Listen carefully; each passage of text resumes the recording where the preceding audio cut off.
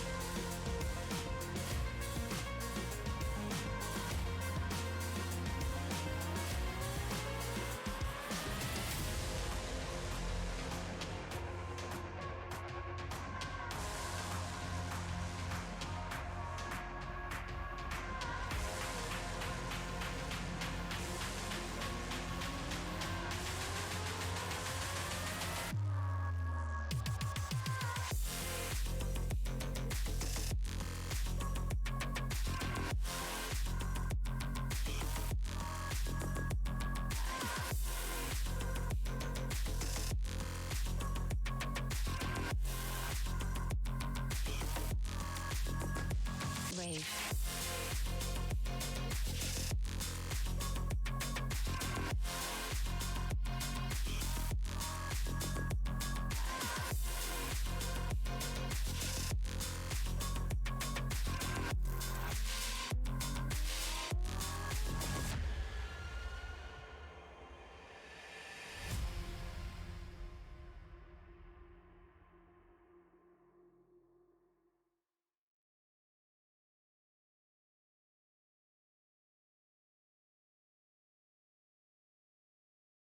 Well, Dak, here's the deal. I'm the best there is, plain and simple. I mean, I wake up in the morning, I piss excellence.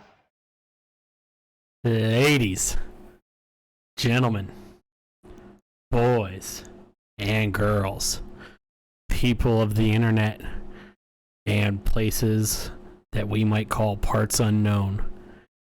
It is time for episode 6 of the House Divided podcast, well, season 5 of the House Divided podcast. We have ourselves an episode here today. We have someone special here. Got me and Jordan as always, and then our good friend from slightly south of us, from the Great White North, the country of Canada, Jeff. Italian last name. Give me a hell yeah, boys. There he is. I was just sitting here like, did we lose Jeff during the intro? With Jeff back, he is, first off, our first returning guest. Secondly, First guest, and now he's the first returning guest, which I guess makes him also the second guest as well. Yes. The first and the second. Yes. Apparently, I'm a lumberjack. And Yeah. today, for all intents and purposes, yeah, he's a lumberjack. So with Jeff being back, that means it is time for the NHL preview.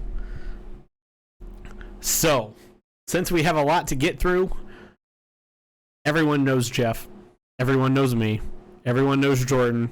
Adrian Martinez is somehow a junior by the grace of God. Well, if you're a Nebraska fan. I honestly don't know if that's a good thing, if him being a junior, if you're a Nebraska fan. So, let's get into the show, starting off with Stupid People Say Stupid Things. Jeff, you are our guest. I have to fix this graphic slightly. Jeff, you are our guest, so if you want to start this segment off, go right ahead. This one pains me, boys. This one pains me a lot. All I have to say is, as a Steelers fan, Big Ben came out again after another loss this past week. And he says he's got to be better with the football and find ways to make plays. As a 39-year-old quarterback with injuries looping more and more, I don't want to say Big Ben's stupid, but God, it's a stupid thing to say. It might just be time to hang it up, man. It might just be time. So I'll start there. That's where I go, boys. What do you guys got? Jordan, how many do you have? Because I got 3. I also have 3. Okay. Do we want to alternate this, or do we want to just one of us take our 3 and then the other take their 3? We can alternate. That's mixing things up. Okay, I want to do my quite possible stupid of the year last. So, Alright, do you want to that start? means I guess I'm going first here then. Okay. Starting off, and in fact, I believe all of mine are from Facebook this week, which is rare. A lot of Twitter stupid out there. TJ Hawkinson was one of a few people who missed practice for the Detroit Lions today, and he's questionable for the weekend. No real indication that he's gonna miss the game, but regardless, I think he's gonna play. But apparently, this guy doesn't think so, because we have someone coming in and saying Hawkinson, yes, not Hawkinson, Hawkinson needs to be traded or cut. This moron misses more games due to injury than any other player on the team. Buzz off, Hawkinson. But Jeff Okuda's only played 3 games his entire career. Yeah. And Hawkinson's coming off a year in which he didn't miss a game. And he played 12 in his rookie year. It's not like he missed more than half the season. DJ Hawkinson's our best player, and it just baffles me that anyone could think that we should cut him. It makes no damn sense. I That may was not. probably his first time watching football. I may not have an adult beverage by the end of this segment. Oh no. So, I'm gonna start off with a stupid that Jeff has to experience, just no. because Oh no. this is his second time on the show, and when he was on the show back in January, we didn't have this level of stupid in Jordan and I's lives. I know Oh, where he's no. going. This comes from Twitter user. He goes by Horace or Large Ellie fans. He replied to a tweet from Paul Feinbaum, who Paul Feinbaum himself is a loser. Oh, there's a button. But Paul Feinbaum surprisingly was not the stupid this time. Horace, Paul Feinbaum tweeted about the college football playoff expansion. He tweeted a quote from the commissioner himself, Brian Hancock. There we go. Had to go find the name. Horace tweeted this: "Don't needed no extension of more teams in a plate off. Like they once said it about Cheeto vests and who don't sprinkle it in pants. Hashtag roll tide." So, Jeff is from Canada, meaning he is not from Alabama. Correct. I do not speak fluent Alabama because I'm not from Alabama. I've only been to Alabama once in my life. So, Jeff, allow me to translate this a little bit for you. Please. I'm going to go out on a limb and say, and this is again not going to be perfect. Horace is saying he dropped out of school after first grade to play the banjo. His mom is his aunt and his cousin is his wife and sister. Hashtag Roll Tide. Wow. Okay. I believe that's what Horace is saying. Probably a good thought. Oh, Horace, never change, buddy. That's all I got, Jordan. Take the next one away. In last Saturday's Michigan and Wisconsin game, Michigan ran a beautiful flea flicker. Scored a touchdown on it. Probably Cade McNamara's best throw ever, which is not saying much, but No. still, it was phenomenal. Great play. And this is about at halftime. I found my next two actually very, very close together. Oh no. In the same comment section. And there were a lot of people mad on Big Ten Network's post of the play. And those people were Michigan State fans who are somehow under the impression that because they've ran 2 flea flickers on the season, that the flea flicker is a Michigan State play. Because we have John here who just simply says, they took Michigan State play. I would love to know when the first flea flicker ever was. But it certainly wasn't 2021 by the Michigan State Spartans. All I'm gonna say, Jordan, I do have to apologize to you for that. You just got drowned out a little bit there, because after hearing what John said about it, I just hit the loser button 5 times. Because John seems like a bit of a loser. I wouldn't anticipate that he is. I pulled up your flea flicker, by the way. It was debuted in Illinois in 1925 against Penn as a fake field goal with Earl Britton, Red Grange, and Chuck Cassell. So not in 2021. Even farther back than I was anticipating, and not by Michigan State. Or by Michigan State. Okay. I just had to make sure we got that. Well, John isn't the only stupid one. There were a lot of Spartan fans that are like, well, they've been watching Spartan film. Yeah, he's stupid. Is that all you got on that one, Jordan? Yes, sir. Okay, my second one comes from Chip Kelly, UCLA head coach. Wow. Oh no! See, UCLA has been featured a lot in this segment, one way or another. Yeah, mostly because Colin Cowherd. But yeah. Chip Kelly said this: Pac-12 late starts cost Christian McCaffrey the Heisman Trophy in 2015. The late starts are bad. Okay, you don't like the late start, the fact that the Pac-12 starts when their late games start at 7:30, it's 10:30 here on the East Coast? Sure, say it. Whatever. But to go out and like he's got an issue with time zones. Yeah, first off, it sounds like he doesn't like time zones. Secondly, the real stupid part of this. Time zone did not cost Christian McCaffrey the Heisman Trophy in 2015. A man by the name of Derrick Henry won the Heisman Trophy in 2015. Does anyone just so happen to know how many rushing yards he had that year? No, but I'm going to assume it was a lot. Oh, it was a lot. You ready to hear this number, boys? I'm going to guess over 2,000. And that's in college, so that'd be saying something. 2,219 rushing yards. Rushing yards in a 15 games. I was going to say 15 games, yeah. He also had 91 receiving yards.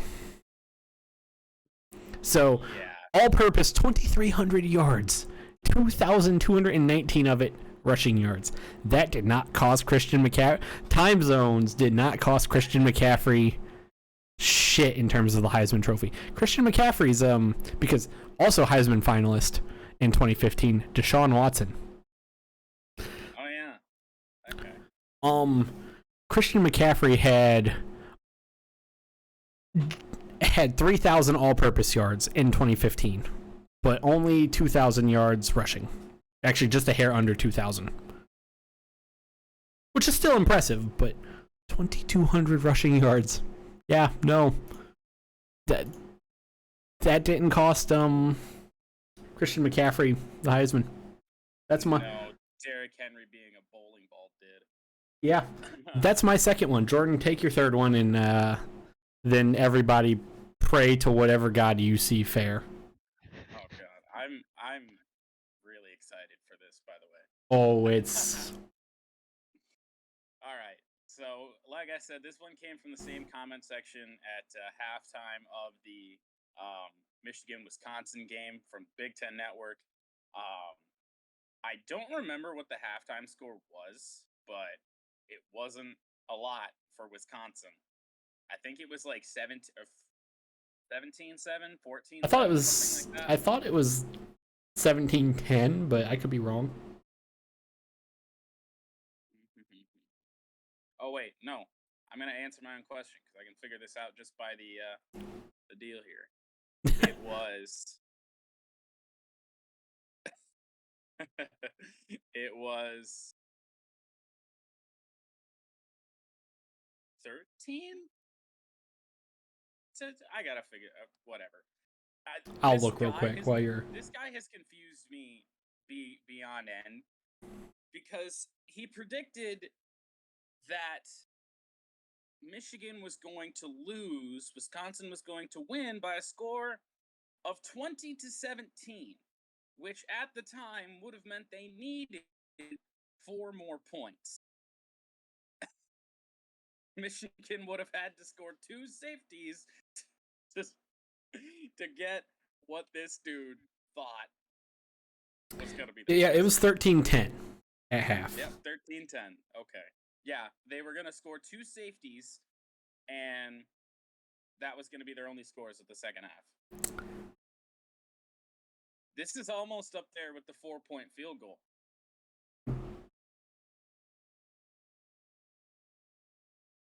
Loser. People are dumb.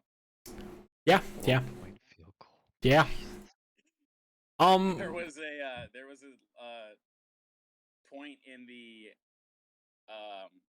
Packers and Lions Monday Night Football game from a couple weeks ago where Lions went for it on 4th down, didn't get it because Jared Goff took the most difficult read on the entire field, and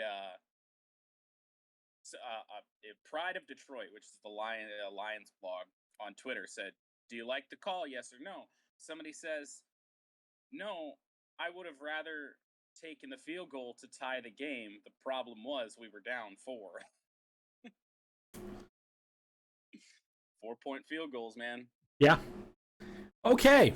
Everyone buckle your seatbelts. My final one comes from a Fox or former Fox News anchor, which is fitting because Tucker Carlson is right below me, unfortunately for myself.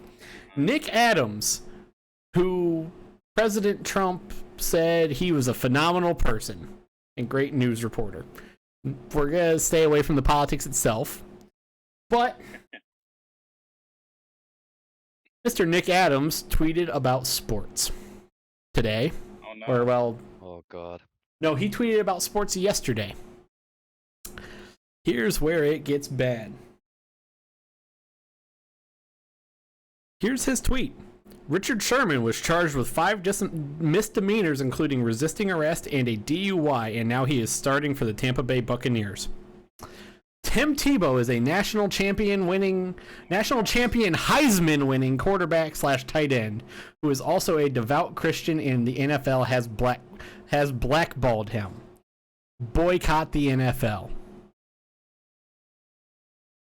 He then went on to also double down on this. Yes, Tim Tebow not being in the league is an international disgrace to the NFL. He is a patriot and a devout Christian. And he deserves a spot on an NFL roster. Oh boy. Loser. Loser. Of course, he doubled down on it Loser. as well, because when you're digging Loser. your own grave, you have to make Loser. sure that it's 6 feet. Oh, God. Loser. I'm going to say this with this again is probably going to be stupid person of the year. Like, That's up there. this very well could be stupid person of the year. I love me some Timmy Tebow, but he has been. You do. Yeah, this. You have a jersey, don't you? Yes. I love me some Timmy Tebow. However, he has been out of the league for 6 years, and then his former college coach gets a job after Tim Tebow has been out of the league for 6 years, off playing baseball and working for the SEC network. He gets a spot playing a position that he did not play in college or high school. Yeah, I love how he called him a tight end in that tweet. Did not play tight end in college or high school. Had never played a snap as a tight end. And with everything stacked in his favor for him to stay on the Jacksonville Jaguars, his hometown, his former college football coach, Urban Meyer also loves him some Timmy Tebow. The entire Meyer family loves Tim Tebow. And Tim Tebow couldn't hold on to that job. He didn't even make it to the first. Did he make it through the first preseason game? Yes, he did. He got cut after, I believe, the second. Yeah. He couldn't hold on to that job. With everything stacked in his favor. And he wasn't even going... Urban Meyer, let's be honest, brought him in to be a locker room guy. I would assume. And he couldn't even hold on to that. Well, he couldn't hold on to his blocks or the football, so that kind of made sense. Yeah. Yeah. Like, And does this guy think that just because Tebow played baseball for, a few years badly and caught balls in a completely different way that all of a sudden he can catch footballs without a massive glove on his hand? I don't know. I don't know Nick Adams, and I just think he's an idiot, and he is a... Loser. So... Hit that button. I was expecting that button to be hit more than once. Oh, it's been hit a handful of times just since I brought this one up. About 8. And well deserved, to say the least. Yeah. Man, who would have thought that there are people that think Tim Tebow deserves a spot in this league still? Who would have thought? Especially when you then go and compare him to Richard Sherman, who is a generational talent at cornerback. Yeah, future Hall of Famer. Has some off the field issues, sure. Had a off the field issue, I should say. Yeah, yeah, because this was never a thing with Richard Sherman before. You never really worried about it. Yeah, that happened. Wow. And with that being said, that is stupid people saying stupid things. It is time for the news. It is time for the news. How about that? We got some news. Jordan, you want to take us away here with the news? Well, sure.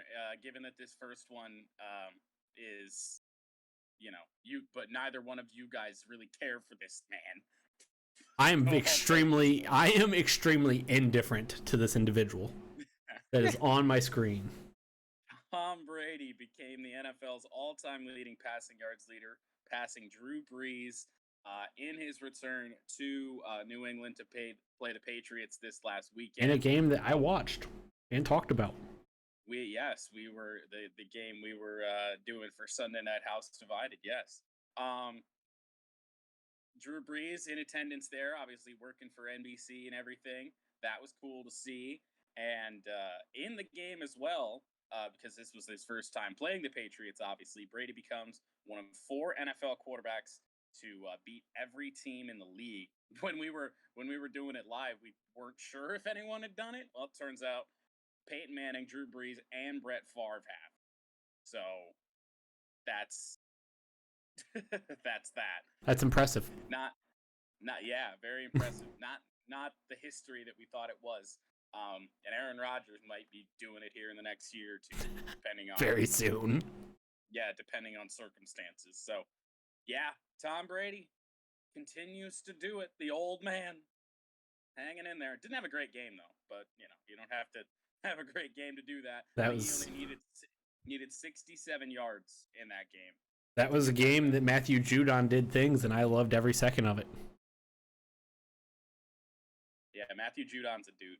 He is very much a dude. Moving on with the news, though, LaShawn McCoy has officially retired. The six-time Pro Bowler, two-time Super Bowl champion, 2013 rushing leader, signed a one-day contract with the Eagles, the team that he spent the majority of his time with.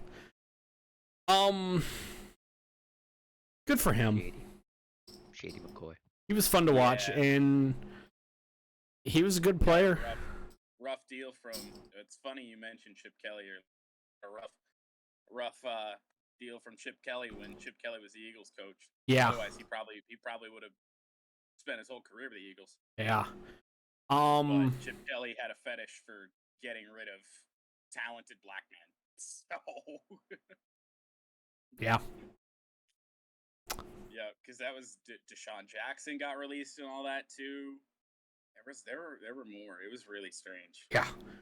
I don't know, and that was when LaShawn McCoy was arguably the best running back in the league. Yeah. And he's just like, no, we don't want him. He went to running back close to him since. No. Mistakes were made. Yes, they were. Jordan, go ahead and take this next one because I'm the only one that watches NASCAR. You said it, not me. Yeah. Yeah. So we had some NASCAR history over the weekend. Bubba Wallace became only the second African-American driver to win a NASCAR Cup Series race, the first since 1963 when Wendell Scott did it. And this time they didn't take the trophy away from him to avoid a race riot. So that's phenomenal. If you don't know that story, look it up. That one's interesting. Yeah. NASCAR took the trophy away from Wendell Scott because they were in a very conservative part of Florida, and they wanted to literally avoid a race riot. And Wendell has since passed away, and he never got that trophy. They gave him a smaller one, and only recently, this year, did they finally give that trophy back to Wendell's family. But yeah, history was made. Rain-shortened race, which kind of sucks because the people who already don't like Bubba Wallace, the racists that are mad about the Confederate flag ban, have their built-in excuse because they think he has no talent, no nothing. And, well, his race didn't go its full distance. If he ran the whole race, he wouldn't have won. Blah, blah, blah, blah, blah. He did win. It's an official win. Jeff Gordon had 5 rain-shortened races, too. You want to take those away from him? Like, come on. But, yeah, really cool to see. I mean, and just, like, the joy of when him and his team find out and they're jumping up and down in the pit box was just awesome. I did not watch it, but good for Bubba Wallace. Yeah. Like, it got rained out to Monday too. I mean, there's rain for 4 straight days in Talladega. Yeah. Like there was no shot at getting that race in, and people were mad because there was a picture late at night that showed the track dry, and they had lights on the front stretch. Well, why didn't they restart the race? We could be racing right now. It was like 8 o'clock at night. Problem is, the lights at Talladega only span the front stretch. So if you wanted them to be driving around at 200 miles an hour in the dark for 3/4 of the lap, then yeah, I guess we could have restarted the race. Not a smart thing to do. No. Moving on to one that is unique, and it happened. There's a lot here that it happened. Urban Meyer apologizes to the Jacksonville Jaguars and his family after a viral video was taken at the bar and grill, I believe it was, that he himself owns in Dublin, Ohio. Yep. Yes. I believe it was the one that he himself personally owns. I heard it was Urban Meyer's Tap House or something. Yeah. Jacksonville owner Shad Khan called Meyer's actions inexcusable and said that he has to regain the trust and respect of the team. Supposedly he's been laughed out of position meetings. That one, only rumors. It is only rumors, but All I'm going to say is Urban Meyer should know this. Bad things happen after dark. Urban Meyer has actually said that to some of his college players before. This is why, right here, this is why athletes and coaches just don't go places after dark. This is just such a strange scenario from the very start. I mean, since it's happened, you've had multiple former NFL players, coaches, executives say it is so unbelievably rare, and most of them can't even pinpoint a time where a head coach did not fly back from an away game with his team. That's what makes it just so odd. Like, he just chose to stay in Ohio for the weekend there. Yeah. Right, but it's only Thursday. Yeah. If you want to go spend the weekend in Ohio, you're Urban Meyer. You probably have a plane. Just go back. Yeah. And what makes it even odder, so for those of you who don't know Ohio geography, Dublin is actually rather close to Columbus. What makes it even odder, Ohio State did not play a home game this weekend. No. They were in Piscataway, New Jersey. No. The birthplace.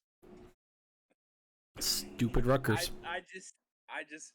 The whole thing, I just can't believe it. I really can't believe it. I mean, in some circles, Urban Meyer already had no credibility.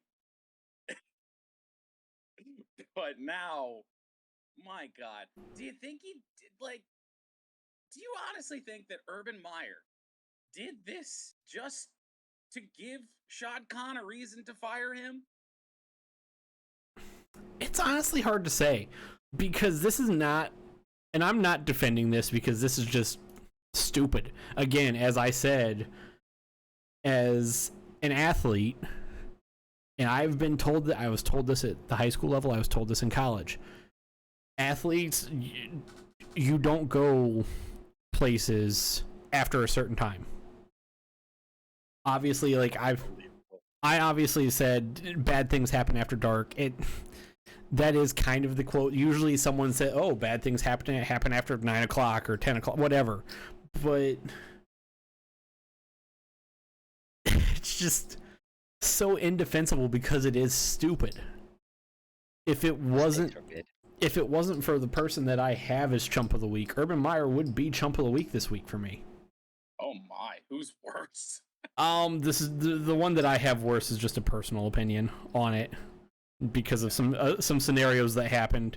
Like I said, I like Urban Meyer. He doesn't have a history of this, so the fact that this did happen is just odd. And then throw in the decision that to not travel with the team home. Tim Tebow did a piece on Stephen A. Smith's show First Take the other day and said that right now, just because of the way things have been going at Jacksonville, he is a broken man. He is a broken individual because apparently, according to Tim Tebow and other people that are close to Urban Meyer expected to go down to Jacksonville and have some modicum of success because they had a fairly easy schedule to start the season. And that Jacksonville team has just been atrocious. And I mean, if he thought that he was going to go down there and turn Jacksonville around just by his presence, then I don't know what to tell him. I mean, I definitely don't think he was expecting to go 0-4 with the opponents that he played. You had Houston. You had Houston, which everyone thought was going to go 0-17. The Cincinnati Bengals, which everyone thought was going to be ass. The Cardinals, I believe, was the only opponent that they had that people thought were going to be good. Yeah, and then they played Denver, and no one really thought Denver was going to be anything special. No, and they still really aren't. Yeah. Freaky team at best. So yeah, that happened, and finally, Jordan, you want to take this last piece of news so we can move on? Yes. So, in a very Daniel bizarre, Bryan? it's not often, right? It's very bizarre and strange that wrestling finds its way into the news. It doesn't often do this. The only reason that it did is because of who it revolves around, and that is Tokyo 2020 American Gold winning wrestler Gable Steveson was selected by Raw in the WWE draft and is apparently going to be on the show eventually. And it's confusing because although he is the best wrestler in the world, I don't really think he's got a lot of professional wrestling training. I guess he's been working with Brock Lesnar and potentially Seth Rollins, but it's just it's weird to me, and I'm interested to see if he's gonna be any good right off the bat. I think he'll get there, but this seems like such a rushed move to put him on one of your main two shows. Spent no time in NXT and only a very brief time at the Performance Center, if at all. So 100%. yeah, I would say Jeff has more to say probably would have more to say about this than I do. All I got is actual wrestling and sports entertainment wrestling are two completely different animals. Oh yeah. So yeah, this is odd to me.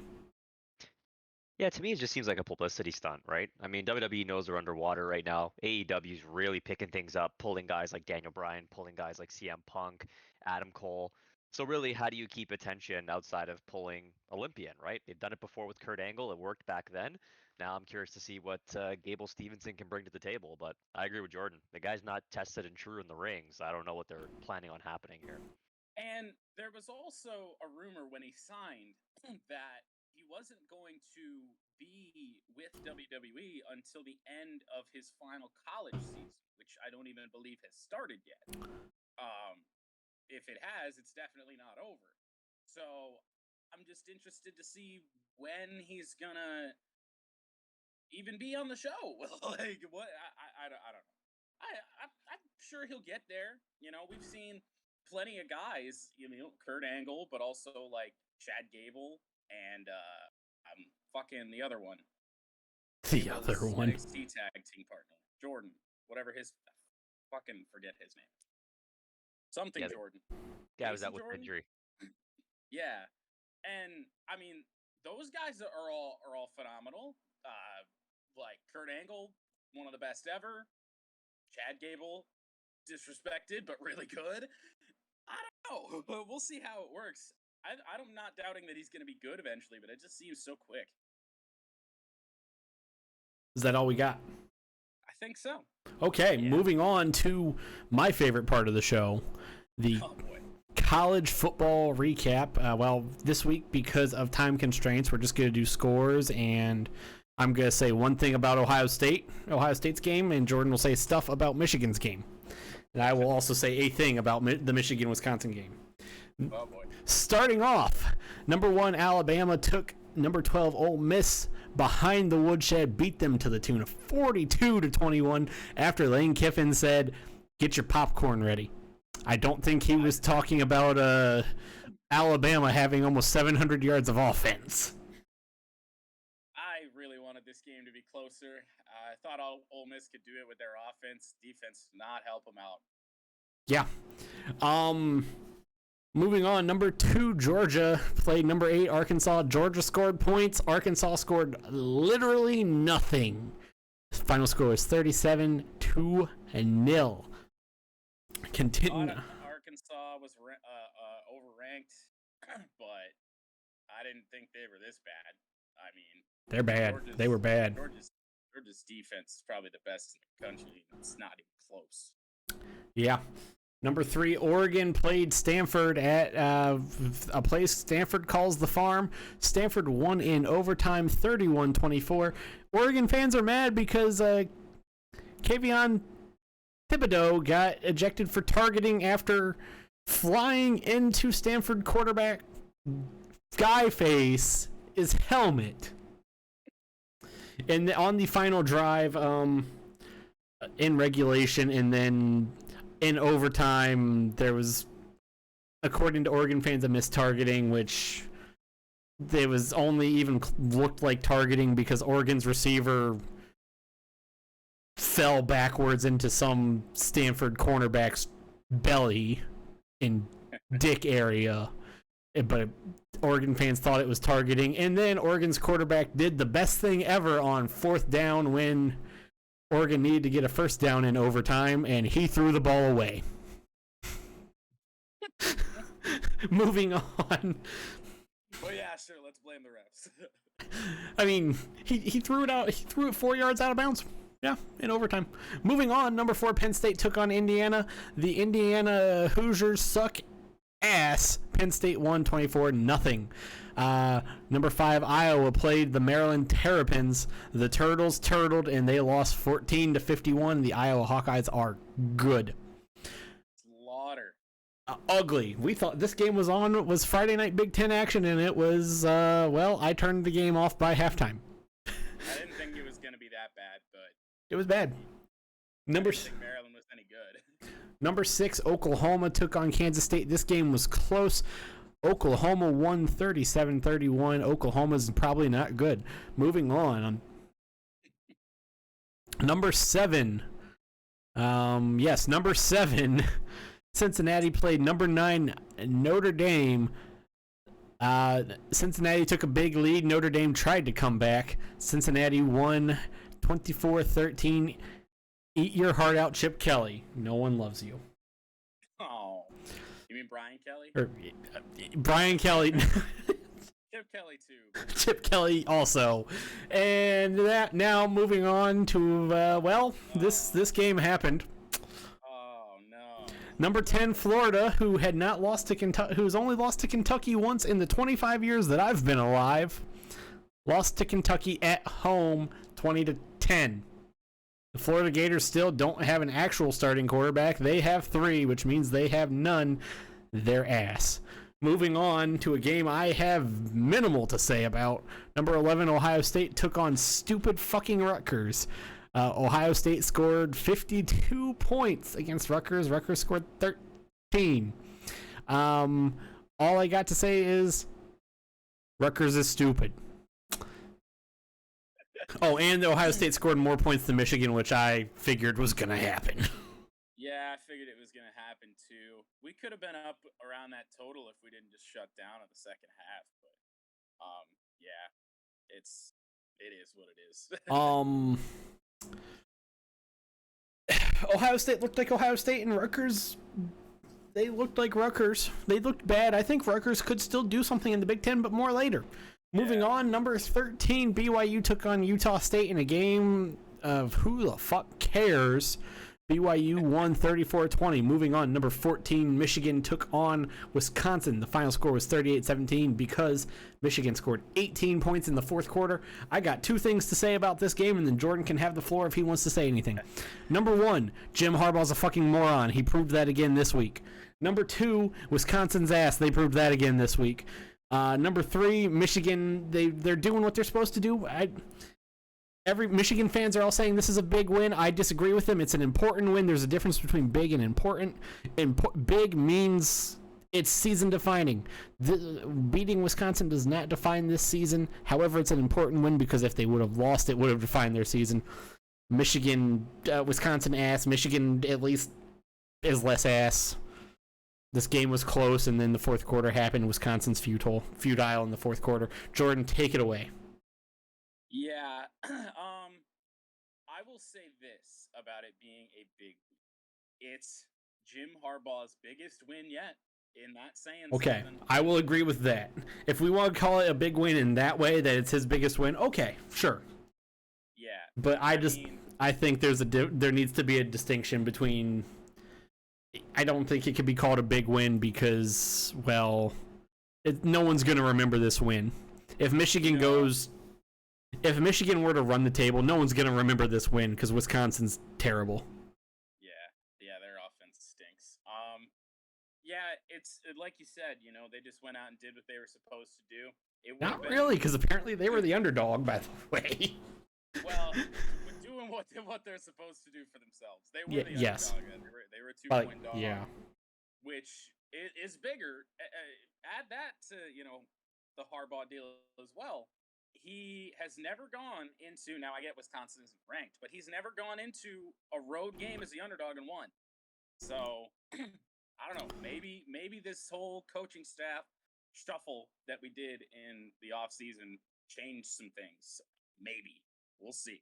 Yeah, it's I don't have many complaints from a Michigan standpoint in this game. They had Offense more than was one first good. down in the second half.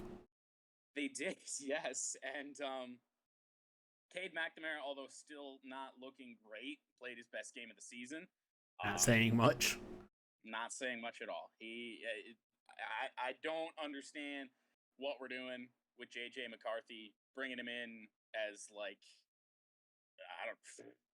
he's running more than he's throwing the ball, which really isn't JJ McCarthy's game.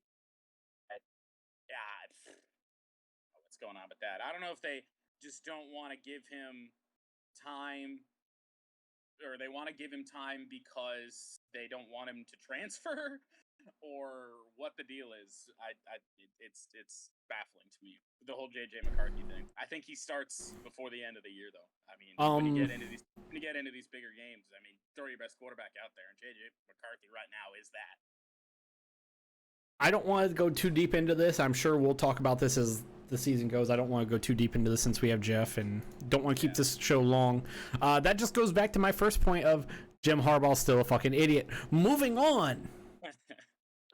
Number 15 Texas A&M played number 22 unranked Mississippi State. That's the score I was looking at. Texas A&M is asshole. They lost to Mississippi State 26-22. They suck. They, I believe, are now currently unranked. We will move on to that, though, in a minute. Number 16, Coastal Carolina played University of Louisiana Monroe. Coastal Carolina won 59-6 because University of Louisiana Monroe. Number 17. I love Coastal Carolina so much. Love them. They're fun to watch. Even they're a fun group of 5 team to watch. They're a fun bet. Yeah, that too. Number 17, Michigan State took on the Western Kentucky Hilltoppers. The Hilltoppers had their Chrome Domes out for that night game. This game was a homecoming game for Michigan State for whatever reason. No idea. I've never heard of a fucking Big Ten team scheduling non-conference bums like Western Kentucky as their homecoming. Michigan. I get if you want to schedule a bum team in your own conference. Like, I've been to 2 homecoming Michigan games, and we played Indiana when they stunk, and Northwestern. Actually, Northwestern was higher ranked than us when that game happened. But it's Northwestern. They stunk. Michigan State, they had a commanding lead, and then they threw in the bums and only won 48-31. I don't even know if they threw. I mean, they did throw in the bums for a little while, but yeah, wow. I honestly don't like. This should have been more of a blowout than it was. Western Kentucky really kind of came on late in the fourth quarter, made it seem closer anyway. But yeah, I will say Western Kentucky's quarterback is a dude. Moving on though, number 18 Fresno State played the Hawaii Rainbow Warriors in the stadium of Hawaii, I believe, or in the state of Hawaii.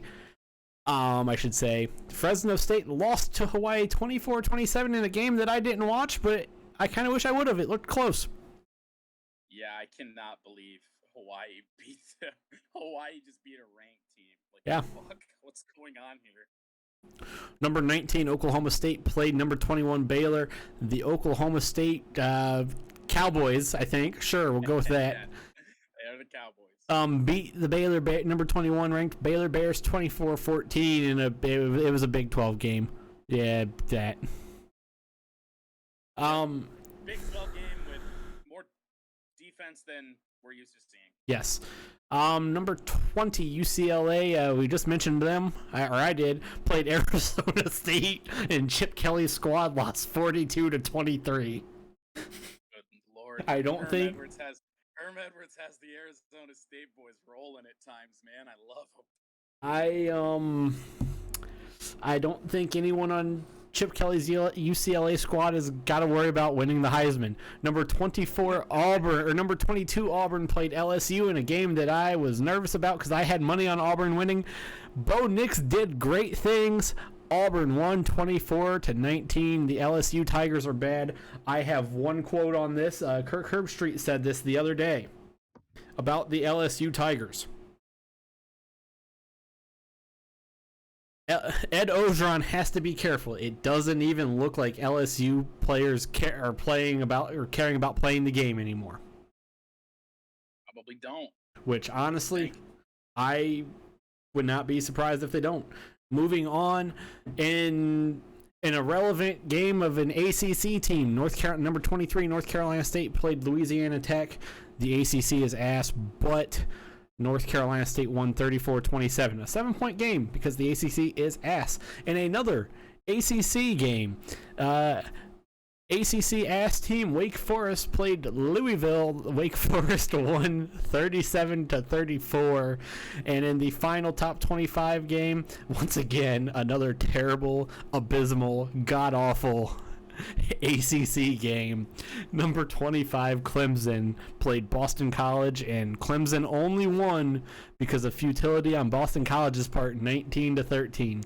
All three ranked ACC teams damn near lost to teams that are worse than them because the ACC is a conference of Loser.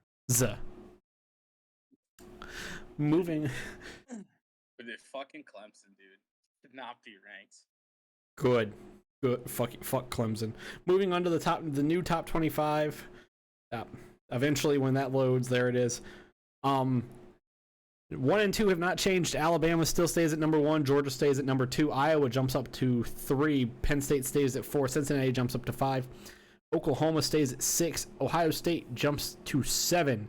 Oregon drops to 8. Michigan jumps to 9. BYU 10. Michigan State 11. Oklahoma State 12. Arkansas 13. Notre Dame 14. They dropped. Coastal Carolina jumps up 1 to 15. University of Kentucky goes from non-ranked to 16. Ole Miss drops to 17. Auburn goes up to 18. Wake Forest goes up to 19. Florida drops 10. And what was the biggest drop of the week? To 20. Texas jumps up to 21. Arizona State goes to 22. North Carolina State stays at 23. SMU jumps to 24 from being non-ranked. San Diego State, the Aztecs, at 4-0 are now ranked 25th, and that is your college football recap from week 5. Thank you. I kind of forgot what week it was. Now, moving on to the NFL recap from week 4. Starting off with the Thursday night game, the Jacksonville Jaguars traveled to Cincinnati, which is probably what got Urban Meyer in trouble in the first place a bit, to play the Cincinnati Bengals. The Jaguars had a lead. And then they didn't. And then they had a lead. And then they didn't. And then the Cincinnati Bengals ended up winning 24-21. All I'm going to say about this is everybody, even though the Cincinnati Bengals are 3-1, they ass. I don't know. I think you're short selling your team there, man. Cincinnati's showing a lot better these days. I think we discussed this offline a couple times. You know, I thought without drafting Penei Sewell and really, fixing that offensive line, that Cincy wasn't going to be anything this year. But they're starting to prove time and time again, week after week, that the team is doing stuff. The defense is holding up pretty tight. Joe Burrow's healthy and he's really showing well in the field. And I mean, he had the battle of 2 top picks the last 2 years in this game. So I was pretty excited for this one. I'm not going to lie. Something no one ever would say about this Thursday game. Cincinnati, I don't know what they were doing in the first half. Looked abysmal. Zach Taylor's a bum. Your dreams of Zach Taylor getting fired are decreasing with every win. I know. I still think this Bengals team, you have to look at the first half of this game. Look at the second half of the Minnesota game. I get Minnesota is on paper better than the Jacksonville Jaguars, which actually it's not even on paper, they just are. And Kirk Cousins is fucking slinging. You just gotta look at every game that has occurred, and Zach Taylor has done something stupid. This Bengals team has done something stupid. Zach Taylor is massive ass. Confirmed. Thank you. This Bengals team was down 14 to the Jacksonville Jaguars. Urban Meyer was desperate, and instead of going for 3 that Jordan called correctly, saying that was going to cause the Jags to lose, Urban Meyer tried going for the touchdown. They couldn't do it. That fourth down play at the end of the second quarter was the only good thing the Bengals did in the entire first half. Yeah, I don't know what Urban was doing there. I think go for the throat. Had to take the points. I mean, with as bad as with a team like the Jaguars that are as bad as they are, I get it. I mean, you gotta take the points. I said it about the Lions with when Dan Campbell kicked the field goal against the Ravens. When you have a team as bad as the Jags are, you just take the points. But moving on, I don't think that, just to actually finish my thought before I move on, Bengals I don't think are as good as they look. They're better than they were last year, which isn't saying much. This Bengals team looks they look slightly better than their team was last year, but they also look the same. Fair enough. They look lead the division. That's what matters. Yeah. They beat last year. Super Bowl bound. No. Last year they beat 2 teams that were playoff teams in the Steelers and Titans. And then they beat 2 teams that were worse than them. Right now, I honestly don't know if I could say they've even beaten a playoff team. Right now, I put Cincinnati in a very similar category that I put Denver. Except better. Cincinnati, I think, is better than Denver. I don't know. They're both bad. Moving on to a game that, why was this ever a game? The Washington football team played the Atlanta Falcons. Washington won 34-30. I did not watch this game.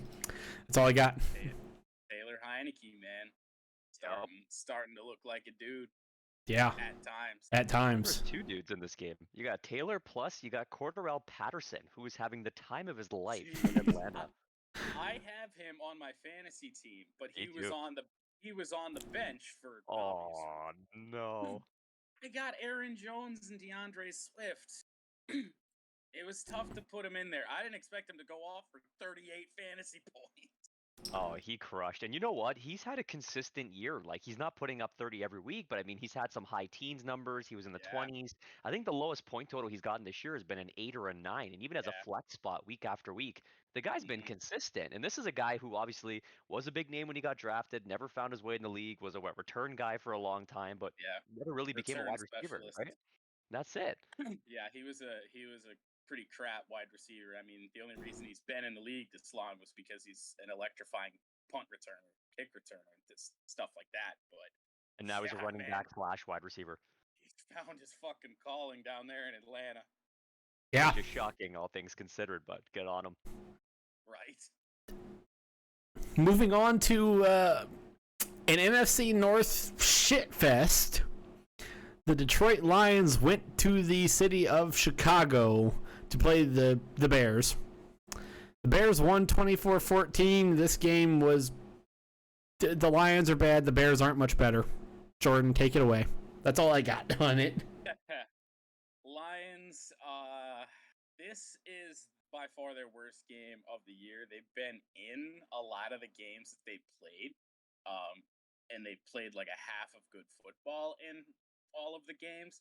This one, oh boy, I'm starting to rethink my stance of the Lions are always going to be a threat to cover, because I never know what the hell they're going to do. Late in the game, Dan Campbell, this time I do have an issue with Dan Campbell going for it on 4th down. They were down 10, and that wound up being the final score. You had an opportunity with 4 minutes-ish to go, all of your timeouts, to take the field goal, make it a 1-score game. They went for it on 4th down, didn't get it. game over. Like, I don't know how you don't kick the field goal in that spot and make it a one-score game unless you just, I don't know, wanted to seal your fate with 4 minutes to go. Doesn't make any sense to me. Yeah, this was not a good call. that one was not. Jared Goff was awful. Like, you know, he put up decent numbers when you look at it, but I mean, goodness gracious, turning the ball over. I mean, we went down to the red zone 3 times, I believe, in the first quarter, at least the first half, and turned the ball over. Got fumbled the ball, had a turnover on downs, and fumbled again. Like, what are we doing? I mean, there was the one fumble that wasn't really Goff's fault. That the center Frank Ragnow snapped it while Goff was coming up to the line to change the play. Don't know what that was. Bounces up and lands in the hands of a defensive lineman for the Bears. Don't know what the hell was going on there. I mean, worst game of the year, but hey, we're on the 0-17, or sorry, the 1-for-16 Express. I don't want them to be winning games. Winning games right now doesn't do a damn thing, but I want them to look competitive. This week, they really didn't do it. I actually do. You brought it up about how I do want to add one last thing in. The Detroit Lions seem to be regressing as we go from week to week. They seem to be getting impressively worse. Sort of. I mean, week 1 was really bad. I mean, we had no business being in that game. Week 2 played a really strong first half before we shit the bed in the second half against the Packers. And then week 3 played a shit first half, came back in the second half, and should have won against the Baltimore Ravens. I don't know what's going on, but yeah, they looked worse than they did the last 2 weeks, at least for sure. This week against the Bears. Yeah. Moving on, the Tennessee Titans took on the New York Jets. The goddamn Jets Jets won in overtime 27-24. Balls. I lost money on this game. We got problems in Tennessee. We have problems in Tennessee. Unfortunately, I don't have that sound clip set up and ready. I know they were without Julio Jones and A.J. Brown, but even that shouldn't be enough to have the Jets beat you. Like, the Jets have been the most lifeless of teams thus far this year. They've been the worst team in the NFL. Like, even the Jags have shown a little bit of, like, promise, and then all of a sudden, fucking Jets come out of nowhere and beat a playoff team from a year ago. I don't know what's going on. NFL's getting hard to predict. I mean, you gotta run the king, right? I mean, based on what I remember, the guy had what, 157 yards in the game, 33 touches. I mean, obviously it was working. He's almost running for 5 yards a carry. How are you not just absolutely running him into the ground that game when you have no receivers? Against a Jets team that is awful. Regardless, even if they have their receivers, Derrick Henry's still their best offensive player. Like, without a doubt, just run him. But Tennessee, yeah, he almost threw he threw almost 50 times. Those 49 attempts. Yeah, dumb. It makes no sense. It was like watching a Urban Meyer called game when Urban Meyer was a college coach. I mean, all you know about this game is a lot of people got ruined in their survivor pools. I'm willing to bet tons of people took the Titans to get the job done and are donezo going into week 5. Yeah, moving on, the Cleveland Browns took on the Minnesota Vikings. This was a game that appeared to be a shit fest. The Browns won 14-7. I don't really know what happened here. I didn't watch this game. Baker didn't play well. Baker didn't play well at all. They got to get some shit figured out. Myles Garrett apparently got a random drug tested on Monday. Yeah, goes sleeveless for the first time in his career. He gets randomly drug tested. The man's fucking jacked. Right. I mean, I'm amazed he doesn't get drug tested more. Something about this game just didn't make sense for me, though. Like, you take a look at these two teams. You got two I mean, for lack of a better word, high-powered offenses. I mean, you got Chubb and Hunt Yeah. on the Cleveland side. Baker Mayfield showing he's a game manager. He's not a guy who's going to change a game for you, but he can control the play. You know, I think what they've done there in Cleveland is really kind of ease, everything for him, having two strong running backs there. And then you take a look at Vikings team, and Kirk Cousins has been on fire this year. I mean, you got Justin Jefferson, who's an absolute beast. Obviously you still got Adam Thielen kicking around, and then they got Dalvin Cook. And yet Dalvin Cook and Madison fucking combined for 54 rushing yards. Dalvin Cook had 9 carries. Baker Mayfield threw the ball 35 times. Kirk Cousins threw 38. Like, the game didn't make sense for me. When I saw the 14-7 final, I was like, did everybody just get injured and, like, carted off the field and they played, like, the B squad? Makes 0 sense to me. I mean, same thing with the Titans. Like, I mean, I know that Baker Mayfield and Kirk Cousins aren't Ryan Tannehill, but good God, you've got some of the best running backs in the league. For Cleveland, you got 2 of them. Like, just run the ball. Not that Run hard. the ball. Watch some Michigan games. Watch a Jim Harbaugh 2021 offense, for Christ's sakes. Oh, we're no sense, man. yeah. No sense. Jim Harbaugh is so committed to the run right now that they could be getting negative yards per carry, and Jim would still run it because Cade McNamara's a bum. Yeah, when the run game gets shut down, we're in some trouble. Moving on, the Indianapolis Colts took on the Miami Dolphins. The Colts won 27-17 in a game that, again, it happened. It was laughable at best. Yeah. Carson Finally, Wentz for the Colts, sprains 2 though. ankles. How do you sprain both your ankles in one game? Coming into this week, and then goes off for 228 yards and 2 touchdowns. I mean, not to say Miami's a good team. I think we can all agree on that, especially since Tua's gone down. Their offense has been abysmal as well. Jacoby Brissett, I mean, He's not it. He's not it. He's not it, right? Playing against his old team definitely didn't work. They had no run game against Indy. Indy's not a good team. Like, they haven't shown for me that they're the team that they're supposed to be. No. And, I mean, this is an easy win for them against a depleted Miami team. I really wanted to believe in the Colts. I wanted them to be good, and they should be good, but they are not. they get their first win of the year. Maybe they can turn it around, get some stuff going, but they got a lot of shit to figure out. Oh, hugely. I'm sorry, Carson Wentz is not a dude. He's just not. No. I don't know. He's not even a guy. Anymore, man. Yeah. He's definitely not a man. He's not a guy. He threw a pick on a shuffle pass last week, guys. On a I shuffle know, pass. which is I didn't impressive. think that was physically possible. It shouldn't be, but it's impressive. I can't. Man, the Colts got shafted when they didn't get Matthew Stafford, because then that was their whole plan. That was the play. They were going to get Matthew Stafford. He goes to the Rams, and they're like, well, shit, what are we going to do now? Oh, I don't know. Let's get a absolutely, dead Carson Wentz. Two sprained ankles, one game. Yeah, which is impressive. On one play. Carson 2 sprains. Man, I can't. Oh, I can't. I'm not laughing at Carson Wentz. I've had some just dumb injuries in my football career. I had some, but that's. Oh no, I'm laughing at Carson. I'm laughing at Carson. Yeah, I am too. I'm trying. He's a maniac. I just doesn't know when to accept his defeat. Just odd, all around odd. Such a bad game. I hate to say it. Was not a. It was not. Yeah. Moving on, the Carolina Panthers took on the Dallas Cowboys. The Cowboys looked good. The Panthers didn't look terrible. This game actually looked good. It just wasn't on here in Michigan. The Cowboys won 36-28. Yeah, this one was odd. I flicked on this one. I got IPTV at my house now, boys, so I'm watching Sunday Ticket all day, bouncing from game to game.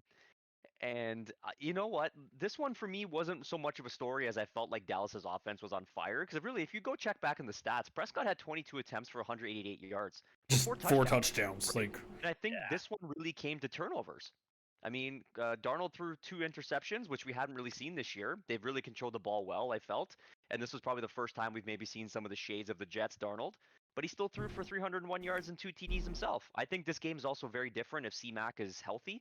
Chuba Hubbard, I thought, as a Canadian boy, did pretty good, but I mean, he's not ready for the show yet, right? I think he needs some time to work under, C-Mac, get to learn obviously the playbook and what they're doing out there in Carolina. But yeah, this one for me, it was the turnover fest for the Panthers. Ended up in a big dub for Dallas.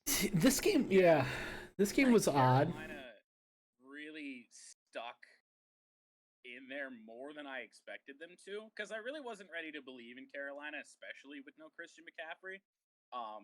But they did. Darnold did look. He had his worst game of the year, but it is the Dallas Cowboys. I think Dallas has a really good team this year. As long as they stay healthy. As long as they stay healthy and keep places, like they're going places. Their division sucks. I'm ready to crown them a playoff team already. Like it's yeah. I don't know if any other team in that division is gonna win 8 games. So yeah, I think Dallas is easily the best team in that division, and Carolina hung in there with them for a little bit. So I mean, maybe they're onto something down there. Well, they cut their linebacker today, did they not? Cowboys. Yeah. Jalen Smith. Yes. Something like that. Yeah. I believe. Has big the internet stumped. Yeah, big name for a long time. I actually saw a meme, funny enough, online, and it was showing he was diving out for a ball that had to at least been about 30, 40 feet away from him. Yeah. And they're like, here's the reason why he was cut. Yep. I can't believe that, man. All I gotta say is, yeah, you don't have Christian McCaffrey, but why are you having Sam Darnold throw the ball 40 times? It just didn't make sense. I don't think Sam Darnold's phenomenal. He's definitely better here in Carolina than he was with the Jets ever. But probably just a lack of trust in Chuba Hubbard right now. Like throwing the ball 40 times is just terrible. The Panthers have the best defense in the league right now, statistically at least. And I mean, Zeke Elliott ran for 143 on 20 carries. And then Dak Prescott, only threw 22 times, had 188 4 touchdowns, but I just don't think ever, even with Chuba Hubbard, who is a good back in my opinion, throwing 40 times is just with Sam Darnold's just dumb. So here's my thing, and I'm wondering to what your guys' opinion is on this. Do you find Sam Darnold to be Baker Mayfield-esque, a game manager? Yes. He's not a guy that you're going to have throwing 40, 50 times, right? Yes. You got to build around with a strong running back. He obviously didn't have that when he was with the Jets. They got a program there, right? And I mean, I think he'll suit there in Carolina. That it'll work for him. Much better, yes. I'm with Austin. Yeah, you can't have the guy throwing 40, 50 times a game. Either you were gonna say it or I was gonna say it, because when as soon as we started talking about Darnold, I'm like, he's Baker Mayfield. Like it's very, very similar. The way that their teams should use them, but it doesn't seem like either one wants to. Yeah. Well, I mean, there's nothing wrong with that too, right? A game manager, they get the job done, right? As long as you got a strong, running game and you can balance things out with a good defense, a game manager can win you a freaking, Super Bowl, right? But the problem is, when they get into these games where, let's say, the run game's not working or they got injuries, you got to get a better plan somewhere. Yeah. Otherwise, you get exposed, right? Yeah. Moving on to a very odd game. The New York Giants played the New Orleans Saints. The Giants won 27-21 in overtime. Fucking Saints, dude. The Saints are the oddest team in all of ever. Jameis Winston looks good one week, and then the next week he looks like he literally cannot see defenses. They are the football personification. The Saints are the football personification of Jekyll and Hyde. I don't understand what the hell's going on with that team. Yeah. They make 0 sense. Like, how do you lose to the New York Football Giants? When Daniel Jones, this goes back to another quarterback who threw 40 times, even though he shouldn't have. Daniel Jones only threw the ball he threw the ball 40 times. Saquon Barkley only got 13 carries. I feel so much pain for these running backs, man. Well, I mean, you take a look at their numbers though, right? And I feel like the Giants got some guys stepping up this past week. I mean, Kenny Galladay put up I 116. say Kadarius Toney might have had a breakout game. Maybe this is time to take a step up with Sterling Shepard potentially on the shelf for a bit. I mean, who knows, right? They've been saying for a time that the Giants are getting closer and closer to being a legit team again. They thought Daniel Jones was their guy. They drafted a couple receivers here to kind of help them out. But yeah, I'm with you guys, man. I don't know if Jameis Winston is good, if he's bad, if the Saints are good or bad. Is Taysom Hill supposed to be starter? Who freaking knows these days, man? We won't have an answer next week because they'll probably come out and I forget who they're playing, but they'll probably come out and look great. And then week after, it's gonna be like they play Washington this week, so yeah, they'll probably come out and look good. Oh, they're gonna be then yeah. I mean, and then next week, Yeah. Moving. The Saints. Moving on to another NFC East team that played this weekend. The Kansas City Chiefs played the Philadelphia Eagles, the Eagles being the NFC East team for those of you keeping track at home. The Eagles are ass. Jalen Hurts threw the ball 50 times. He was ass. I mean, actually, he really wasn't looking at the stats. Never mind. 387. However, just that Chiefs defense is terrible. Or not Chiefs. The Eagles defense is terrible. The Chiefs won 42-30. Chiefs defense is bad too. Wow, they're not great. Patrick Mahomes threw 5 touchdowns. One of them being an underhand toss. Yes. Literally an underhand toss. This... But I think for me, the real story here for the Eagles guys is they don't have a run game. I drafted Miles Sanders thinking he was going to be what he was last year. He had 13 yards in that game. Yeah. 13 yards. The Eagles are ass. With the Eagles run game right now. I mean, everything is wrong with the Eagles right now. They are ass.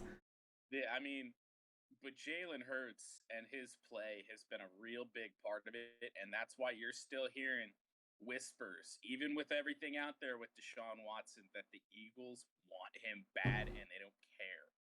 They just want the problem, no? What's that? Does he fix the problem? I mean, Jalen's not playing bad.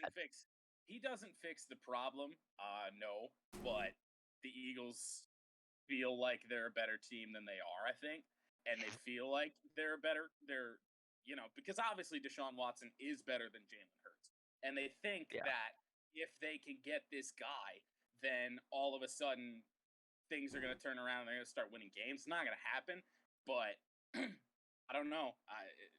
I've heard Detroit people, sports media, talk about the Lions trading for Deshaun Watson, and I want no part of him. No. So I don't know how you got to sink your standards pretty low.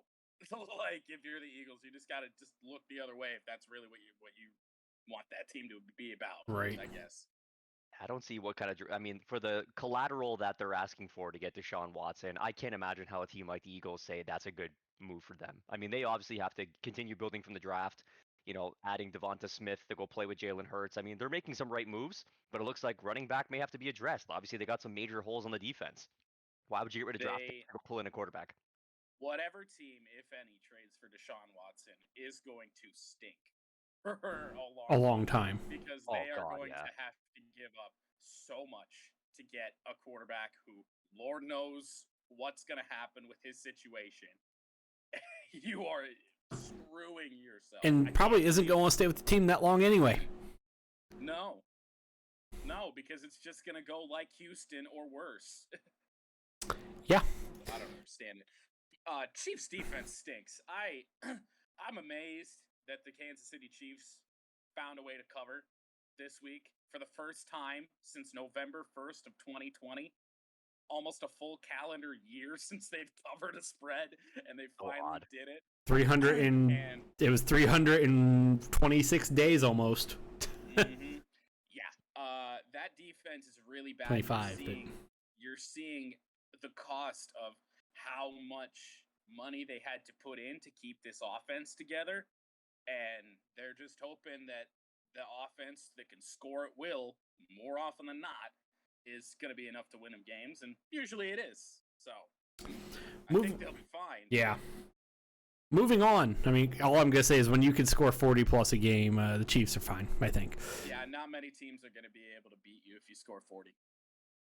Moving on to Deshaun Watson's kind of team and, well, the Houston Texans that were just mentioned. The Houston Texans played the Buffalo Bills, and well, the Houston Texans honestly could be the worst. Like, I get they have one win. I think the Houston Texans could be the worst team in the NFL. I mean, just look at the quarterback numbers, guys. Yeah, 87 yards and 4 picks. Right now, yes. With Davis Mills at quarterback, yep. The score. Tyrod Taylor, they could have been fine. They could have won 5-6 games. Who knows? The final score of this game, by the way, just to finish that thought, because I jumped ahead of myself even. The Buffalo Bills won 40-0. Jesus Christ. It wasn't close, guys. It wasn't close. They brought in Mark Ingram, obviously, to help out the David Johnson situation. I mean, we're talking about a former rushing leader here in David Johnson. That guy is not even, like, the slightest bit what he once was. I don't understand why anybody has him on the roster. It doesn't make sense. 5 rushes for 21 yards in the games, and Mark Ingram did no better. 6 rushes for 24. So they got no run game. Their quarterback is throwing picks like it's his day job. What do? These guys are done. It's time to just flop it out, go back to old school, and rebuild from the draft again and figure yourself out, because this team is done. Done. Lions pull a Lions strategy, except they don't really have anybody to like trade away for some extra picks, man. All I'm gonna say, I mean, the Houston Texans are ass. All I'm gonna say about the Buffalo Bills, in their last 3 games, they have outscored their opponents 118 to 21. Best team in the AFC. The Steelers beat them. Just saying. Yeah. I don't get that. I don't either. It's an anomaly, boys. That's what we call it. Yeah. Makes no goddamn sense. Moving on in the surprise of the week, the game that I am just flabbergasted by, the Arizona Cardinals beat the Los Angeles Rams 37-20. What? Shocking game. They get the what chance out? Because I'm confused. What? Well, no, not the best game from Matthew Stafford. Worst game of the season. Yeah, worst game so far as a Ram. Did throw a pick, but that Rams defense could not get off the field whatsoever. Like, Arizona, man, they can score. Kyler Murray is now the betting favorite for MVP. Like, what? I don't know, man. That division's going to be so fun, especially if the Seahawks get their shit figured out. But I think it's time to start believing in Arizona. They ain't going undefeated, but they look really good. It's so weird for you, man, because I don't know the thoughts that you guys have, but when I saw Kyler Murray come in the league, I'm like, okay, he's the undersized quarterback, he's mobile, he could toss a decent ball. I never thought he was going to be this good. Nope. Were you guys in the same thought process? When he got drafted, I believe, and I would have to go back and dig this up. When he got drafted, I believe the exact tweet I said was, Kyler Murray should have went and played MLB baseball. I thought the same thing. And I even said it on this podcast. Kyler Murray got drafted by the Oakland A's. So he was in... round, I believe, pick 7. Yeah, he was in a good spot. And he decided to stay with football, and I thought it was going to be a terrible career choice.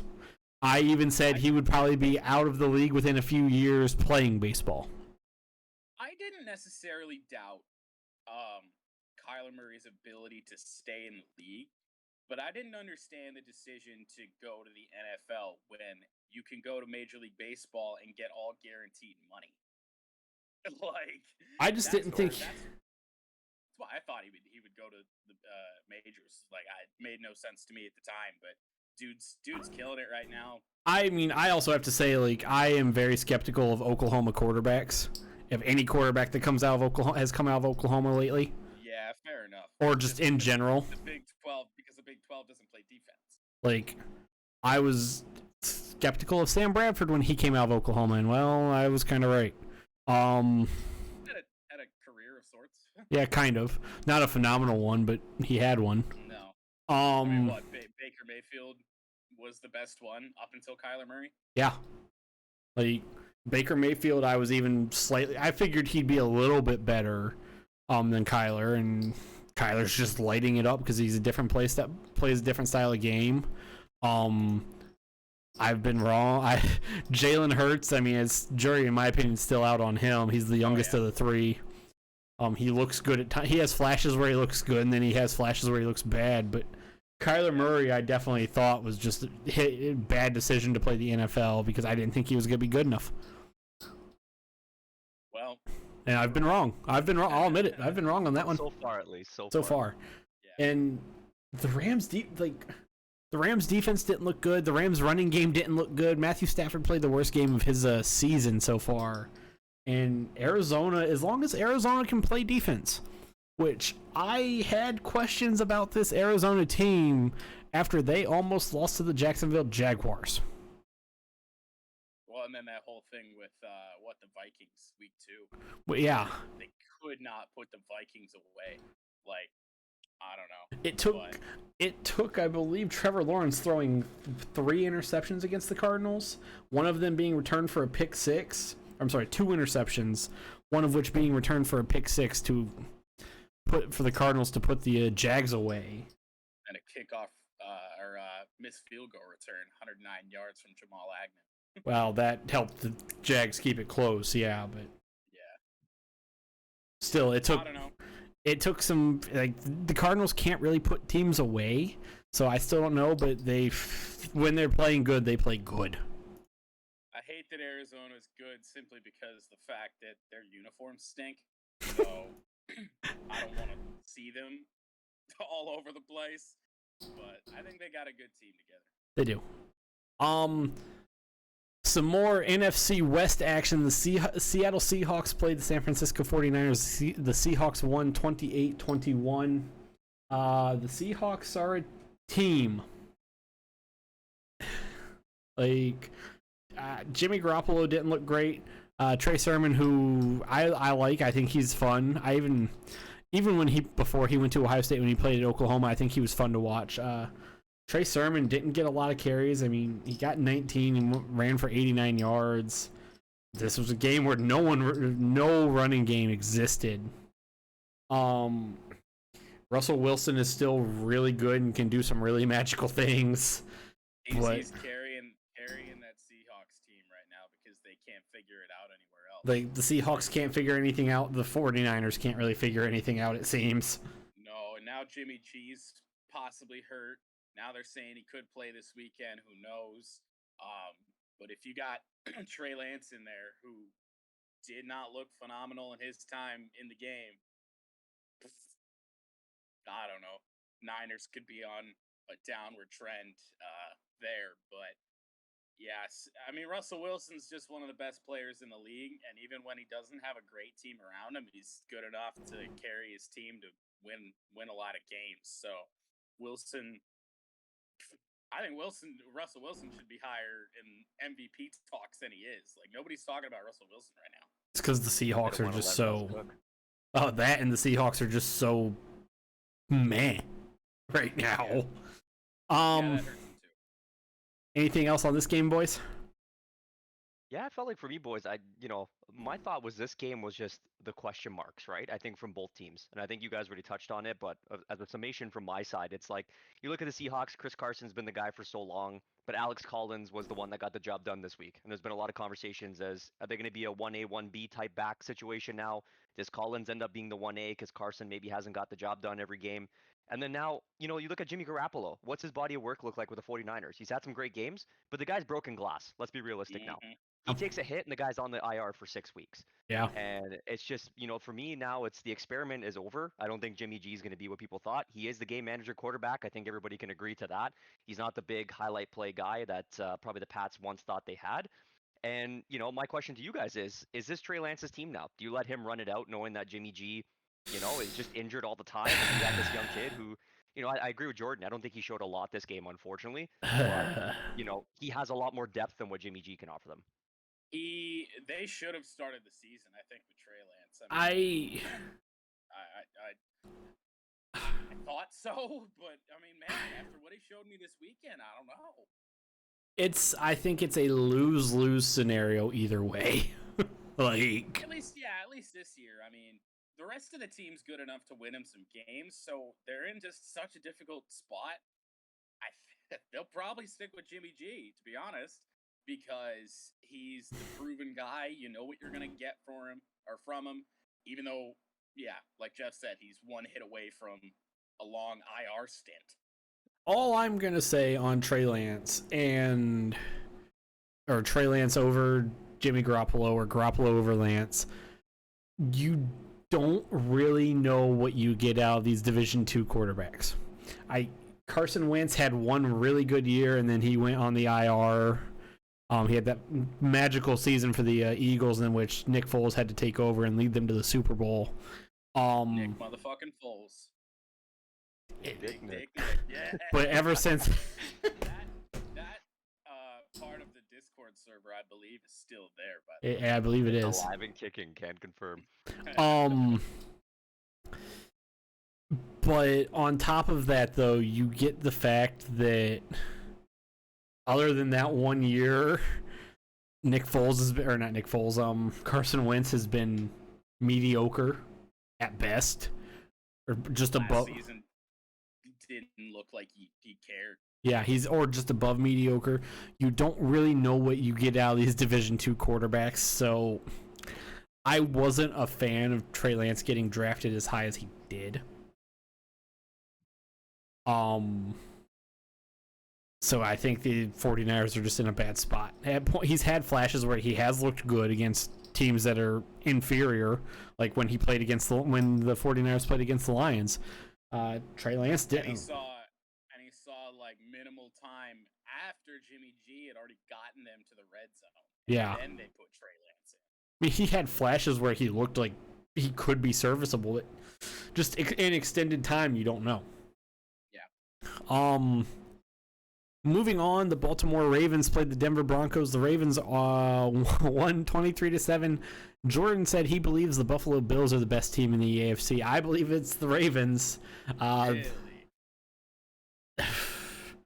That Broncos team, not good. This Ravens team is great, I think. I just think Baltimore's just been a bit more inconsistent. And the offense is capable of scoring so much. And we haven't seen that from Baltimore quite yet this year. They have their wins, but I mean, shit, it took a 66-yard field goal from Justin Tucker and a missed delay of game penalty to get one of them. I'm out on Baltimore. On the Baltimore. I think Baltimore's the only team in the AFC that can go offensive drive for offensive drive with the Chiefs and the Bills. And yet, funny enough, you look at that team, and this game started off with 6 punts. Yeah. Yep. Back and forth, right? Yeah. I mean, for me, there's a lot of question marks for Baltimore. Obviously, I see them a lot, given that they're in my division with the Steelers. I think what Lamar Jackson is. He's going to have his games where the guy can't figure out how to throw a ball, but yet he rushes and he makes things open up for this team. But I think a big thing that everybody forgets this year is, they're coming into this year without J.K. Dobbins. I mean, he went down early with a massive injury. He's out for the season.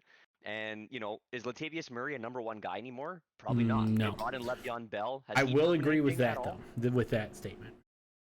I think that's kind of their big, question mark I find for me. But then there's also always been the discussion of the Ravens don't have a true number one receiver. Is Hollywood Brown that now? I don't know. Maybe this is his breakout year. But you look at guys like Devin Duvernay. They had James Prosh. I don't know who the hell some of these guys are. They brought in Sammy Watkins, but are they true number one receivers? No. I don't know. I will agree with. It's Sammy Watkins anymore, no. I will agree. You take away the running game from a team, or the elite running game that they have between J.K. Dobbins and Lamar Jackson. That does add question marks. I do think, however, just the versatility of Lamar Jackson, as long as he can actually, get the ball out of his hand, this team is the best in the AFC. Another thing that I wanted to mention about this game and get your guys' opinions on is the last play of the game, where the Ravens needed 3 yards to extend their streak of 100 rushing 100 yards in a game, which they tied at 43 because of the last play of the game, where instead of taking a knee, they ran to the far side of the field, and Lamar Jackson picked up 5 yards. How did you guys feel about that? Vic Fangio, the coach of the Broncos, after the game called it bullshit, but he expected it from them, they said. All I'm gonna say is Broncos need to have some pride and actually play defense. That's it.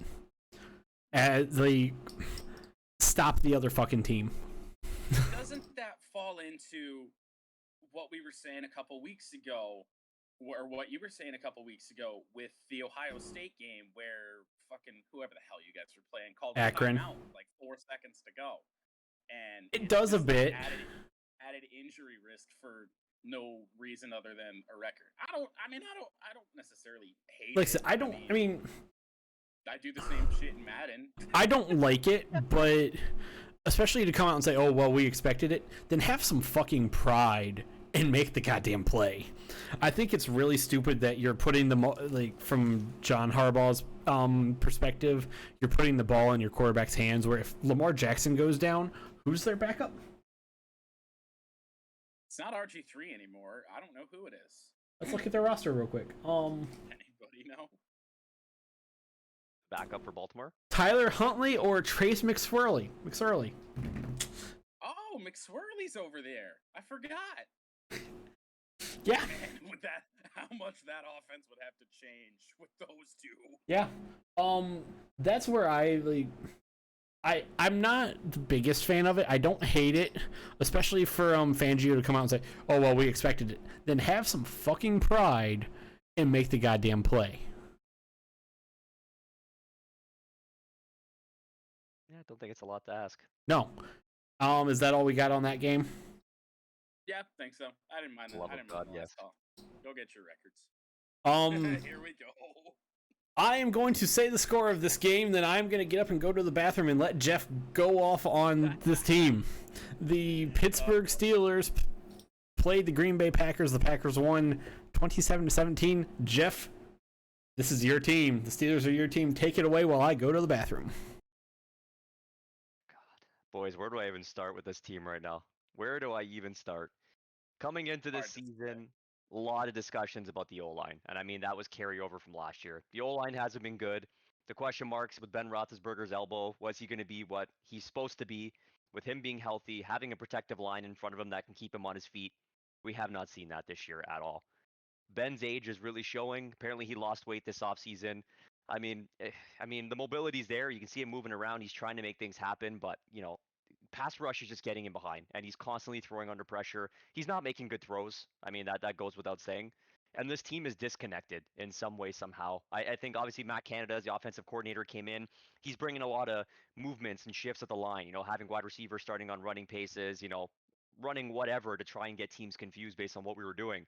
And it's not working. Like, back-to-back weeks, we had 4th down, and we ran wheel routes to fucking Najee Harris. Wheel routes on 4th down. And every time he got met behind the line of scrimmage. Like, something is wrong here with this team, and I don't know if it's Matt Canada needs a mobile quarterback to make his, college-style, very open, flowing offense work. And that's where I'm thinking it's starting to go. And just things aren't working. Najee Harris, great player. I mean, I think he's shown that he can have an ability in this league, but the poor guy doesn't have holes. The offensive line is a patch job right now. I think the Steelers are starting, if I remember correctly, about 3 rookies this year officially. Dotson's getting his starts. They got Dan Moore, and they got Kendrick Green at center. And they brought in Trey Turner, obviously, supposed to bring some stability as a veteran presence. And it's just not working, guys. It's not working. A lot of questions, I think, right now in Steeltown. I think they have to reassess potentially the quarterback situation, as much as that pain me to say as a big Ben Roethlisberger fan looking at my hung-up jersey here in the man cave room.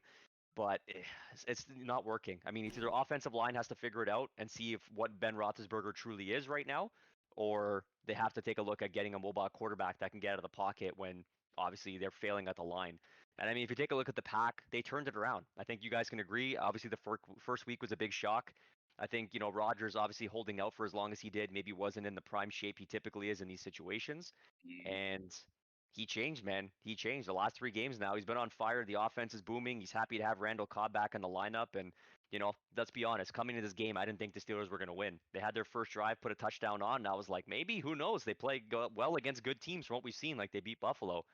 But, it happened as it was supposed to, and I think Green Bay was the better team. All I'm going to say. Oh, Oh, you're back. Yes, Hello. I am. I just let Jeff go. All I'm gonna say is Ben Roethlisberger should not be throwing the ball 40+ times a game. Give the fucking ball to Najee Harris. The only reason Ben Roethlisberger should be throwing the ball 40+ times a game is if half of those throws are to Najee Harris. Well, a lot of them are Najee Harris, and that's the problem. A lot of our passes are not getting downfield. Like, just put the ball in Najee Harris's hands and let him do things. He is the best player on that offense, in my opinion. Well, he's all the skill, right? Like, the problem is, though, I mean, just how effective can Najee be with how bad the offensive line seems to be? well, Like, I agree, but they can't get the ball downfield because Ben Roethlisberger doesn't have enough time to let longer developing pass concepts develop, for lack of a better term. And the Steelers receiving core, just from every game I've watched, none of them can hold on to the goddamn ball. Yeah, you're definitely not wrong there. Still a lot of drop passes, a lot of quotes coming out about, obviously Juju, where's his head at in this? He came back for this one final year to play with Ben, and he's dropping passes more than he ever has in his career. I mean, Claypool, he's been off and on injured. Deontay Johnson went down injured. I mean, it's been an injury-plagued season for us as well. We've lost a lot of guys on the defense, a lot of groin injuries and random, little injuries here and there. 3 receivers have gone down because Juju missed some time early in the season. So, I mean, it's one of those things right now, boys, where a lot of question marks, I'd say, in the team, but also the injuries aren't helping. Guys aren't healthy, and it's really showing on the field. Yeah. Okay. Fair enough. Anything to add, Jordan? I think you guys summed it up pretty well. Any point I had about the Steelers and, to a lesser point, the Packers, pretty much been covered. Yeah, I don't have much to say about the Packers. They're about what I expected them to be after, especially after that just debacle of Week 1. Moving on to the Sunday night game, the Tampa Bay Buccaneers traveled to New England to take on the Patriots. The Buccaneers won in a game that it was fun to watch, but it wasn't quite all it was hyped up to be, in my opinion. Buccaneers won 19-17. Tom Brady didn't look good. He got it done. He did what he was supposed to do. He didn't throw a touchdown pass. Mac Jones didn't look phenomenal either. He didn't look bad. I mean, some of it could have been the fact that they played that game in a monsoon. You want to talk about things that didn't get it done? The New England Patriots rushing game had -1 yard the entire game. Oh, good. Leonard Fournette carried the ball 20 times and didn't crack a hundo. Matt Judon was elite. Matt Judon of the New England Patriots was the only player who could do anything for the Patriots defense, honestly. Like, the refs kind of occurred and broke that game up. The pace of that game was going good, and then the refs occurred. I mean, and we were saying it too in the first quarter, like, I haven't heard much from the refs here. That's good. And then we get into the second half, and the game just. The rest of the game, and it was flag. The rest of the second half especially was just so choppy that I don't think any team was able to get anything going in the terrible weather. And then Bill Belichick, in a call that I don't entirely disagree with, they took the ball out of their rookie quarterback's hands on a 4th and 3 to kick a 55-yarder with Nick Folk. I mean, yes, Nick Folk hasn't made a 50+ yard field goal in a minute, but you have less than a minute left in the game and you're down 3. If you don't get the first down, you're gonna lose because you only had 1 timeout. If you miss the kick, you're gonna lose either way because you only had 1 timeout. The weather was shit, but I think you kick that because then even though you give Tom Brady a minute and change, but you at least have the lead. I mean, wasn't that far off the upright. Yeah, off the left upright. So he had the distance. I'll let you guys take it away now that I've said my piece about this game. Oh boy. To be honest, we called this game. Yes. On Sunday Night. And I had a good time watching pass rushes. Yes, you did. Especially when Mac Jones almost ended up literal dead. Oh, that was a big hit. Fuck. quarterback looked great. Mac Jones, at one point had like 20 some completions, but you'd look at that and say, hey, yeah, that's great. I mean, he's throwing 5-yard routes the entire game. And it wasn't enough to get it done. I get that they're playing in the rain and everything. So They just couldn't move the ball down. Neither team could move the ball downfield efficiently. No, not at all. And yeah, it was a game that really made no sense for either team. Like, I didn't expect New England to really hang around in this game, and I thought Tampa Bay would be better, especially offensively, even without Gronk. But like you said, Leonard Fournette, nothing all night. And they couldn't. Antonio Brown and Mike Evans were their guys all night long. Like, no one could even. And Belichick even said this, that we have to tackle Leonard Fournette. No one could tackle him other than Matthew Judon, and he still didn't even crack a hundo. Judon played out. That I still stand by what I said last Sunday. Matt Judon needs the game ball. Yeah, even though they lost, give that dude a game ball. But yeah, I mean, New England hung in there. Tampa Bay, I don't know what the hell that was. Yeah, it's weird game, but the expected outcome. Yeah, this was wins in terms of wins, who won and who lost. Everything else was not at all what was expected. The outcome, the win was expected, I think, for a majority of people. This Tampa team was just kind of odd again, in my opinion. They definitely are. But I think it was a poetic justice type game, right?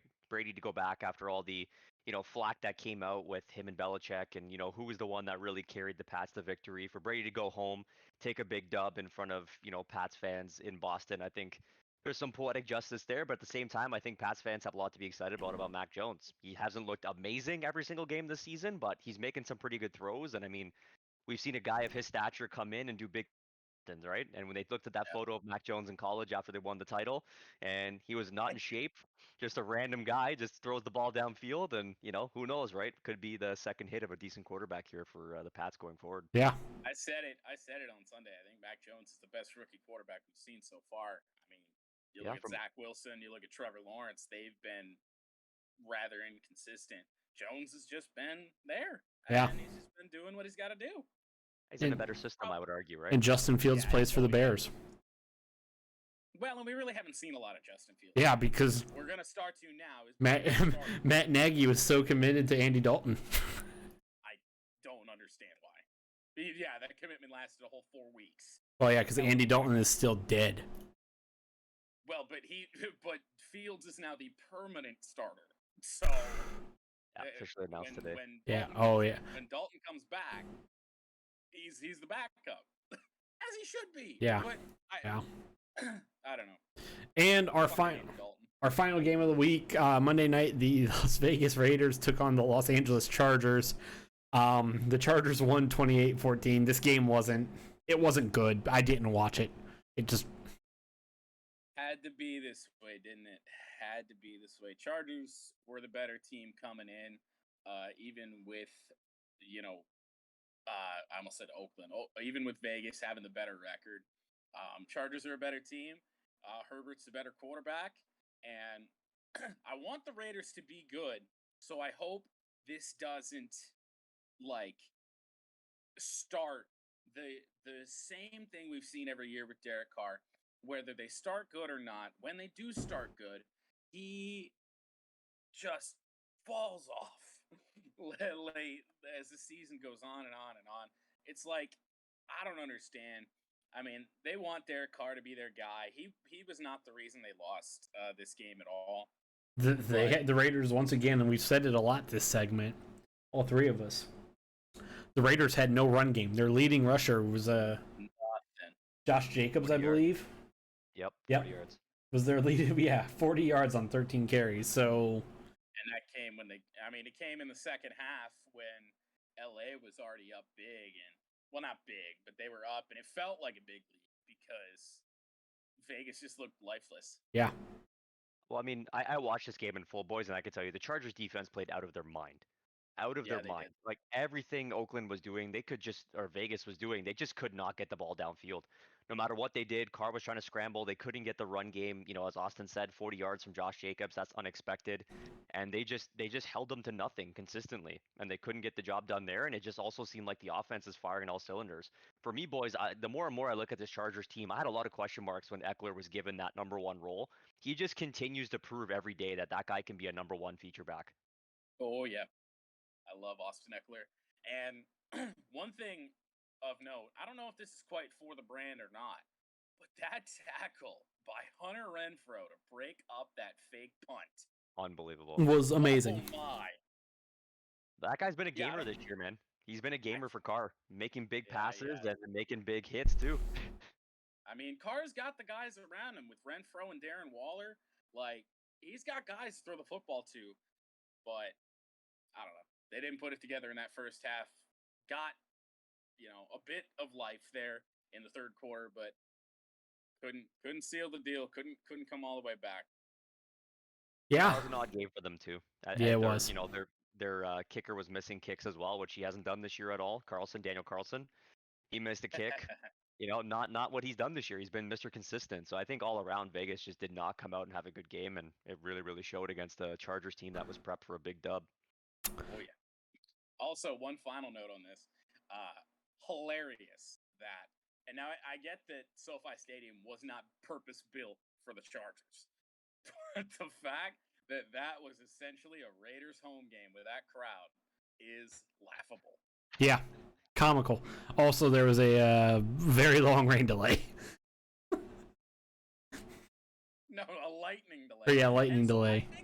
I have figured out why. Because it's an open air stadium. Yeah, it's not technically a dome. Like, there's a roof, but it doesn't go all the way down. Yeah. I did not know that. But no, it was what the announcer said. It was like 70 to 80% Raider fans there. And I mean, even in their previous home game, there wasn't a lot of powder blue and yellow out there. Chargers just aren't. They don't have fans. Moving on. It's like being in New York. Like, nobody's a Mets fan. Right. Everyone's a Yankees fan. Everyone in LA is a Rams fan, and if not, probably a Raiders fan before the Chargers. Yeah. That does it for our NFL Week 4 recap. We are now moving on to the heart of our show. The reason everyone is here, including Jeff, the NHL preview. Jordan, all right. I will let you lead us through this so I can get a slight break. Take us away, my friend. We're going to run through this by division. And side note, I will add to this. The divisions this year are back to normal years. They aren't the Central, East, West, Canada. North Division, yeah. Good yeah, follow. so you're gonna hear me talk about the divisions that don't exist anymore. They existed for one. In their season. COVID division. Yeah, their COVID division, because we got records and where they finished in the division, how they did in the playoffs if they made it. So we're gonna start off in the Metropolitan and the Carolina Hurricane. They finished 36, 12, and 8. They were first in the Central Division and lost to eventual Stanley Cup champions, the Tampa Bay Lightning. This team is very different from what it was a year ago. Freddie Anderson and Antti Ranta replace Alex Nedeljkovic. He's on the wings, and I still can't pronounce his name. And Peter Mrazek. Dougie Hamilton's gone. He's a New Jersey Devil. But Ethan Bear and Tony DeAngelo are in there. They hope to fill that role a little bit. And their biggest pickup, Jesperi Kotkaniemi, looks to improve an offense that has to be better. And they have the people to do it. Sebastian Aho and Andrei Svechnikov. Who knows where Kotkaniemi is going to fit in with what line and where he goes. They are different, but will they be any better, gentlemen? Jeff, you want to take this? Start. Yeah. I don't know, boys. It's a tough one for me. The big two goaltending changes. By the way, Jordan forgot to mention this. The over-under on points is 95.5 this season. I'm going to get to that after we discuss the team, yes. Oh, sorry. My bad. I'll do that after we discuss it. Okay. Yeah, I mean, even thinking of that point situation right now, I mean, honestly, boys, looking at these goaltenders, I mean, Freddie Anderson, obviously as a Leaf fan, I've watched him play for a long time. You know, watching where he was last year, picking up the injury he did not play very well. I don't know if Freddie's going to be due for a bounce back season. I think if he does, you will see, you know, obviously some, you know, pretty solid goaltending from the pipes for Carolina coming from where they were with, you know, the 1A, 1B situation. You know, I was shocked they let Nedeljkovic go. I think he's an absolute stud. He showed extraordinarily well for them towards the back half of the season in the playoffs. Bringing in Antti Ranta doesn't hurt for them. I think he showed decent when he was out playing for the Coyotes. When he He's wasn't. definitely shown that he can be a decent goaltender at times. So as a backup, I think he's in a good position now to better suit, you know, what I think he is. He's definitely not a starter in my eyes. But it's going to be up to whether or not Frederick Anderson's healthy. You know, Jordan already tested too. They made some major changes in their defense as well. I think bringing in Jesperi Kotkaniemi was not worth the 6.1 million. I think Montreal called their bluff after what happened last time when they ever putting offer sheets out there. And to me, Kotkaniemi, you know, I think again, this is just my personal feeling on the matter. And for any Kotkaniemi fans listening, I'm sorry, but this kid is not what he was drafted as high as he was to be. I think he'll be a decent, you know, maybe 50-point guy in the NHL, 60 points. You know, I don't see him as a top line guy. I can see him playing a second or third line role. I think he'll be more successful there. But is this team better than last year? I don't see it, boys. I don't know. I think they'll be good, but I don't think they'll be as good as they were last year. Okay. So, the goaltending situation could be better if Frederick Anderson and Antti Ranta can stay healthy, which for Antti Ranta that's a lot of questions. As for the rest of the team, it's hard to say. Jeff hit the nail on the head overall, so I'm not gonna just keep hammering that point.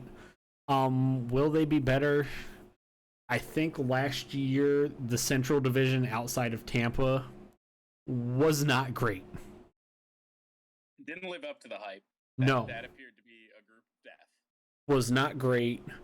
You had Columbus that was bad. You had the Red Wings that were bad. You had the Panthers that finished second, which they weren't terrible. I'm trying to think who else outside of that, the Lightning. Chicago that was not good, thank you.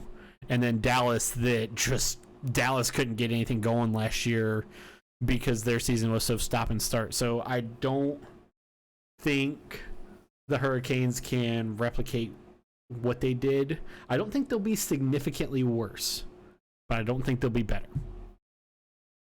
They'll still make the playoffs, I think. As long as their netminders can stay healthy, I think they have a good goaltending scenario. Both Freddie Anderson and Antti Ranta are not slouches. I think they're both solid pickups. So, Jordan, go ahead. With that being said, as we talked about, as Austin already said, the over-under for Carolina Hurricanes points this year is 95.5. What do we got? Damn. I got to pick the under, boys. Yeah. I think we're all on the same page here. Under. I can't trust them. Can't trust them at all. Don't know what's going on with them. We move on to the Columbus Blue Jackets. They finished 18, 26, and 12, which was good for last in the Central Division. Somehow being worse than the Red Wings. Did not make the playoffs. When they traded for Pierre-Luc Dubois, when they traded Pierre-Luc Dubois for Patrick Laine, they created a void at the top line center position. The other player they acquired in that deal is Jack Roslovic, and he's their best chance at filling that role. John Tortorella is gone, and so is his defense-heavy system. Could potentially get Roslovic to be some sort of a breakout candidate for him. Elvis Merzlikins looks like he'll be the number one option in net after he signed a 5-year extension, and Jonas Korpisalo is still out there as well. Outside of Zach Werenski, this defense could not be very good. So we'll see what happens with that. What do you think of the Blue Jackets, boys? Jeff, you want to take the start here, or do you want me to? You can take this one. Okay, so we'll start with Jack Roslovic. I think he could be good. He loves it in Columbus. He's the hometown kid. quite literally. I think with Tortorella being punted out the door, this team could be better than last year. I think that defense is still not going to be good. Zach Rowinski is still good. He's going to be the best defensive player they have on that team. I think this is just going to be a year for the Blue Jackets of be better than mediocre. Just if they could be average, I don't know if they can make a playoff spot. They just don't be the worst team in the division. I don't really know if they're necessarily in a spot of 100% tank for not worst team in the division, worst team in the league. I mean, I don't think they're in a spot of tank to try and win the lottery. And tanking in the NHL is dumb anyway. Well, yes. And again, I think Jack Roslovic could have a good year as long as he stays healthy.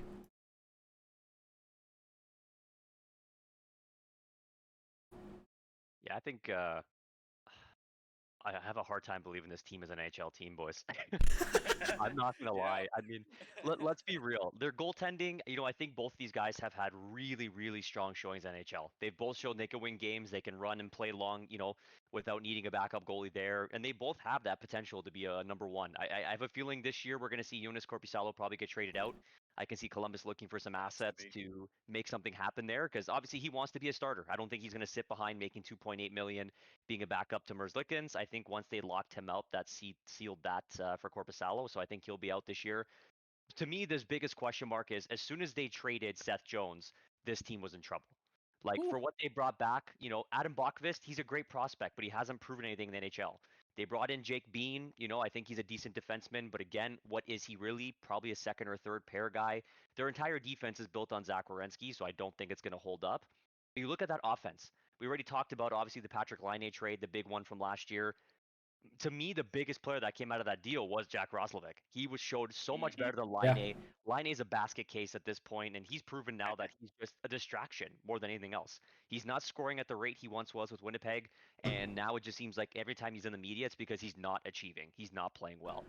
Obviously, I think a new coach can provide them maybe a fresh look, but I mean, a lot of identity issues with his team, right? They traded Cam Atkinson, who was the hometown boy. They brought in Jakub Voracek, who's on the older side. Let's be real. He's born 89. He's my age. He's 32 this year.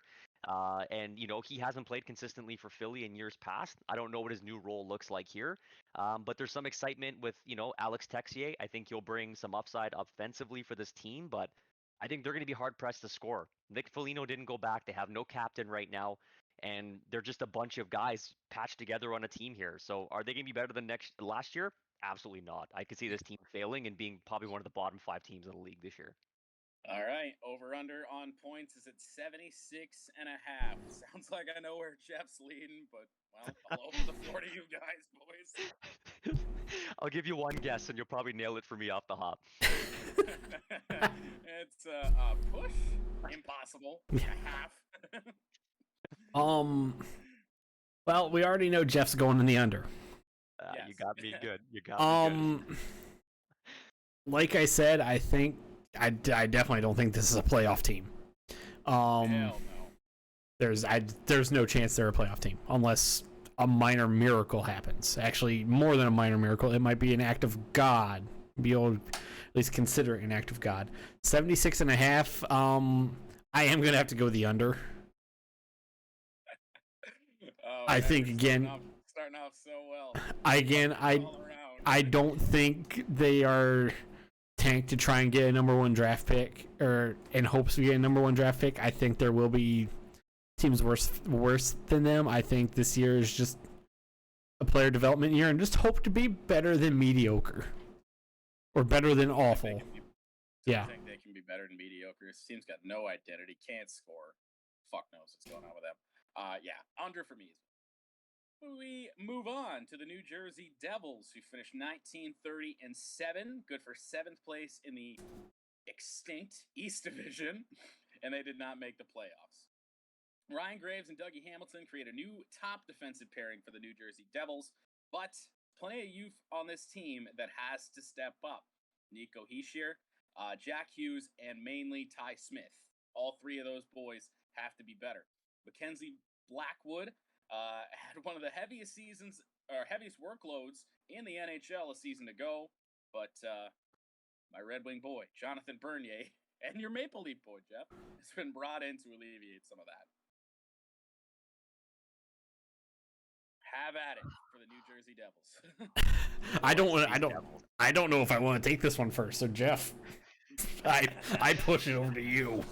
I mean, I feel like I've been the pessimist, and again, I apologize for these early teams that we're going through. If any fans were listening to the podcast, but we'll get to the good teams. Boys, you know what? If I look at this team from last year, I think the one bright spot was Mackenzie Blackwood. I think, we could argue the Devils hadn't have a legitimate goalie since Martin Brodeur. I mean, Which would be true. Gone through the Corey Schneider phase. They went through a whole bunch of guys in between the pipes who never really panned out. A lot of draft picks like Scott Wedgwood. So many guys came up and through the system that never made it. I think Mackenzie might be their guy, and I'm excited for him. I think they made a really good move in bringing in, J-Bone. Obviously, he's an older guy now, but I think he can craft Mackenzie to be a pro. Bernier never himself maybe was the guy that he was supposed to be when it came to being an elite prospect, but I think he's shown himself to be a professional. He's played obviously with Detroit and Toronto, two different sides of the map, if you will, at the time. And, he excelled at both. And I think, this team, we already talked about the defense. Jordan already hit on bringing in Graves and Dougie Hamilton. I think they've built a solid top four now. I don't believe Graves for me is a number one guy. I think he's better off in a second line situation on defense. But, Dougie's a guy. He's a dude. Obviously, they still got PK Subban kicking around. I don't know if PK is going to be there all year. I could foresee them moving him out and probably trying to bring in some collateral. But, you look at a guy like Damon Severson. They brought in Jonas Siegenthaler from playing up in Washington. And, Christian Jaros has shown he can be a decent defenseman. So I think they're not bad on the back end. For me, the biggest question mark for this team is who's scoring goals. I think that's the biggest one that stands out for me because, Jesper Bratt, he's a 15-20 goal guy at best. Nico Hischier has not shown in my eyes to be the number one guy that, they drafted him to be. I think he'll continue to take steps forward, but is he going to be an 89 season? Probably not. Is Jack Hughes that guy as well? I didn't see it last year. So, I mean, maybe it's just he's still getting used to the league, but I think there's a lot of growth that's got to come between those two if they're going to have two legitimate top, first and second line centers. And for me, their wingers are interchangeable. Let's be honest. Like, they brought in Thomas Tatar. Okay, great. You got a 15-20 goal scorer there, 50 points at best. Pavel Zacha hasn't panned out to what he was supposed to be as a prospect. Miles Wood, obviously, is a great two-way guy. I think he'll bring something to the team. But look at the rest of their guys. Like Jimmy Vesey, okay, this guy can't crack a lineup anymore. Jesper Bokvist, okay, cool. Maybe he's a decent two-way guy. They have Freddie Goat guys on a triout. When you have to bring in Frederick Goat on a tryout, your team is in trouble. Okay? And that's where I'll leave it for these guys. Could have been Tom Sestito back from the dead. I'm sorry, boys. These guys are not going to be good this year. To be honest, let the young guys play out, start building a system, and then, fail and get some draft picks and start building this team again. And hey, I did not order these in any sort of weird order. Each division is alphabetically ordered. Good Lord. This team is really young. And this team's gonna fucking hell. Hey, they have Mike McLeod. He's a good prospect. I like Mike McLeod. I'll give them that. This team is extremely young. I agree with Jeff that they're not going to be good. They all need to have. This team's gonna have growing pains. All of their young guys need to take a big step up. I think the only thing that could really help this New Jersey Devils team is Mackenzie Blackwood is still there, and he was great last year, in my opinion. And he was also one of the only bright spots on the team, but I digress. Having Jonathan Bernier there will help a little bit, just because now Blackwood won't be in a Andre Vasilevsky scenario where he has to be in every game if they even want to have a chance of winning. Having Bernier there will at least help a little bit, I think. I mean, yeah, you look at what Bernier did with the Red Wings last year with one of the worst defenses in the league. And he was solid. Yeah. I hated to see Bernier go, even though I understand why. But yeah. Other than Mackenzie Blackwood and having Bernier there to help things, this team's not going to be good. Graves and Hamilton at least help the top defense top pairing a bit. But unless something happens that he shared Jack Hughes and Ty Smith where they just become all-stars instantaneously, this team's not going to be good. 89.5 points, which seems incredibly Oh wait. high. Since we're not in video call, no one can see me pointing down because I want the under here. Well, I hadn't even told anyone what it was yet. 89.5 is the point total for the New Jersey Devils this year. Like I said, it seems a bit high. Give me the under on that one. I'll take the under. I don't think you guys have to ask me. Oh, good lord. All right, things might start to get better here.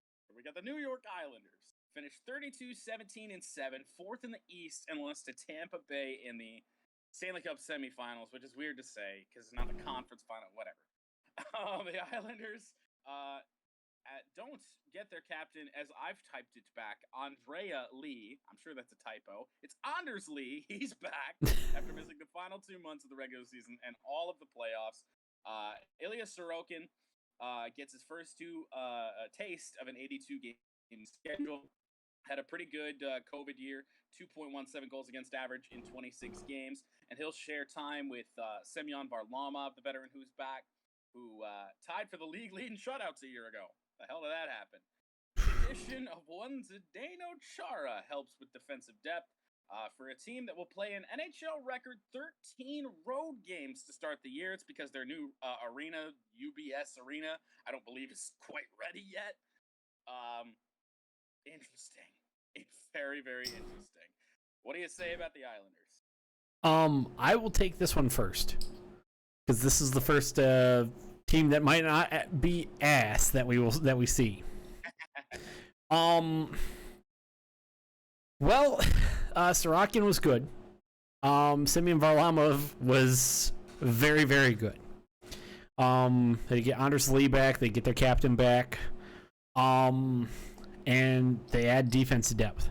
I think this team could be good because it's just gonna be that first 13 games. It's hard to go on the road every night and play well. I think this team has a chance to be good. We just talked about two teams that are going to be not good. And then the Carolina Hurricanes, where it's kind of hard to say what they'll be.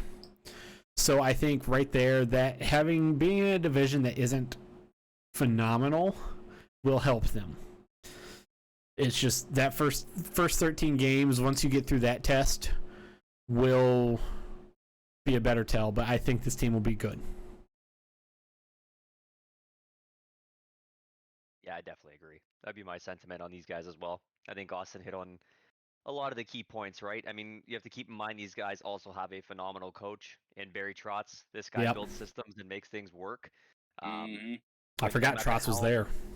Yeah, number one goalie in place in Sorokin, plus a number 1B with Semyon Varlamov, who, as Jordan already said, kind of tied for the league lead in shutouts last year.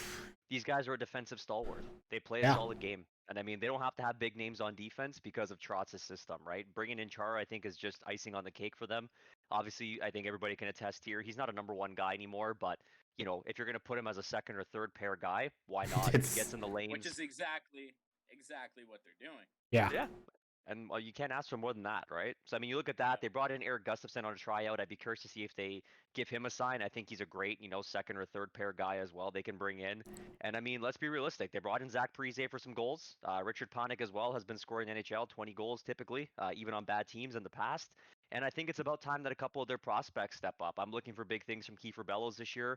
And I think, obviously, guys like Matt Barzal and Anthony Beauvillier are just going to continue to get better and better every season. And, I think this team has a long way to some success here coming down the pipeline. So I'm pretty excited for what the Islanders are going to do this year.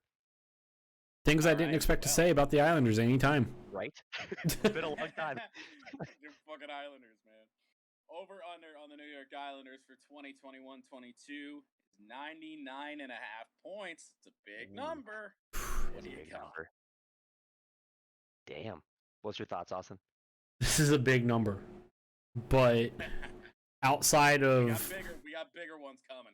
outside of one team in this division, this division's not phenomenal. One. Outside of one other team in this division, I should say, this division has questions. God damn it.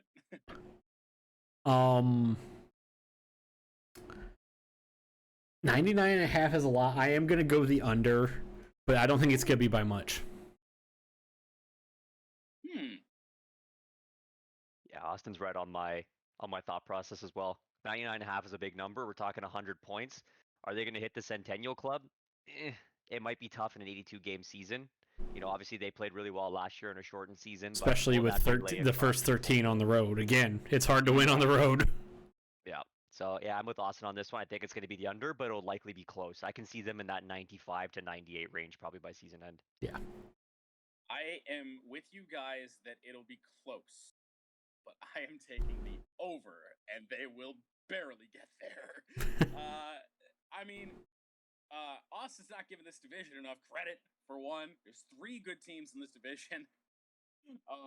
We just haven't gotten to them yet. The other 2. I'm there. Right. Yeah, give me the over on the Islanders. I can see them just getting to that 100 mark. 102, 103, not much more. That's about all I got on them. All right. Well, the other New York team, the New York Rangers, they were 27, 23, and 6. They were 5th in the East and missed the playoffs. How quickly the Rangers adapt to the new head coach, Gerard Gallant's up-tempo, forecheck heavy system could determine how successful they are this season. Capo Caco and Alexis Lafreniere, that name always. Lafreniere. Yeah, no, it's not even that one that gets me. It's not Alexis, it's Alexis Lafreniere. I'm not French. I'm not Canadian. I'm not good with any of this stuff. Lafreniere will see more time and are expected to be large contributors in the top 6 for the New York Rangers. And they got that guy that won the Norris Trophy last year, Adam Fox, and he's arguably the most important skater to the New York Rangers' success. The rest of the defense, who the hell knows? I couldn't even try to predict it. Igor Shesterkin should spend the majority of the season between the pipes. Jeff, go ahead. Ooh, these Rangers, boys. These Rangers. What can I say outside of I think this team will be very good very soon. I just don't know if they're there yet. I like their goaltending situation. I think Igor Shesterkin is a pretty solid goalie. I think from what we've seen early in his career, he's shown some really solid flashes. I think Georgiev's a really solid backup. I mean, there's been rumors and speculation he's wanted out for a bit now. Doesn't want to be under the shadow of Shesterkin there. So, I mean, he could get traded this year. So I'd be curious to see how the goaltending situation plays out. But I think they got 2 solid goalies there. Defensively, outside of Fox, I mean, you have Jacob Trouba there. So you already got kind of a solid top 2 guys, if you will. And the rest of the defense is very questionable. Like Patrick Nemeth, he's never really shown to be a true guy that can play in the NHL every season. So I'm curious to see if that takes a turn this year. Obviously coming from Colorado. Jared Tenorti, again, another name. He's on the older side these days. Is he an actual NHLer? God only knows. I think Keandre Miller is an exciting prospect for them. I think him playing full-time in the NHL would be curious to see if he can make that jump up. Ryan Lidgren, again, probably a bottom 6 guy, if you will. And same thing with Hayek. So, I mean, defensively, there's definitely some gaps I think they have there. And if you look, I mean, what they have here on the offensive side, there's not a ton, boys. I mean, Sammy Blais, what do you consider him? A middle, second or third line guy. Philip Chittle, never panned out. Julian Gauthier, curious to see what he can bring in a full NHL season. Barclay Goodrow, I thought was a great addition for them. I think Jordan already tapped on. Capo Caco and Lafreniere have to lead this team. Artemi Panarin, you know what you're going to get with him. Ryan Strome, I think he's actually jumped up pretty decently the last couple of years, showing he can be an official NHLer. And Mika Zibanejad, who would have thought this guy would be performing as high as he has? After his term with Ottawa, right? I didn't think he would be what he is right now. Ottawa, obviously, I think what I thought back then, I would have told you he's probably a 60-point guy in the NHL. Now he's up there showing number one center type stuff, right? So, I think they do have some solid pieces. I'd be curious to see guys like Igor Kravtsov, Kreider, what's he going to be this year? Ryan Reeves' addition to have some extra grit, I think is so important. I think right now, if you look at last year from the Rangers, let's be honest, they were a soft team. And bringing in guys like that would be good. So my thoughts on the Rangers, are they better than last year? Yes. Are they going to be legitimate contenders? Not sure if they're there yet. Well, I agree with Jeff. I think this Rangers team is going to be good soon. I don't think soon is this year. Igor Shesterkin is going to be good, or at least, well, he should be. Adam Fox and Jacob Trouba, that is their defense. Other than that, they're guys. They're playing ice hockey.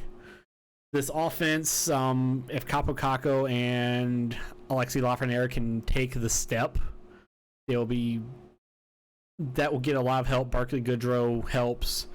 Ryan Reeves, again, I agree with Jeff. That Rangers team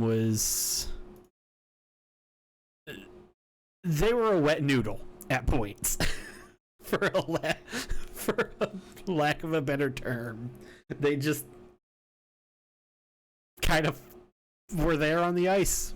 They were soft at points, and I think Ryan Reeves helps. I think this team, it might not be their year this year. I don't believe it will be their year this year. Their year will be soon, though. All right. Over under for the New York Rangers is 96.5. Oh boy. I don't think this year's their year. I am going to go with the under.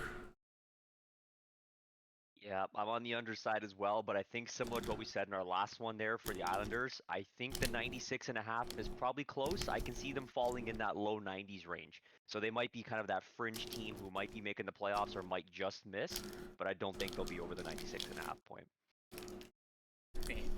96 seems very high for a team that hasn't proven itself yet. So, yeah, we're back on the under train for that one, boys. We seem so pessimistic. Yeah, pessimistic podcast. Yeah. It's just all I'm going to say about it. We haven't gotten to the best teams in this division yet. It's coming. It's definitely coming. I'm not just that, yes. All I'm going to say on it is this division is possibly one of the worst divisions in the league, and then you add in the fact that you have a couple teams that we just don't know what we're going to get in a full 82-game season. Yeah, fair enough. Old. Under. I don't know if I said that. Yeah, I believe you did. Philadelphia Flyers. They were 25, 23, and 8. Good for 6th in the East Division. Last year, they did not make the playoffs. They have 3 new defensemen coming in this season. And all of their defensive pairings are likely going to be different than what they had last year. That's going to be potentially, predictably, Ryan Ellis and Ivan Provorov, Rasmus Ristolainen and Travis Sanheim, and Keith Yandel and Justin Braun. That last pairing is a little bit tricky. Keith Yandel might not make it. Former prospective stud Carter Hart has to be better in the net. He allowed a league worst 8.7 save percentage last year. Can't believe I'm saying that about Carter Hart. Part of the reason for that, however, was the penalty kill percentage of 73.5, which was 30th in the league. The addition of Ristolainen and Nate Thompson to play penalty kill minutes should improve that. How do you feel about the Flyers, boys? Well, this team, their success all starts at the back end with Carter Hart.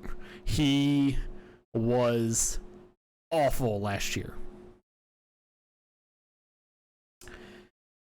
The penalty kill, yeah, like there is no sugarcoating it. Yeah, special teams did not, especially the penalty kill side of the special teams did not help. They were the second worst in the league. Rasmus Ristolainen and Nate Thompson, yeah, that should help them. But again, and that third defensive pairing with Keith Yandel, Keith Yandel's been around for a while. It's hard to say anything. It's hard to say anything about how this team could be, because if Carter Hart's bad, this team's not going to be good, because I don't even know who they have behind Carter Hart. Martin Jones. Oh, As I try to say that with a straight face. Carter Hart needs to be better. There, that. Jeff, take it away. Oh, this for me has to be probably one of the most interesting teams coming to the season. And I, can't stress enough what Austin's already saying with Carter Hart. He's got to be better. He is the guy. This team will live and die by him. I don't think bringing in Martin Jones was good. And I say that again, try with a straight face, because this guy has had like a sub 890 save percentage the last 5 seasons with San Jose. He barely breaks 900, or if he does, he's just over. I mean, he's not going to steal them games. He hasn't shown he can be a proven NHLer. He's just one of those guys who, if we reference back to our football talk, he's a goalie manager. He's not an actual goalie who's going to win you and save you, major times to win you games. So, it's got to rest on Carter Hart. I think defensively, obviously with you guys touching on that already, I think these guys have gotten better. I like the addition of a big bruising defenseman like Ristolainen. I think a change of scenery out of Buffalo will do well for him. You take a look at bringing in a guy like Ryan Ellis. He's really shown in his time with Nashville that he can be a solid two-way defenseman, putting up points, offering a lot for them there. And then we forget they have Ivan Provorov. That guy literally has shown that he can be a number one defenseman. He's a solid two-way D as well, so you're going to get some good offense, good defense. He's physical. So I think that back end has taken a massive step up, and I think that was to help out Carter Hart. So I can foresee them potentially making a step there this year.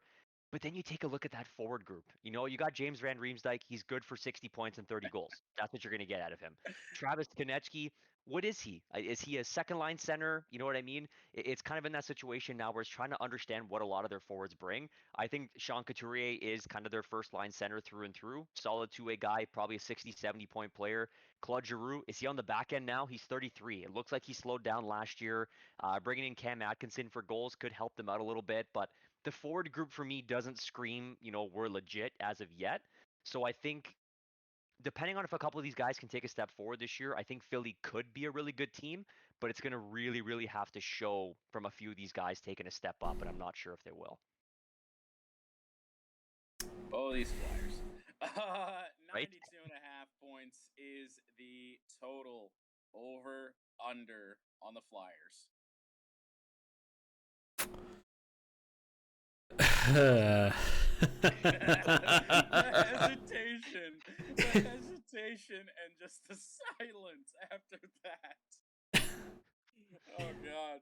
Again, if Carter Hart's bad, they're gonna not even come close to 92 and a half. So I'm gonna go the under, because I'm not convinced.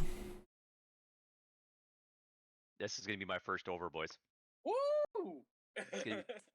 Only because I think Carter Hart has shown the same mentality, or at least style, that Carey Price does. And I think Carter Hart, they said this offseason, has worked a lot on getting back in the headspace he had in his rookie season. It kind of seemed like Hart maybe had the sophomore slump. I don't think Philly played well last year just in general, and obviously he was a big part of that too. I think with the defensive pieces they brought into place, they're going to have a more stable backside for him. And, again, I think maybe those guys will step up for them. 92 and a half is kind of a weird spot, but I think, we've seen low 90s points doesn't make the playoffs. So will they make the playoffs? I don't know, but will they break 92 and a half? I think they might. I can see these guys being a 93 to 96 point team this season. Hit the nail on the head with the additions of Ellis and Ristolainen. The defense is better. That helps out Carter Hart. Could make him better. I'm with you. Give me a slight over. Right about in that range. Yeah, 96 points. I ain't going to be a 100-point team. We know that. Unless some act of God happens. But yeah, give me the over. I think them and the Rangers are really going to be, pushing for potential wild card spots. Yeah. I think so anyway. Sounds about bang on for what they should be. Well, Yeah. we move on to a team apparently it must be the team that Austin thinks is the good one, completely forgetting about the other team that we're going to cover after the Penguins. Pittsburgh finished last season 37-16-3. That was first in the East Division, but they lost to the Islanders in the first round of the playoffs. They'll be without Evgeny Malkin, who had knee surgery. He's going to miss about 2 months or more to start the season. Sidney Crosby as well, but only for a short time, week, maybe a couple weeks. As a result, Jeff Carter is going to have to be the top line center. Goaltending could be an issue. Tristan Jarry and Casey DeSmith are the two netminders this season, and they weren't great last year. So who knows what's going to go on there. If Pittsburgh can get through the injuries and improve the goaltending, maybe, just maybe, they can win a postseason series for the first time since 2018. Pittsburgh Penguins. Have at it. You want to take this one, Jeff, or you want me to? Sure. I'll run this one, I guess. What is there to say about Pittsburgh? Jordan already hit it in the summary, right? You look at their goaltending situation right now, and there's a lot of question marks. Casey DeSmith has shown he could be a backup goalie. He's no better than that. Tristan Jarry has been so inconsistent. He's shown signs of brilliance, and then he goes on some of the worst streaks ever seen. Notably, the playoffs last year, he was junk. And I think that's going to be a question mark for me for Pittsburgh is what Jarry do we get this year? Was it the Jarry that they got when they were okay to trade away Matt Murray? Or is it the Jarry that, was last year's junk show and they're going to be screwed? Because to me, that then loops into their defense. Pittsburgh defense is no longer a point of strength for this team. I mean, they still got Chris Letang, but he's 34 years old. Brian Dumoulin is not going to get you a solid back-end guy. He's probably a second or third pairing defenseman. I think there's some upside with John Marino. I'm excited to see what he brings to the table for Pittsburgh. But like Mike Matheson, Marcus Pettersson, Chad Rudewall, Like who's playing defense on this team? So I think with that and Jarry in general, I think Pittsburgh could see a bit of a slip this year. They're not a point of strength in there anymore. And look at their forward group. Jordan already said Malkin's going to be out. You're going to have Crosby out for a short term. Who is scoring goals on this team, guys? If guys who play with Crosby score, but if Crosby's out, is Brian Rust going to score 30 goals this year or 25 goals this year? Probably not. Is Jason Zucker going to do it? He's at least a 20-goal guy. But look at the rest of the lineup. Is Kasperi Kapanen finally going to take that elite status movement this year when he can play with one of those two studs? I don't know if it's there. And I think you have a lot of guys here. Obviously, Jake Gensel, yes, he's a great player, probably a 60, 70-point guy. But a lot of them are dependent on a Crosby or a Malkin to be there for them. Jeff Carter is no better than a third or fourth line center. He played really well in the playoffs last year, but was that a flash in the pan because it was playoff hockey? And is he going to go back to the usual Carter we saw the last couple of years with LA? Question marks, right? I think they brought in a lot of probably second or third pair guys, like Danton Heinen coming in was probably solid for them in addition from Boston. Brian Boyle, he's on a tryout right now. Does he make the team or not? We don't know. Oh, I'm finding it really hard, boys, to believe in this Pittsburgh team with the injuries, with the defensive issues they're going to have, and what Tristan Jarry becomes. So, I don't know, man. I don't know. Are they better than last year?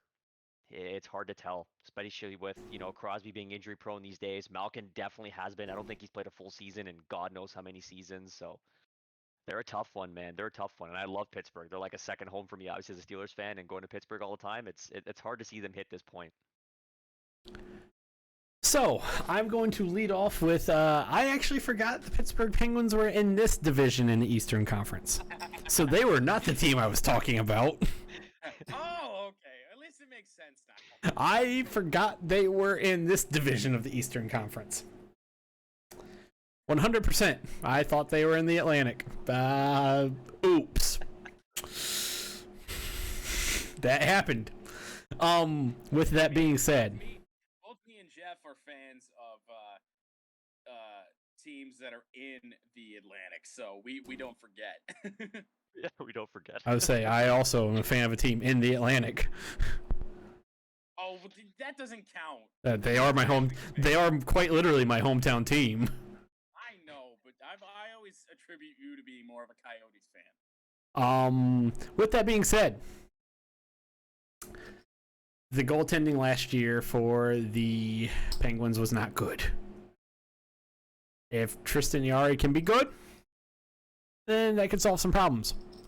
But also, like Jeff said, the guys who have been normal goal scorers for the Pittsburgh Penguins have done so with the help of Malkin or Crosby.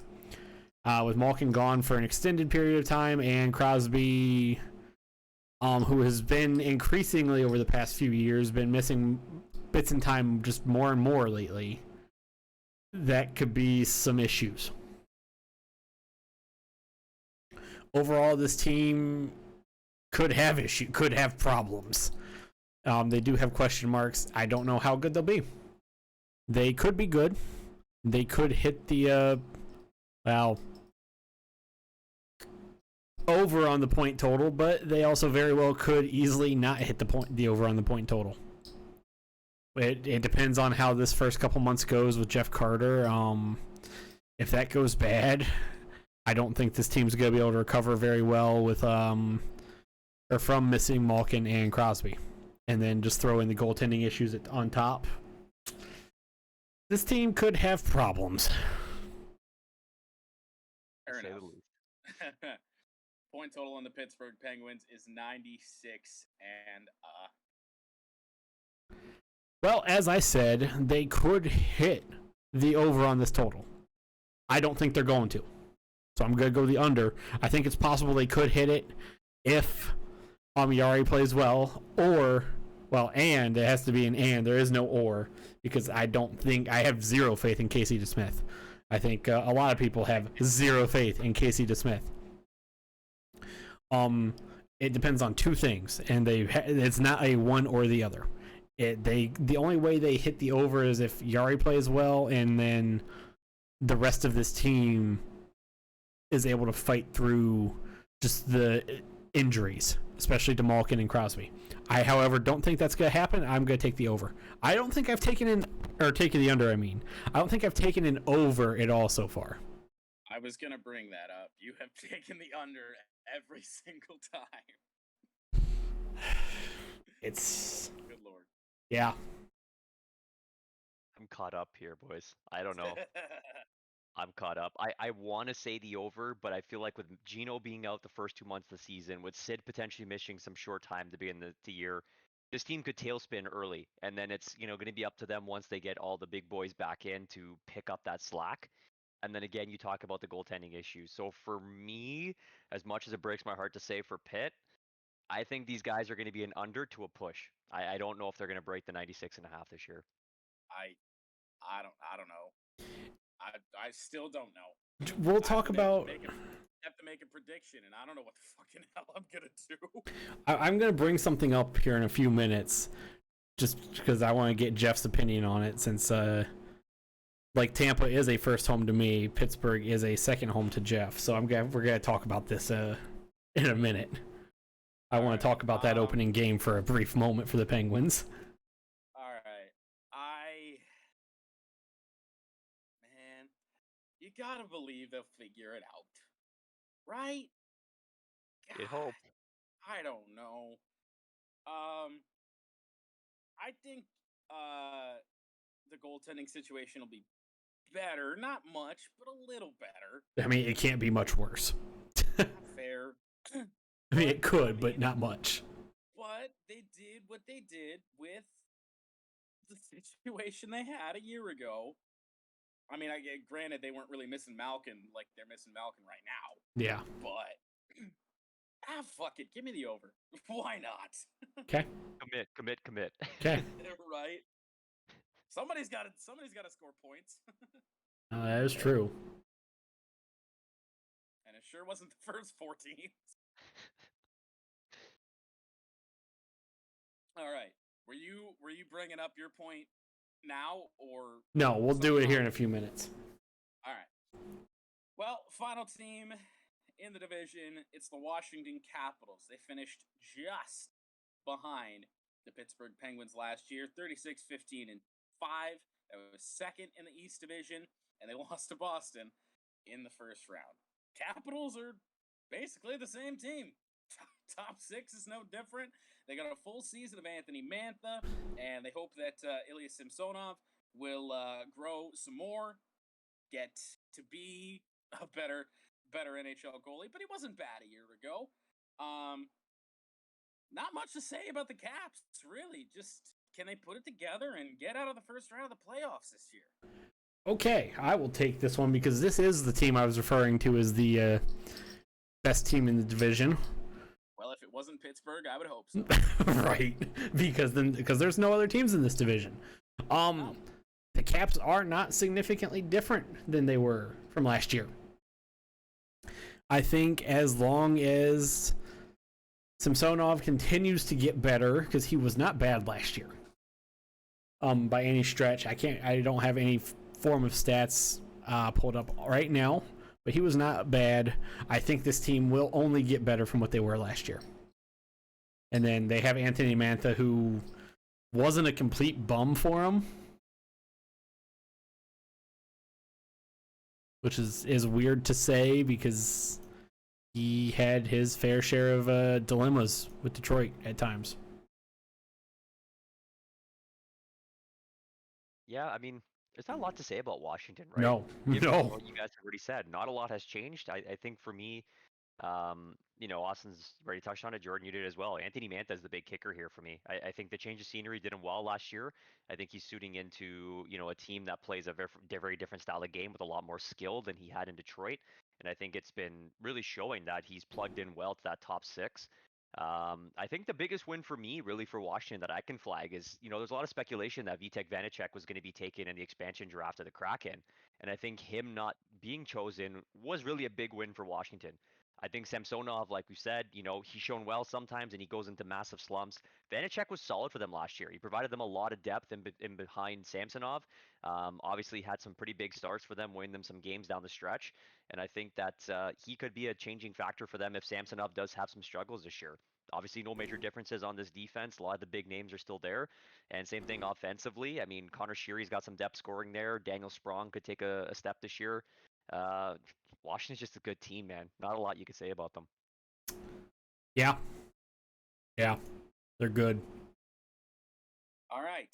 Well, point total 95.5 for the Washington Capitals.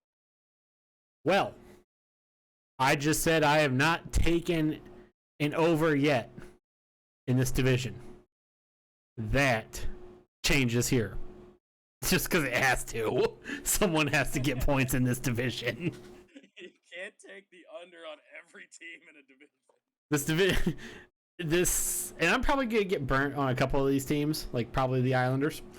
I'll admit that. I'm taking the over. I think 95.5 is low for the Washington Capitals because they weren't a bad team last year. They just couldn't get it done in the playoffs. They were not a bad team last year. They haven't really changed. Mantha plugged in well. I'm taking the over. Yeah, definitely agree as well. I think they got to be an over team. At the very least, they'll push that number. They're going to be in that range. All right. We're all on the same page on the over train for the Washington Capitals. That does it for the Metropolitan. We move on to the Atlantic. And the Boston Bruins are the first team here. 33-16-7. They were third in the Eastern Division last year and lost to the New York Islanders in the second round. The Bruins core that they've had for so long is dwindling. They've lost Tuukka Rask, Zdeno Chara, and David Krejci in the last 2 years. Now with only Brad Marchand, Patrice Bergeron, and David Pastrnak, who is an impending free agent. Finding bottom six scoring is going to be a key for this Boston Bruins team. And with Tuukka Rask gone, the Bruins have questions in goal for the first time in a long time. They're going to turn to rookie Jeremy Swayman, who I've never heard of up until I was doing this preview, and former Buffalo Sabre Linus Ullmark in net. What do you say about the Boston Bruins here? Well, I'll lead us off here because when we did this last year, I expected I picked the Bruins to win the Stanley Cup. They did not. This team is more or less finally starting to fall apart. Their core is finally starting to fall apart, I should say. Rask, Chara, and Krejci are gone. Marchand, Bergeron are still there. Pastrnak is there, but he will be a free agent. And, well, they have no goalie. So this team is going to be... They're going to be playing hockey. there. Is it going to be good hockey or is it going to be bad hockey? I don't know. This team has questions. Take it away, Jeff, if you have anything else to add. Yeah, I don't know.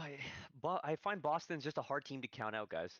For me, I take a look. Yeah, Jeremy Swayman. I mean, Boston fans. I have a guy at work who is a massive fan, lives in Buffalo. He is all about Jeremy Swayman. They got a lot of trust and confidence in that kid to really step up. But I think I wouldn't you know, I have don't wanna- faith in Linus Ullmark. I think that's where a lot of people are underselling value. I think Linus Ullmark, he showed decently in Buffalo for a lot of times, and let's keep in mind how god awful that team That is. is So I true. think in front of a solid defensive team, a team that's going to be way more organized in front of him, I think Ullmark might actually do well. And let's not forget that Tuukka Rask fully said he will come back on a cap-friendly deal, probably the league minimum, as soon as he's healthy in the new year. And I think that's a massive boost to this team. So I don't want to count Boston out. I think once Rask comes back, Swayman likely goes down or Allmark or one of the two, and Rask is going to come back in. That guy just performs. It's all he does. It's all he knows how to do, and it's all he's done with Boston. Not a lot of major changes on their defense. Obviously, Chara's gone, but I actually felt last year for the first time Chara hampered this team. Obviously, he's not very fast, and they're trying to play a puck-moving game, and Chara wasn't there to help out with that. So I think, bringing in guys like John Moore, Jakob Zoberl is going to take a big step up, I think, this year. And then obviously elevating a lot of their guys like Forbert, Carlo, Grzelcyk, McAvoy. I don't think that defense is as bad as people think it is. And, bringing in Taylor Hall last year, adding in a ton of secondary Yeah. scoring. Right? As long, to me, as Bergeron, Marchand, and Pasternak are playing together, you bring in a guy like Taylor Hall, Eric Holla, and they signed Nick Foligno, boys.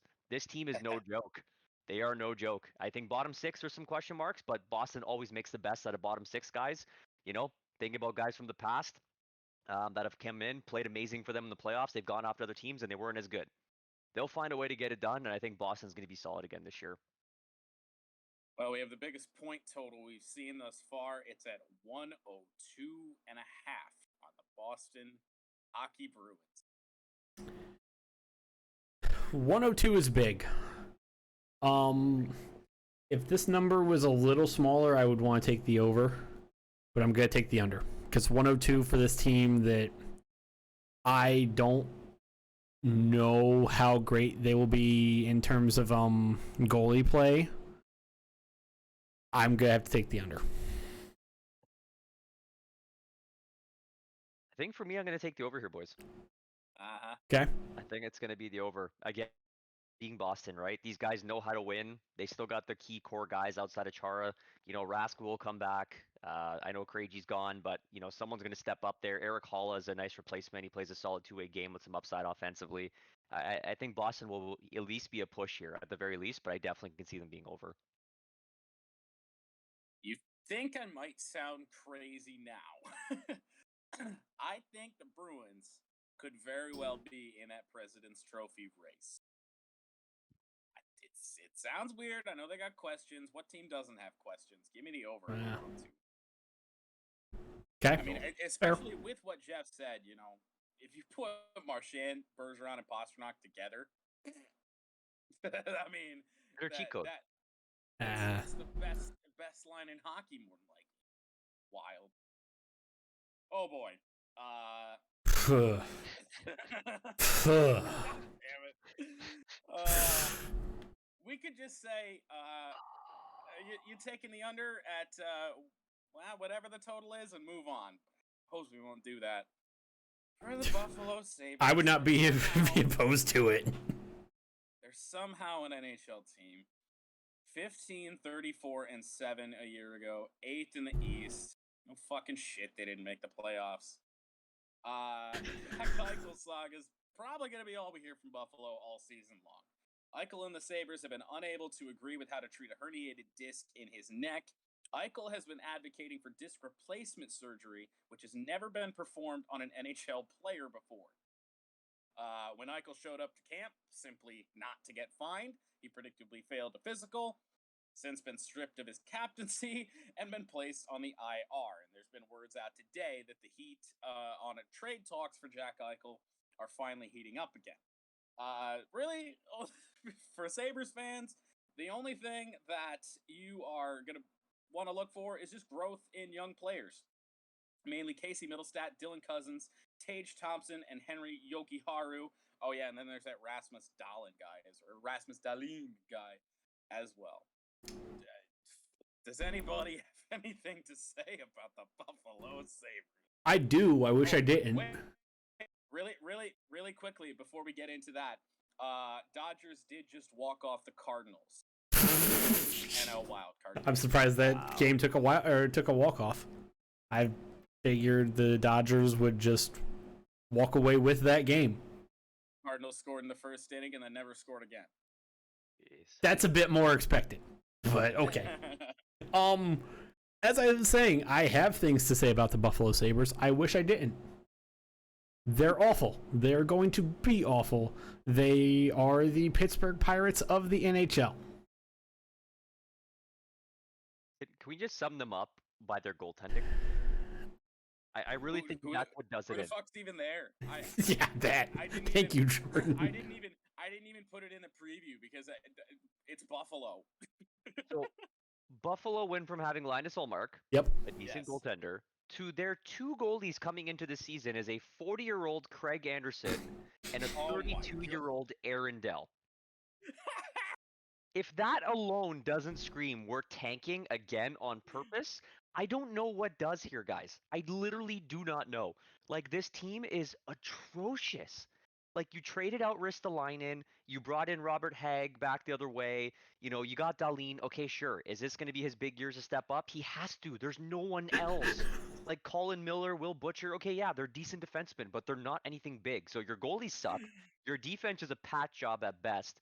And yeah, like your forwards, you know, the Eichel saga is ongoing. Jeff Skinner's a joke. He's done. $9 million in the tank.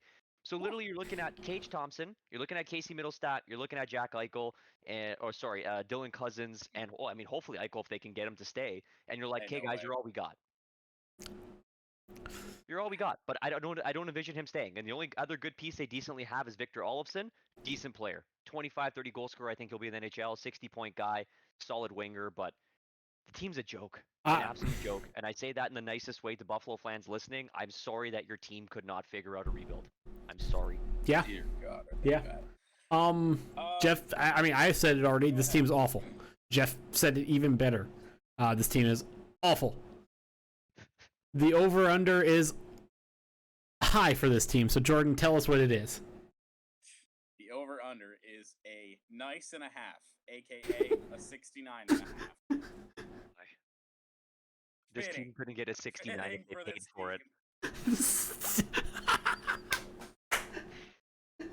Jeff, I want you to repeat that louder so everyone can hear it over me laughing. I said this team couldn't pay for a 69 if they wanted to. Which, yes, I'm taking the under.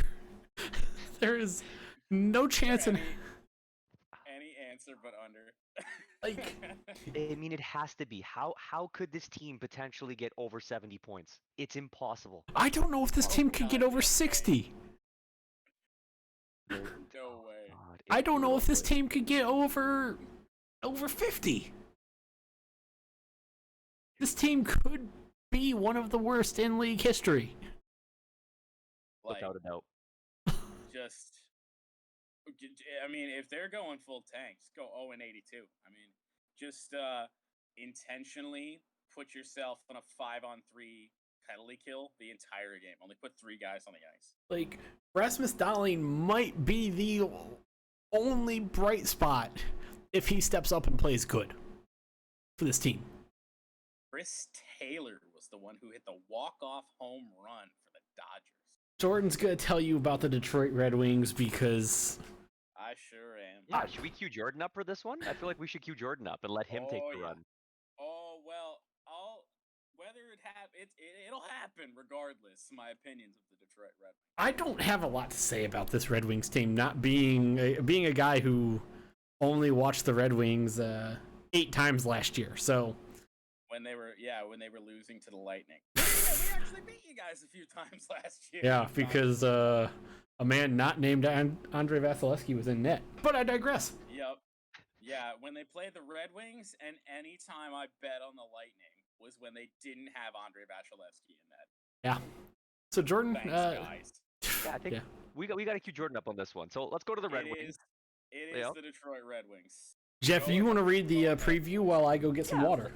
Let's hammer this. So the Detroit Red Wings, 19 wins last year, 7th in the Central Division. They did not make the playoffs. The key notes we had coming into today's cast, the Red Wings scored 1 goal more than the league worst Anaheim Ducks a season ago. Injuries were partly to blame, but the second worst power play unit was the main culprit. Moritz Seider seems a lock to move onto the opening night roster, finally.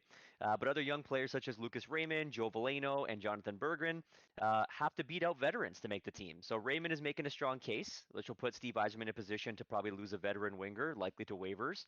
Nick Leddy was acquired from the Islanders and immediately slots to the top defensive pairing. And the other notable addition, Pius Suter, should he see some top 6 ice time. Stevie Y, in all agreeance, I think we can all say, absolutely fleeced Calder finalist Alex Nedeljkovic, 1.9 goals against, 932 save percentage, 3 shutouts from Carolina for a 3rd-round draft pick and Jonathan Bernier.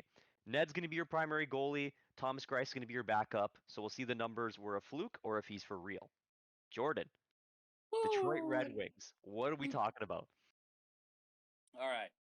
So it seems weird to compare what I think is going to be this Red Wings season to what the Detroit Tigers season was, where nobody expected them to be, everyone expected them to be bottom of the league again. Terrible, not even playing good. You know, it's one thing if you play good and you lose, or if you don't play good and you lose even more. That's what the Tigers did, and I think that's what the Red Wings are about to do. Now, I'm What's not that? saying that they're... What? What are they about to do? What are the Red Wings about to do? I am comparing what I think is going to be the Red Wings season to what the Detroit Tigers season was. They are not going to compete for a playoff spot. Yep. But they're going to show much improvement. So, I think at this point, Lucas Raymond is a guy that you have to have on the opening night roster. Like, all last season, I saw highlights of Lucas Raymond playing in Frölunda, I believe, playing in Europe, and the dude's just electric. Or sorry, that's not Raymond. That's Mo Seider. I'll get to him in a second.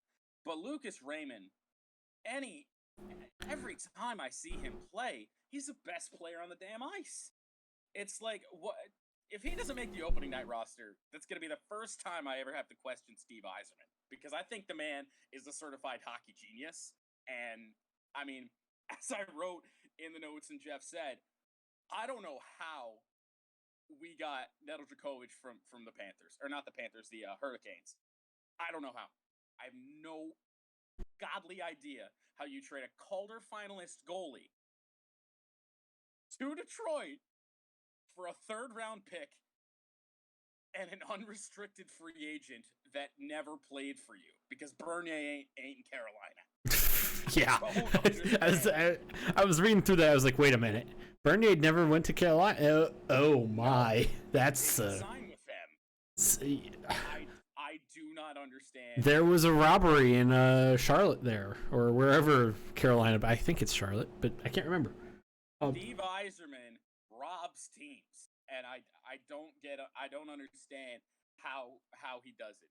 Like, if every other NHL GM doesn't block Steve Yzerman's number immediately, they are screwing themselves over, because he does this time and time again. We should not have been able to get Jacob Verana in that Anthony Mantha trade. Absolutely No. It does suck. Verana's going to be out probably 4 months with an injury he suffered last week sometime. Big blow to the prediction that I am throwing out there for the Detroit Red Wings. Touched on Raymond. Mo Seider, dude. This dude's electric, and we're finally going to get to see him. He might be one of the best. We don't get many defensive prospects to get hyped about here in Detroit. Like, we've had Philip Hronek. Yay. It's been rough for young defensemen. Mo Seider is a dude, and I'm saying that before he's ever played an NHL game. Unfortunately, on defense, still a guy named Danny DeKaiser on this team. Not happy about it. Wish we would have just cut him, to be honest, no matter what the penalty is. But we did make the move to bring in Nick Leddy and also sign Pius Suter as a second line, presumptively, center. I just think that these young guys, and I think Philip Zadina is going to be in for a bigger year than we've seen from him. I really hope so, at least. I just think the Red Wings are ready to start making that jump. They're not the tanking piece of shit team that had no chance in hell. Vince McMahon, haha. It's just they will be better. That I can guarantee you. And I just want Lucas Raymond on the opening night roster. Give me 82 games of Lucas Raymond, Mo Sider, Philip Zadina. Dylan Larkin's got to stay healthy. That's one thing. And I hate that Verana's out for a little while, but I mean, you got some solid scorers there if they're healthy and all on the same team together, I think. So I don't know. Have at it, boys. Discuss my Red Wings. I don't have much to say about this team. I mean, I don't. Like, if it doesn't happen this year, then it's going to happen next year because Steve Yzerman's a genius. I don't. This is all I got to say about this Detroit Red Wings team. They will be better than last year. That's it. Like, and I mean, you did start to see towards the end of the year, we started playing better defensively, and like I was mad when it happened because we were tanking our draft spot because we kept going to overtime against good teams. But I mean, if that's what we see with these new additions that we got, the team could do something. Like, I think they will be better than last year. I don't think they're good. They're not going to be a playoff team. Not going to be. Well aware of not going to be anywhere close. That's really all I got on them. Jeff, do you have anything to say? No, I think Jordan really kind of hit it on the head. I think this team is not prepped to win now, and I think, we saw obviously what Yzerman's done with his previous teams. He will make this team a winner. It's only a matter of time till Detroit's back to their glory days of making the playoffs consistently, and I think they have a lot of great prospects in the pipeline to make it happen, but obviously I'm not expecting anything major this year from these guys. Yeah, no. Improvement, better than ass. That's all we're looking for. I think you guys will get there. Over under for like you said. I mean, Steve Yzerman essentially built the Tampa Bay Lightning team that's been Stanley Cup champions the last 2 years. So yeah, yep, without a doubt. Over under on the Detroit Red Wings is 78.5. Going over. Oh, you're buying into the hype like I do. And might I say, before Jeff gives his prediction here, I'm not usually buying into the hype of any sort of team of mine. Like, I am very skeptical, like, Michigan football. Like, I still don't even totally believe that they're legit, even though they're 5-0. I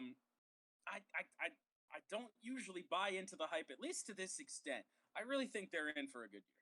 I think this team, they're not in an easy division. No. But again, like, they're actually in a very, other than Buffalo, in a very difficult division. But I think they'll get to at least 80 points. Okay. Taking the over as well, if you couldn't tell. Yeah, I think I'm going to take an order over. It's going to be slight, though. There'll be a push area to a slight over, maybe a low 80s. I think they can definitely achieve that. Yep. All right. Well, to give Jordan a slightly further break, do you want me to take the Florida team that basically nobody cares about unless you live... Actually, I can't even say it. There's no one who cares about the Florida Panthers. I don't care. I'm good. I'll take them. All right, go ahead.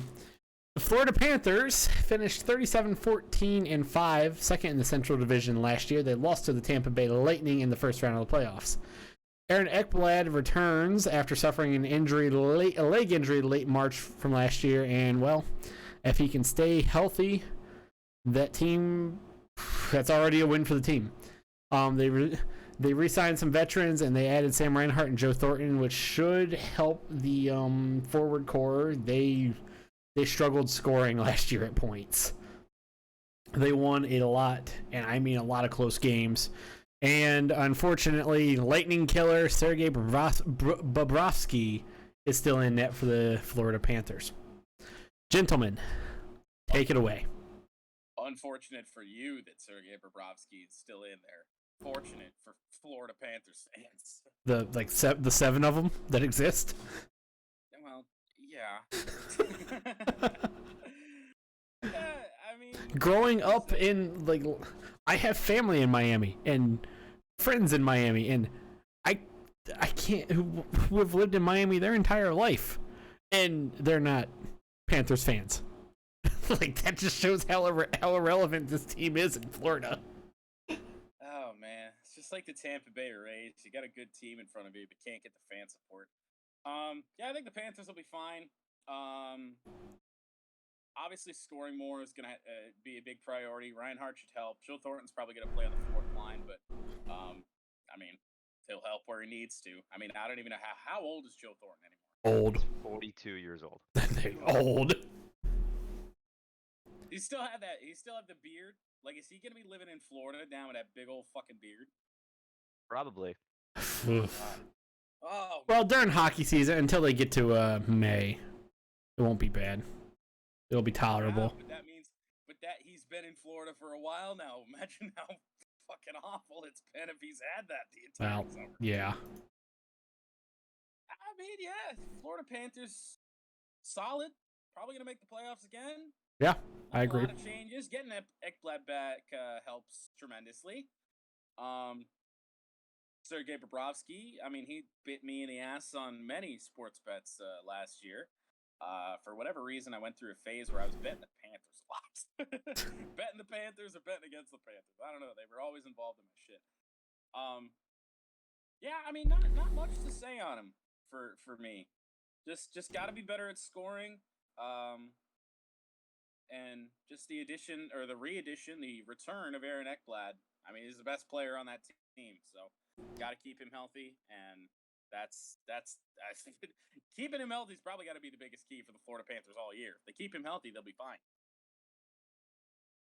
Sergei Bobrovsky is, I'm struggling with that for whatever reason. Probably one of the best goalies in the league, and well, even still, is the kryptonite to arguably the best team in the division. So that helps them out right there. The Panthers are a good team. Miami's a shitty sports town. Let's call it what it is. And even now with the Miami Hurricanes, how well they've fallen off. Miami's just not a good sports town. So the Heat pack the arena, don't they? Yeah, they're the only team that can sell out anything. So it's unfortunate that the citizens of Miami, the great city of Miami, the fun city of Miami, have a good team in front of them, and they just don't care. Yeah. I think this team will be good. I think they will be a playoff team. Jeff, anything? I have very different thoughts on Sergei Bobrovsky. I think he's a $10 million donkey. He's 33 years old. He's been super inconsistent the last couple years. To me, this team is becoming Spencer Knights. He's young, but he has shown some flashes already of some of the short time he's had in the NHL that he is the guy. I think we're going to see that change this year of Bob taking Spencer under his wing and showing him the ropes. And I wouldn't be surprised by mid to end of year, Spencer is the starting goalie of this team. But Florida has always been weird to me. To be honest, they don't have massive name players. Like, you have Barkov and you have Huberdeau. Those are your stars. Everybody else on this team, they've either pulled out of, nowhere, like a Carter Verhaeghe, who was a former Leafs prospect playing for the Niagara Ice Dogs, who couldn't cut our lineup, could barely make the AHL, and all of a sudden now he's scoring 25 goals in the NHL. Like, They're a weird team for me, but yet they just continuously add more and more depth. I think the Reinhardt addition was great. You know, Owen Tippett could make this lineup this year. He's a goal scorer. He could be great. Frank, Gotta be better for Owen Tippett. right? Has to be improved. Has to be, right? It has to. And again, the depth is there. Sam Bennett, you know, to me, boys, you know, Joe Thornton's done. I watched almost every Leafs game last year. He is a liability on the ice now, and it's just an unfortunate reality. I don't understand it. Like, I mean, I know he's older. He ain't gonna do much. Like, why did they sign him then? If they don't expect him to do a whole lot, like, it's gotta help out somewhat for them in their minds. It's the younger boys, probably to bring him in, you know, obviously show a veteran, show him the roots, the same way he did with the Leafs. Like you said, he'll be a fourth line guy at best, and, you know, could even be out of the lineup as healthy scratches pretty consistently. But it's just there to kind of bring a little bit of depth and hopefully some passing. He's still got vision on the ice, he just can't skate, and he coughs up the puck a lot more these days. He can't control it like he once did, so it's it's a weird one for sure. Gotta be the reason. I mean, the leadership and the passing. Yeah. I mean, I hate that it's Joe Thornton, and I'm talking about Joe Thornton this way, but you know, hey, I know what aging does to you. Yeah. Truth be told. Over under is at 101.5. $1.01.5. Big old number for the Panthers here. Anybody want to take a crack first here? Push push. Can't push. There's a half. 101. 101. Call the under. I'm taking the under. Just simply because I think they'll be fine, but I can't. That's a big number. That's it. I think they'll be fine. Make the playoffs. We've seen mid to high 90s, but they ain't scoring 102 points. We've seen two teams in this division already with 100 plus points. I believe I took the under on the Bruins because they were at 102.5. Yes, they were. I think the Bruins will be under at 102.5. I don't think they'll still be a playoff team. As I said, I believe the Panthers will also be a playoff team. 101 is a lot. I think they will be mid to high 90s, so I'm going to go under. Unders all around. We move on to a team that lost in the Stanley Cup final. Somehow. Still have no idea how they got there. The Montreal Canadiens, who finished the season 24, 21, and 11. Yes. Didn't even qualify by being one of the top 3 teams in the division. They had to rely on a wild card spot. And as we said, lost to Tampa Bay in the Stanley Cup final.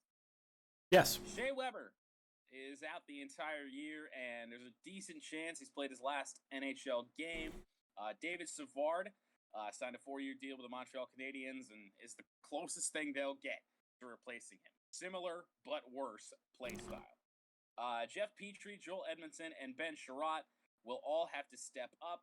And Carey Price is going to miss the start of the season, it seems, after off-season knee surgery. And his health, when he returns, is going to likely determine whether Montreal even makes the playoffs or let alone another run of the Stanley Cup. Because let's be honest, the Price, he's all that team's got. The only reason they got as far as they did.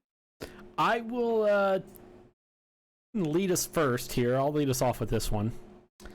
Because I watched Montreal Canadiens games last season. Watched 5 to be exact, which is honestly 5 more than I probably wanted to. I remember us saying specifically when it was Montreal and Winnipeg in the second round of the playoffs, we both said this is a series that nobody wants and nobody will watch outside of fans of those two teams. Like I watched 5 Montreal Canadiens games last year, 5 more than I wanted to, 1 more than I really wanted to once it came down to it. Should have swept them. Fuck. If it wasn't for Carey Price, they would have. Yeah, no kidding. This Montreal Canadiens team made it to the Stanley Cup off of the back of Carey Price and some of the most boring hockey you may ever watch. They don't do anything impressive. They just don't. Shea Weber was he's phenomenal, but he was phenomenal, but he's probably done. David It's Savard, looking that way, unfortunately. I love Savard, Shea Weber. Savard is their replacement, quote unquote. You can't replace Shea Weber. Yeah, you can't. Just can't. Petrie, Edmonton, and Sherratt will have to play good. And who's going to be starting in Price's place, assuming he misses the start of the season, which it looks like he will. Hell if I Oh. know. I didn't even put it down. Yeah, Jake Allen. Okay. It's very potent. And Montreal was not really impressive in the COVID shortened regular season last year against the other. Just a hot playoffs. They just had a playoff run. Carey Price played. Sorry, I was gonna say sorry. Carey Price had a hot playoff. They just did nothing like overly impressive. I don't think this team's gonna be. I think they'll be maybe around what they were last year, maybe a little worse. Especially missing Carey Price at the beginning of the year.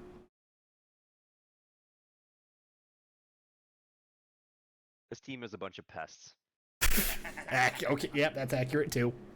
I think that's the best way I can put it. Yeah, they've had some major losses. Obviously, Weber going down, but bringing a guy like David Savard, I mean, he's a steady Eddie, man. And that's what they have on their back end. They're just really big, tough defensemen to play against.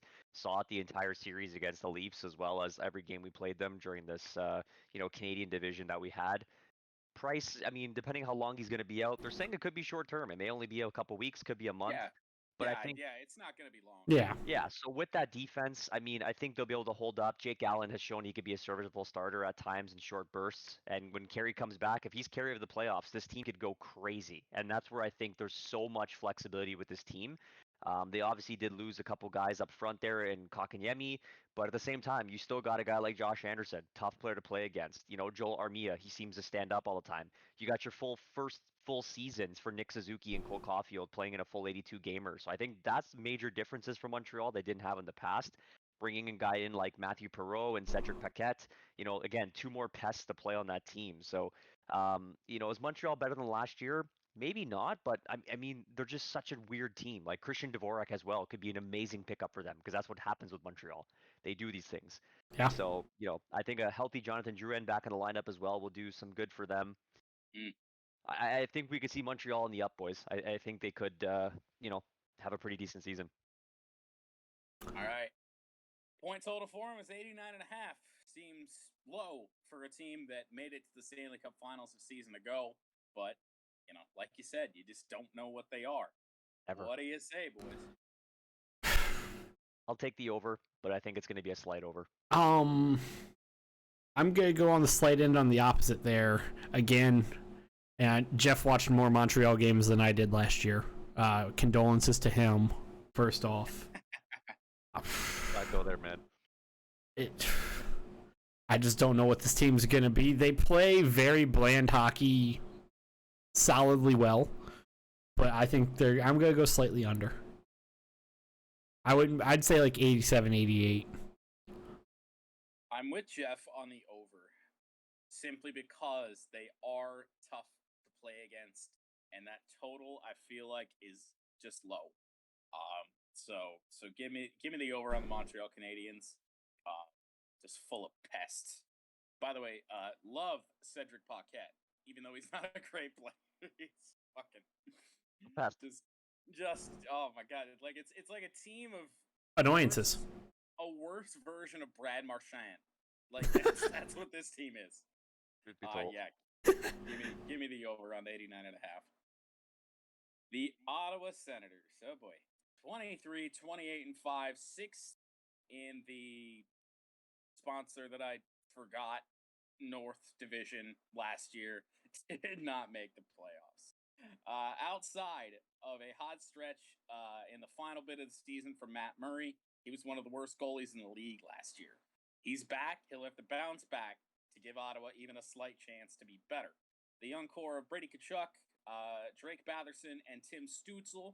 Oh, there's more names here. I can't read. Thomas Chabot and Eric Brandstrom will need to see continued development. If the Senators are to be surprise playoff contenders, Contenders. God, they'll need to improve on their second worst 62 first period goals allowed. Send the floor to you boys for the Ottawa Senators. So I said this about another team earlier today, or just earlier, about a team being young. I don't even remember which team it was. I think it may have been the Devils. I believe it was. Thank you. I had to go back and rake my brain there. This Ottawa Senators team, is also young. I don't think this is it's just not going to be their year. I think they will be slightly better than last year. I think this year, the biggest thing that this year for Ottawa fans and just Ottawa in general, the Senators in general, is develop the youth. I think as long as they can keep that core healthy and together, they have a good core. Matt Murray was awful other than that final couple weeks of the season. And they gave up a lot of goals in the first period. They were playing from behind at all times, pretty much. So, in short, this could be a year for it's not going to be a great year. It's going to be, at points, it could be a difficult to watch year for the Senators because it's going to be a growing pains year again. As I've said a couple times about one other team. But I think this is a team that will be interesting to watch in the future if they can keep this core together, and healthy. Definitely agree. That's basically the perfect way to put it. They're exactly like a couple similar teams we already talked about. I mean, their core is their core. It's going to be around Brandstrom. It's going to be around Chabot. It's going to be around Brady Tkachuk, Tim Stützle. I mean, those guys are going to take another step forward this year, get a full 82 games under their hats, and see what they have here and reassess, right, if it's not working. But Ottawa's not one of those teams. They are pesky. They will battle, and they do work hard every night. Again, seeing a lot of games with them playing against the Leafs. They did beat us a lot of nights because they just outworked us, and they'll do that to a lot of teams. So, I think they will be better than last year. Again, you're giving these rookies another opportunity to play another full season. But at the same time, they're no by any means going to be a team that makes it to the playoffs. I cannot foresee that happening by any means, but it doesn't mean it won't be coming down the pipeline for them soon. So they'll be an interesting team to watch. Well, point total on the Ottawa Senators is 76.5.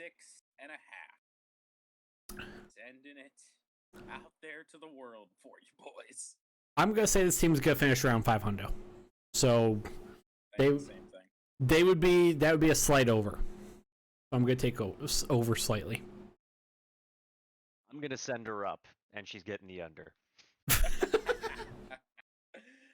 So, I do think they'll be around 500, slightly under, though. So, I'm going to take the under. Probably going to be something like 75. but it'll be we'll close. be pushing it. We'll be pushing it, but I'm going to take the under on them. I just can't trust them. Well, I'll read the intro and then send it off to Austin because this is one of his teams. This is the Tampa Bay Lightning, defending Stanley Cup champions. They were 36-17-3, which was only good for third in the Central Division last year. The Tampa Bay Lightning have played more games than anyone in the NHL since the league restarted for the postseason in 2020, but winning 2 Stanley Cups in 292 days, that'll happen. Their entire third line is gone, but in comes Corey Perry, the veteran, and Pierre-Edouard Bellemare to help out. This team's good enough to do it again. Biggest thing for Tampa is just staying hungry and healthy.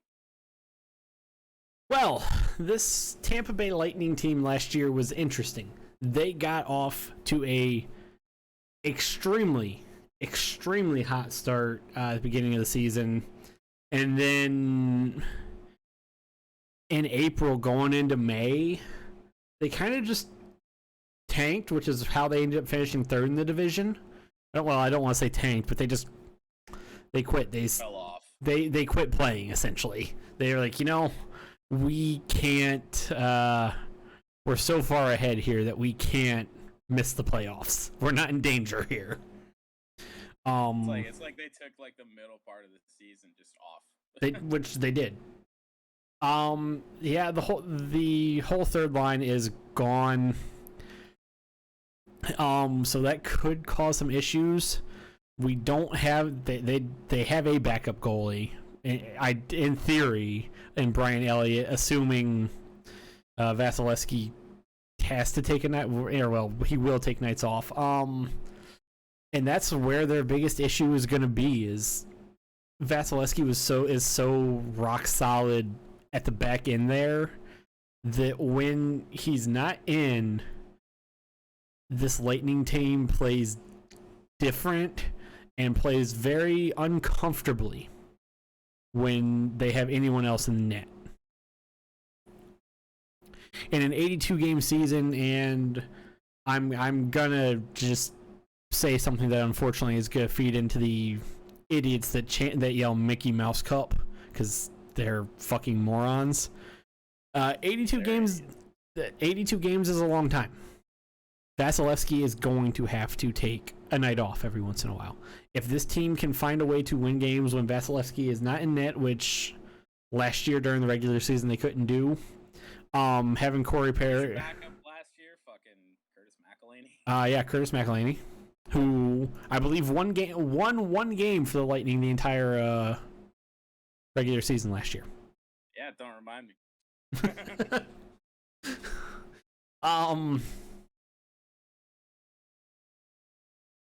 That missing the whole third line isn't really gonna hurt them that much because they're just still loaded. As long as Kucherov and Stamkos can stay healthy and this team actually wants to go out and win games, they'll do just that. Is there a lot that has to be said about these guys, though? Honestly, like I feel like in a couple sentences to put this together, this team is still stupid good.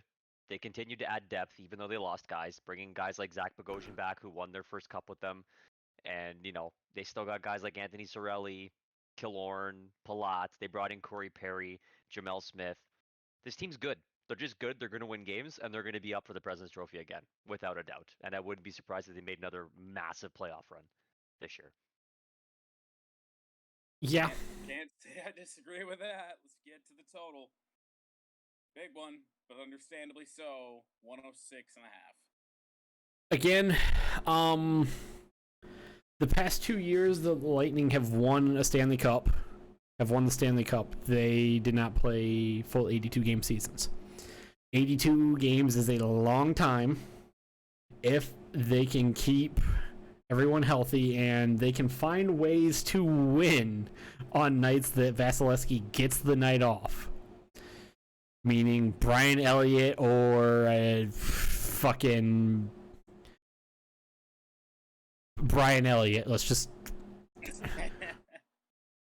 Amir Matifikov doesn't even have a listed number yet for the team, and Maxime Legace is probably not going to be playing for him either. As long as they can find a way to win when Brian Elliott's in the net, they will, and they stay healthy, they'll get over 106, I think. Over. Not even a question. I can't disagree with it. The backup situation, I feel like, has to be better now that Brian Elliott's in there instead of fucking McElhinney. In theory, yeah. No way. I mean, what? It can't be much worse. Like, McElhinney won one game last year. Exactly. So, to borrow what Jeff said earlier, this team's stupid good. Fucking video games. Jesus Christ. Give me the over on the Lightning. Here we go, Jeff. God, Toronto Maple Leafs. 35, 14, and 7. First in the North Division. Lost to Montreal in the first round. I'm sorry I have to bring that up.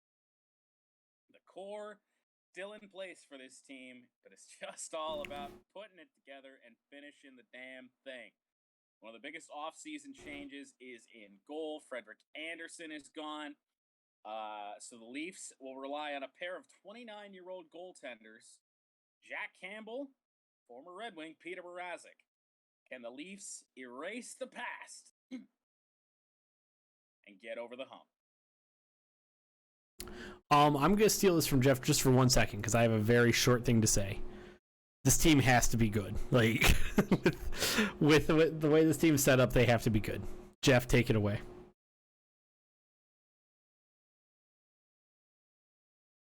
Boys, this team looked good last year because they played the Canadian division. Let's call it a spade. Let's call a spade a spade.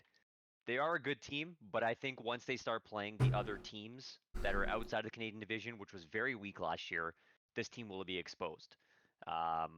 We have two goalies that are, 1A, 1B situations. Both goalies have never played a full season on their own, and they've always had a secondary goalie there to support them. So, I don't know if this is going to work for them or who's going to be the front runner to take the starting goalie position.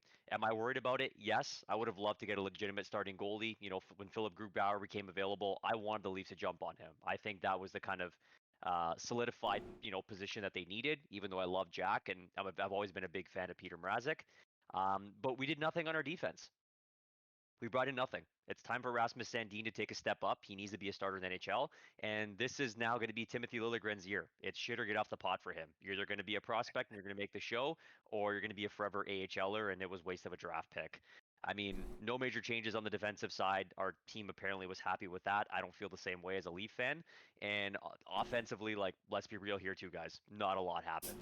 We brought in depth signings because our contracts are killing us. I was looking to see, Dubas make a big move this year, potentially moving out Marner or one of the big contracts. That never happened, and that showed in what we brought in this year. We brought in Michael Bunting. This guy's a career AHLer who's apparently going to get top 6 minutes with Matthews or Marner or the Tavares line. Like, what are we doing?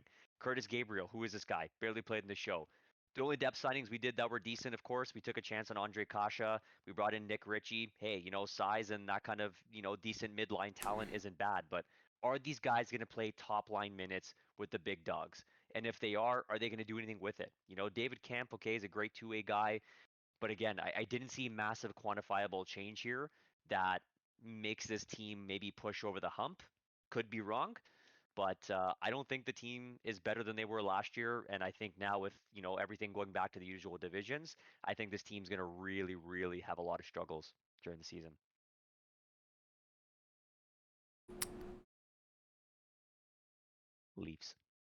Leafs. Yeah. Jeff said all of it. Nothing to add? All right. No. Well, their total is 1 point less than the Stanley Cup champion Tampa Bay Lightning at 105.5. Again, as I just said, as I said before I let Jeff take the reins here, the Leafs are spending too much money on their core for this team to not be good. So I think they're going to hit the over here. Only just because I think the Lightning are just that much better.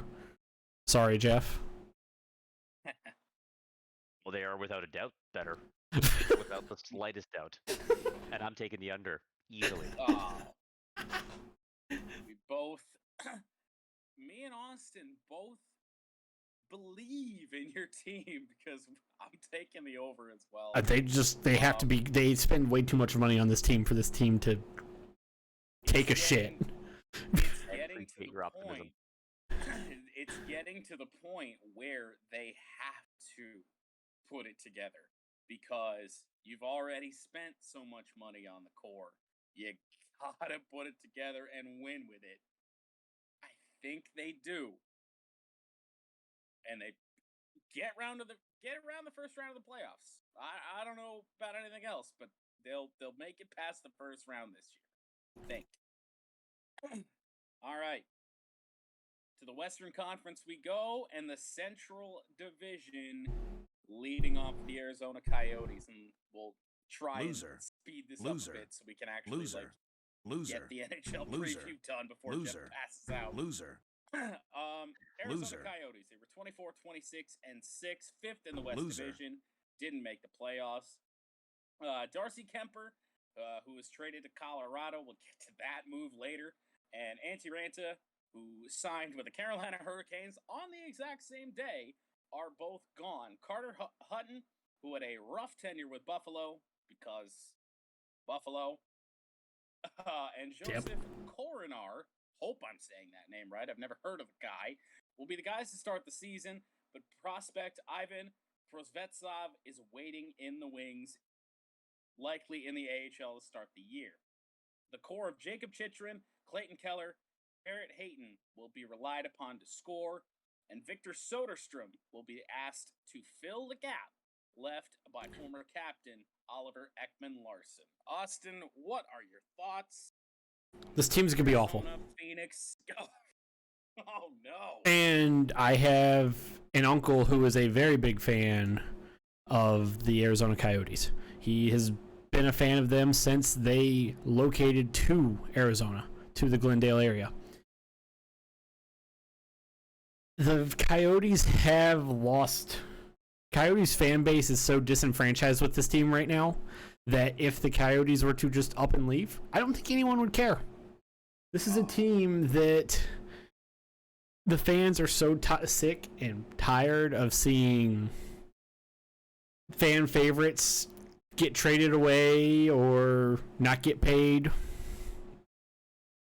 And, well, this team's not going to be good. That's it. You add the possible stadium drama again, and having just another owner in the list of owners who uses the Coyotes as a plaything. This team's not going to be good.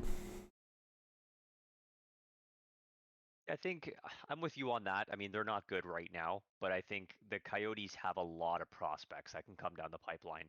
I think there's been obviously a lot of mishandling by the GMs of the past, but I think this team has a lot to refocus on. While I've never heard of Joseph Coronar either as well. Nope, neither have I. Chychrun, you've heard of Soderstrom, you've heard of Connor Timmins, Lawson Krause, Barrett Hayton. Like, all these guys are really, really good prospects, and they got some good key veteran presence there, like Nick Schmaltz, Antoine Roussel. Like, I don't think this team will be good now, but they have the pieces in place to be a good team soon.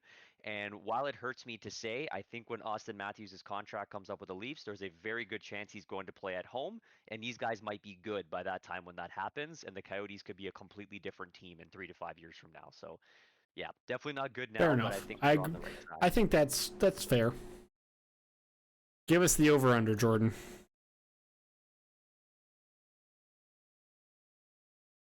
Did we lose Jordan? Jordan was muted. I'm muted. Shit. Over-under on the Arizona Coyotes is unfortunately not 69 and a half. It's 68 and a half. What do you say? That's not nice, right? They're gonna be better than the Buffalo Sabres. Is that an under? It's under, yes, but they're gonna be better than the Sabres. Yeah, I agree. It'll be an under as well, but they'll probably push pretty close to that 68, 65-ish number. I'm on the under train for them. They're gonna be better than the Sabres. Chicago Blackhawks, 24, 25, and 7, 6th in the Central, didn't make the playoffs. Jonathan Toews missed the entire 2020 season due to chronic immune response syndrome. If Toews returns and plays like he did in the 2019-2020 season, the Blackhawks should be fine. Chicago's not top 9 is, I think, legit. They're much improved in net with the addition of Marc-Andre Fleury. Even though there was speculation that he wasn't even going to play for Chicago, he is. And massive changes on defense could put the Blackhawks back in contention, but will it? Jeff, you want to take this one, or you want me to? Yeah, I could get it started. Okay. This one's tough, boys. I mean, Chicago, I think they've probably should have been the ones to show the Leafs how to build a team, or how not to build a team, I guess. Because once they started paying out those big contracts, this team was not the same success that they were in the past. With that being said, I think they're turning a corner. I think they brought in some great prospects that are going to help build this team back to glory. They brought in Marc-Andre Fleury. That's really going to ease up their back end. He's been an absolute stud, even at 36. I think he'll continue to be. And, you look at the big names. They got Seth Jones. They brought in his brother Caleb. They got Riley Stillman coming down the pipeline, another young guy, Connor Murphy. And you look at their forwards. This team is going to be built on Alex DeBrincat, Kirby Doc, and Alex Nylander and Dylan Strome, right? As soon as Kane and Taves are done, those are the guys.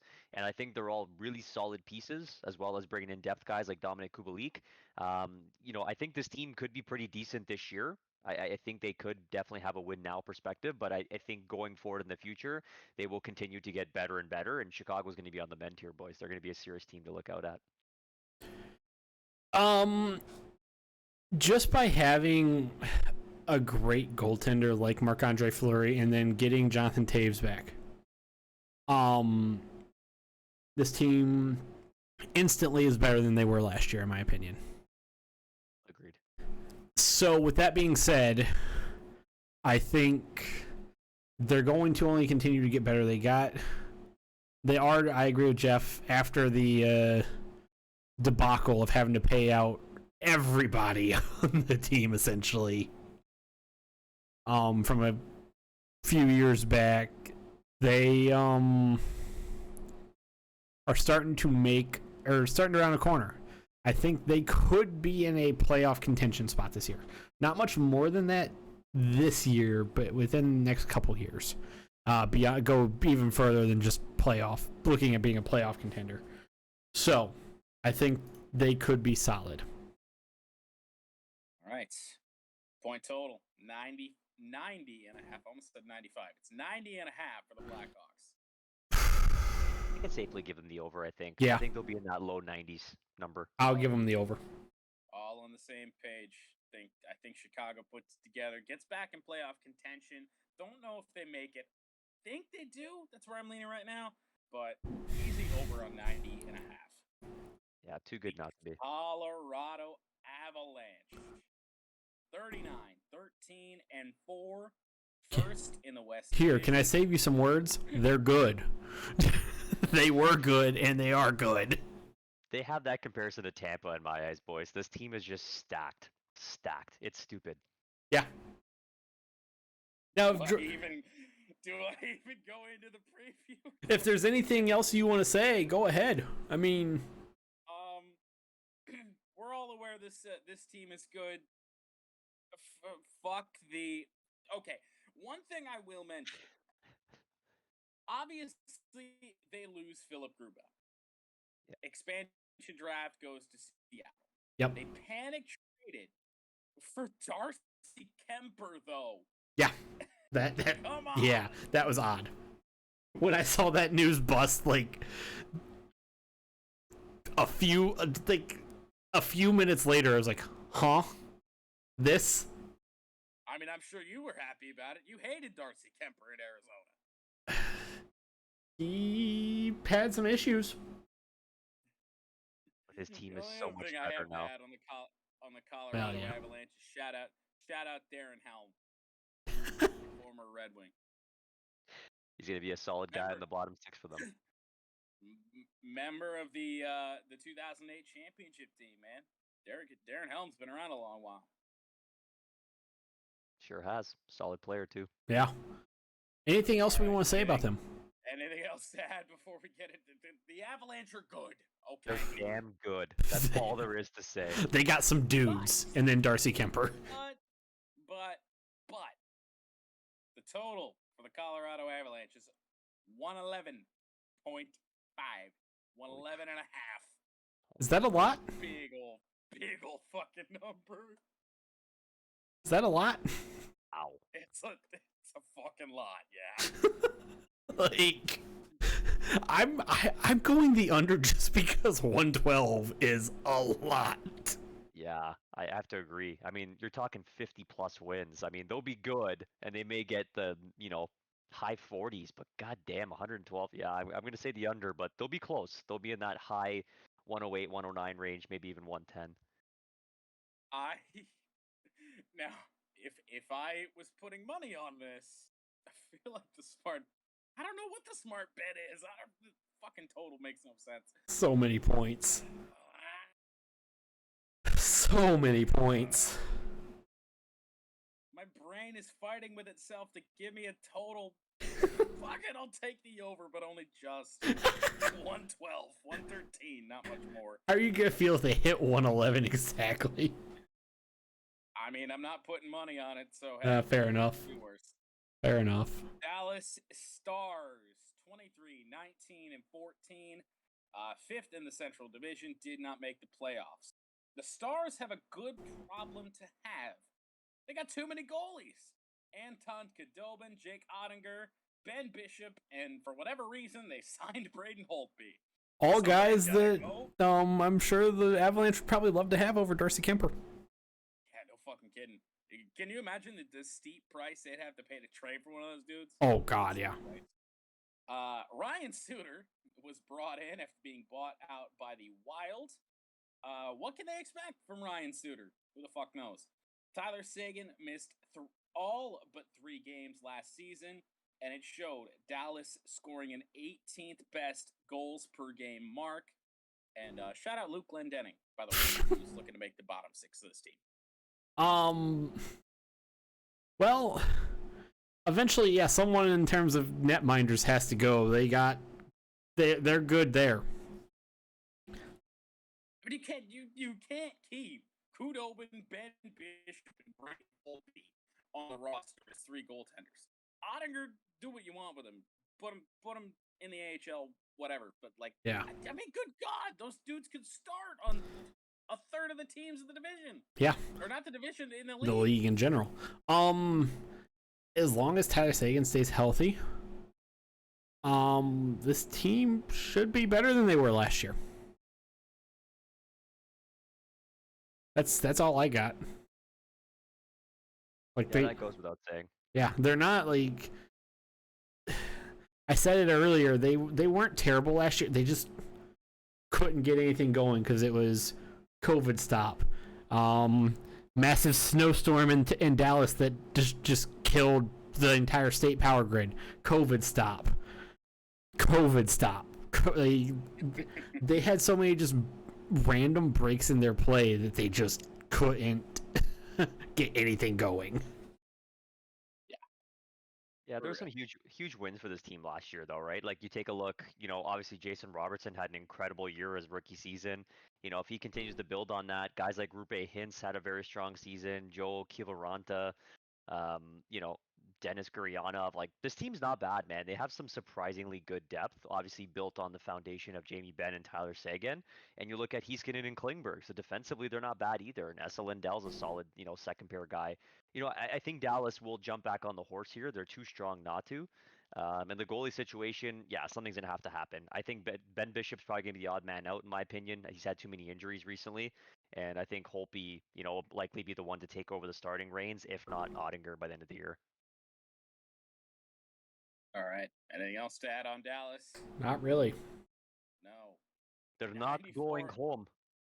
90.5 the total for the Dallas Stars. 94.5. I'm gonna say the over slightly. I'm gonna say they're gonna hit 95, 96. Yeah, that was my thought as well. They're gonna be right around that point. This one's actually really, really solid number for them. Yeah. Very, very close. Agree with you. It's close. I can't pick the under. I think they got to be better than they were last season with all the interruptions they had in their schedule. I think Dallas is going to be over that mark, but not by a ton. Moving to the Minnesota Wild, 35, 16, and 5. They were third in the West, lost to Vegas in the first round. Kirill Kaprizov was the NHL's Calder winner, Rookie of the Year a year ago. And it was well-deserved. We'll see what kind of encore he gives. Alex Goligoski, Dmitry Kulikov. I've misspelled Jordy Ben as Jordo Ben.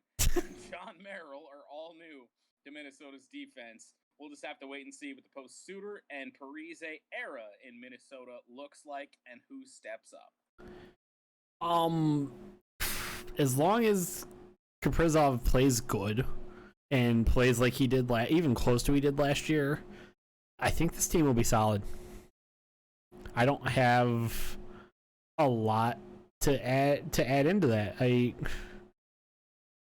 look at Jordy Bang, Goligoski, Kulikov, Merrill, they're all like, they don't really have just a lot of slouches on this team. That's it. Like they'll still be solid. See, I look at this lineup, and again, I look at these names, and like, there's no real stars on this team outside of Kaprizov. Like, they just got a bunch of dudes who just play hockey. Like Jordan Greenway, I'm hoping will take a step up for them this year. But outside of that, like, Eriksson Ek, yeah, okay, a couple guys.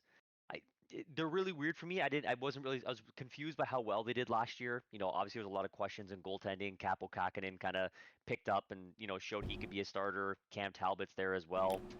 He's been playing some decent hockey since leaving Edmonton. I don't see them being a great team, but for whatever reason, they always pull it off. So I think they'll be pretty decent again this year. 94 and a half for the Minnesota Wilds. This team finds a way to grind out games. They did last year. I think they will this year. 94 and a half is, I'm gonna have to go around the same setup as the Dallas Stars here. They'll probably be hovering around that. If this was an even number, I would probably take push. But I'm gonna say probably under at 92. Just because just because I don't think both of them and Dallas can hover like at 95, 96. Somebody's got to lose in the division. Yeah. I think it's going to be Minnesota. Give me the under. Yep, I have them at 91 to 94-ish. That's the kind of happy range I think. Yeah. The Nashville Predators, Stanley Cup champions a few years ago. They were 31, 23, and 2. Fourth in the Central Division, lost to the Carolina Hurricanes in the first round. UC Saros is now the guy, fully the guy in Nashville since Pekka Rinne has retired. He's going to play more this season than he ever has before. Nashville looked to get younger, faster, and just better, maybe. Possibly better. For him with getting Cody Glass, Felipe Myers, Eli Tuvainen, and Philip Tomasino. That should give the Preds a boost for offensive production. Defense, who the hell knows? This team's gonna be interesting. The Preds are gonna be interesting. Their offense should be better, but their defense could just be a bunch of people skating on the ice. Saros could be. I mean, it's gonna be interesting. He's gonna play a lot more than he's used to, so it's gonna be hard to say. There'll be an enigma of a team. They could be good. They could be not. Ass. Massive. No, they won't be massive ass. Yeah, that's reserved for Buffalo. Yeah. I find it suiting they're in the division with Nashville with Minnesota, because they feel like such a similar team to me. You know what I mean? Like, they have some names on this team. I mean, obviously they're older guys who maybe haven't panned out to their full, supposed potential. I look at a guy like Matt Duchene. I look at a guy like Nick Cousins. Like, they're good players, Ryan Johansson, but they're not elite. They never hit that status, so they're kind of in that just good players.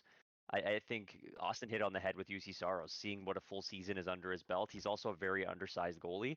And Big Save Dave, he's definitely shown that he can't be a starting goalie. So, I mean, as a backup, maybe this is a better suited role for him as a 1A, 1B situation with Saros. I think they'll be okay.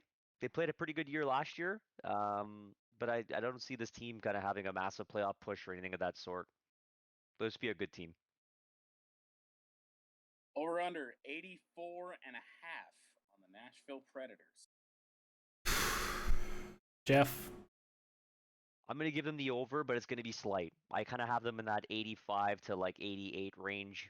Maybe they get close to breaking 90, but I don't know. Well, that means I don't feel so bad about taking the over. Yeah. I think they'll be decent. Yeah, I mean, the total's so low for them. Yeah. I think they're solid enough to hit the over. Miss the playoffs, but hit the over. That's about it. Yeah. St. Louis Blues, 27, 20-9. Fourth in the West, lost to the Colorado Avs in the first round. Vladimir Tarasenko, well, he's still on the team despite requesting a trade back in May.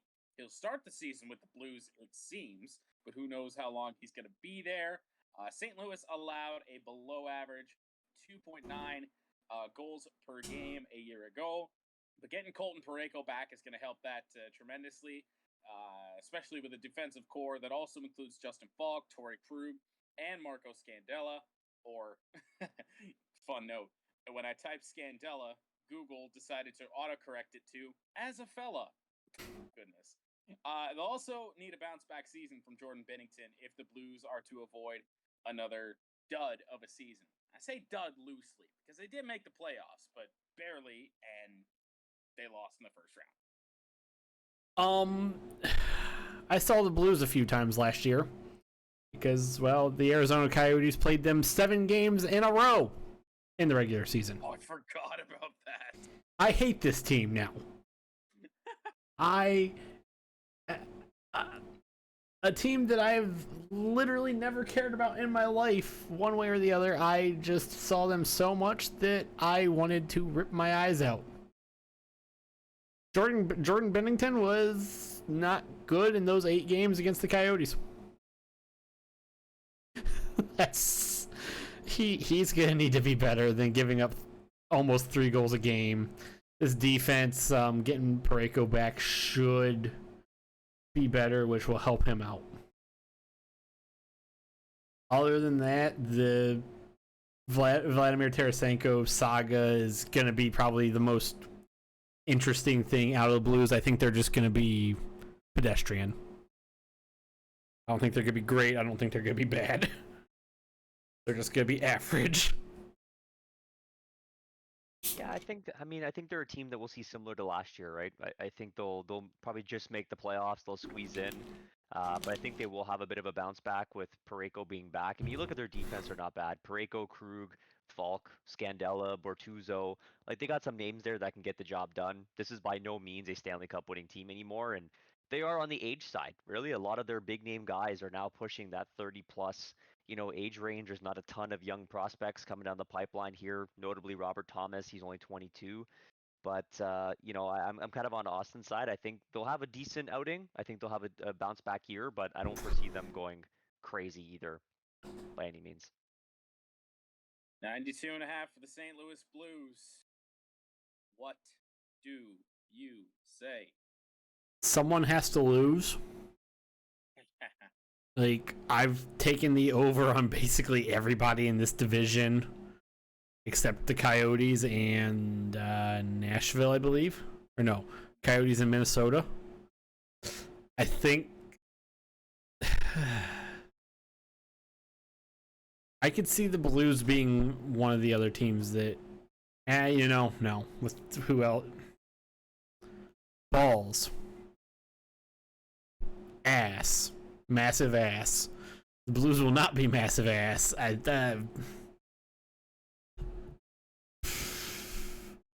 think they'll be around 89 to 93. I'm going to take the under. That's hilarious. My exact thought was like, I can see these guys being anywhere from 91 to 93-ish.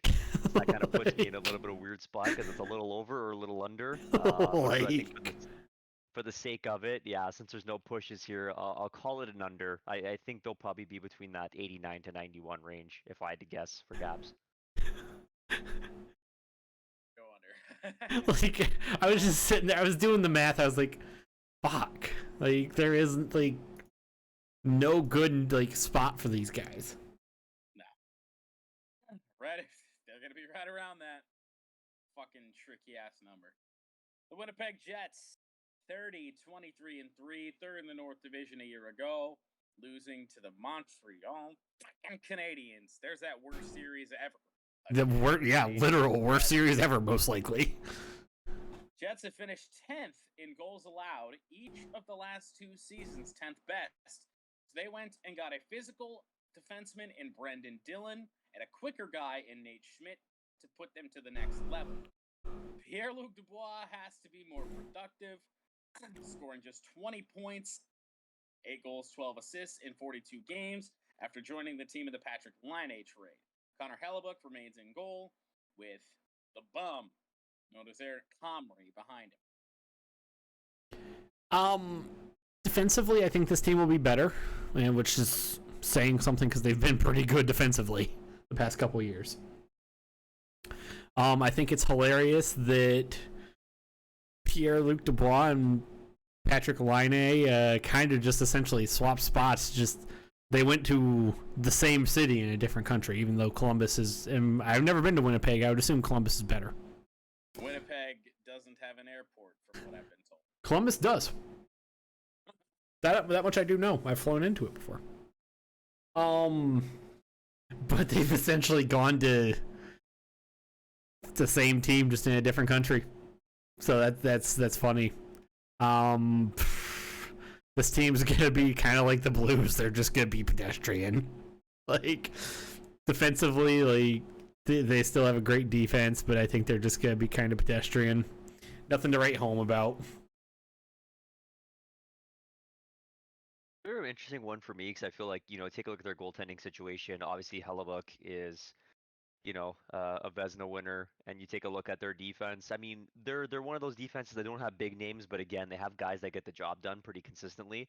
Again, seeing the Leafs play these guys time and time again, they have a ton of just big bruising defensemen that hurt your guys. They make you work in their offensive zone, and you take a look at their forwards. I mean, they've always had a pretty solid top 3, I would say, lines.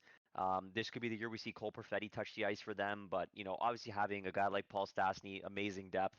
You already have Scheifele, Wheeler. Those guys are absolute studs, and I mean that's what their team is built on.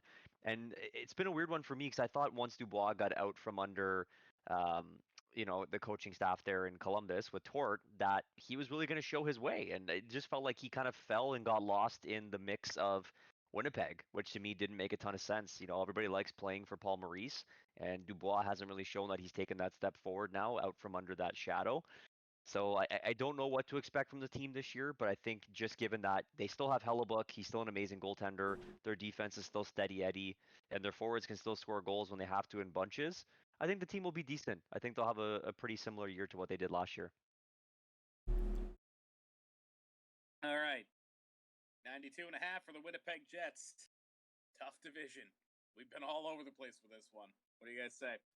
I think this could be another team that kind of like the Blues. I think both of them and the Blues will be pedestrian. I took the slight under on the Blues. I'm going to take the slight over on Winnipeg. Fucking hilarious. My exact thought. Slight over. 93, 94 points, maybe even 95. That's their range. Yep. Mid-90s. Maybe. Could be worse, but just because someone other than Colorado has to win games in this division. Right. My thoughts are over, but just. Last division. Thank the Lord. Got the Anaheim Ducks in the Pacific Division. 17-30-9. They were 8th in the West Division a year ago. 31st in the league. Really fucking bad. The Ducks look to their young players for scoring after the team finished dead last in that category a year ago. Trevor Zegras, Sam Steele, Maxime Comtois, and Max Jones, Troy Terry, and Isaac Lundestrom all have to improve if Anaheim is going to be any better than they were a year ago. 36-year-old Ryan Getzlav, still hanging around. Bottom 6 ice time probably at this point. Sean Gibson remains in net for the no longer mighty Ducks. This team, there was only one team worse in the NHL than the Anaheim Ducks last year. And it was Buffalo. This team was bad. They are bad. They're not they exist. they're gonna get beat up in this division. Like, I don't know what else to say about it. They will be slightly better than last year. I think they were so bad last year that they can't be worse than the Buffalo Sabres are going to be this year. They have only the only way they could go is up. So they got that going for them. That's it. That's it. Yeah, as long as they have a stud goalie like John Gibson in net, I mean, they're going to win some games, right? He's going to steal some for them. You know, their defense is what it is. You know, the Cam Fowler's on the older side, Josh Manson as well. They brought in Kevin Shattenkirk, Hampus Lindholm still kicking around. So they got some decent defensemen, you know, albeit they are aged. But the real focus was right in Jordan Summary, right? A lot of these young guys are going to get some extra time now in the league, getting a full season under their belt. So they're not going to be good by any means. They will likely be in the bottom 5 teams again this season. And yeah, they're going to be a growth and a rebuild here, and I think they have enough good pieces in there to make it happen.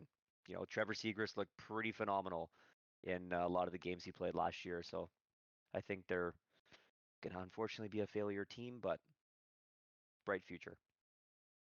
All right. Well, first low total, at least this low, that we've seen in quite some time, 71.5 for the Anaheim Ducks. Slight over. Okay, yeah. Very, very slight. 72 to 75 range, probably in their wheelhouse. Yeah. I agree. Slightly over. I agree with you guys that it's going to be slight. I want to say slight under. Somebody's got to be bad in the NHL. I think it might be the Ducks. Calgary Flames, 26, 27, and 3, fifth in the North Division, didn't make the playoffs. Two-time Stanley Cup winning head coach Daryl Sutter gets his first season behind the bench after he took over around mid-season a year ago. He looks for more production from their star forwards, namely Johnny Gaudreau, Sean Monahan, and Matthew Tkachuk. The biggest question of this team is how they're going to replace the ice time, the leadership, and the production of longtime captain Mark Giordano, who was selected by Seattle in the expansion draft. We'll get to Seattle in a bit. Calgary Flames, thoughts, boys? Jeff, do you have anything to say before I say anything? I do.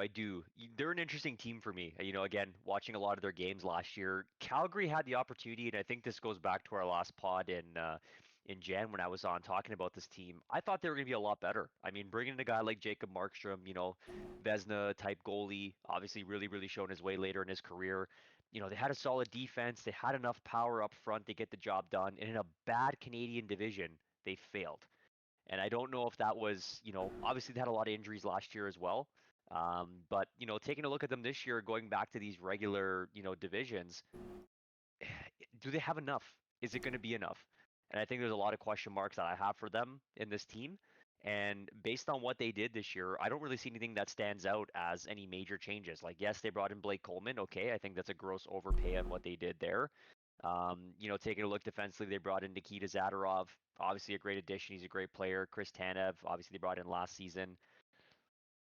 You know, for me, again, there's not enough done there to kind of what they have.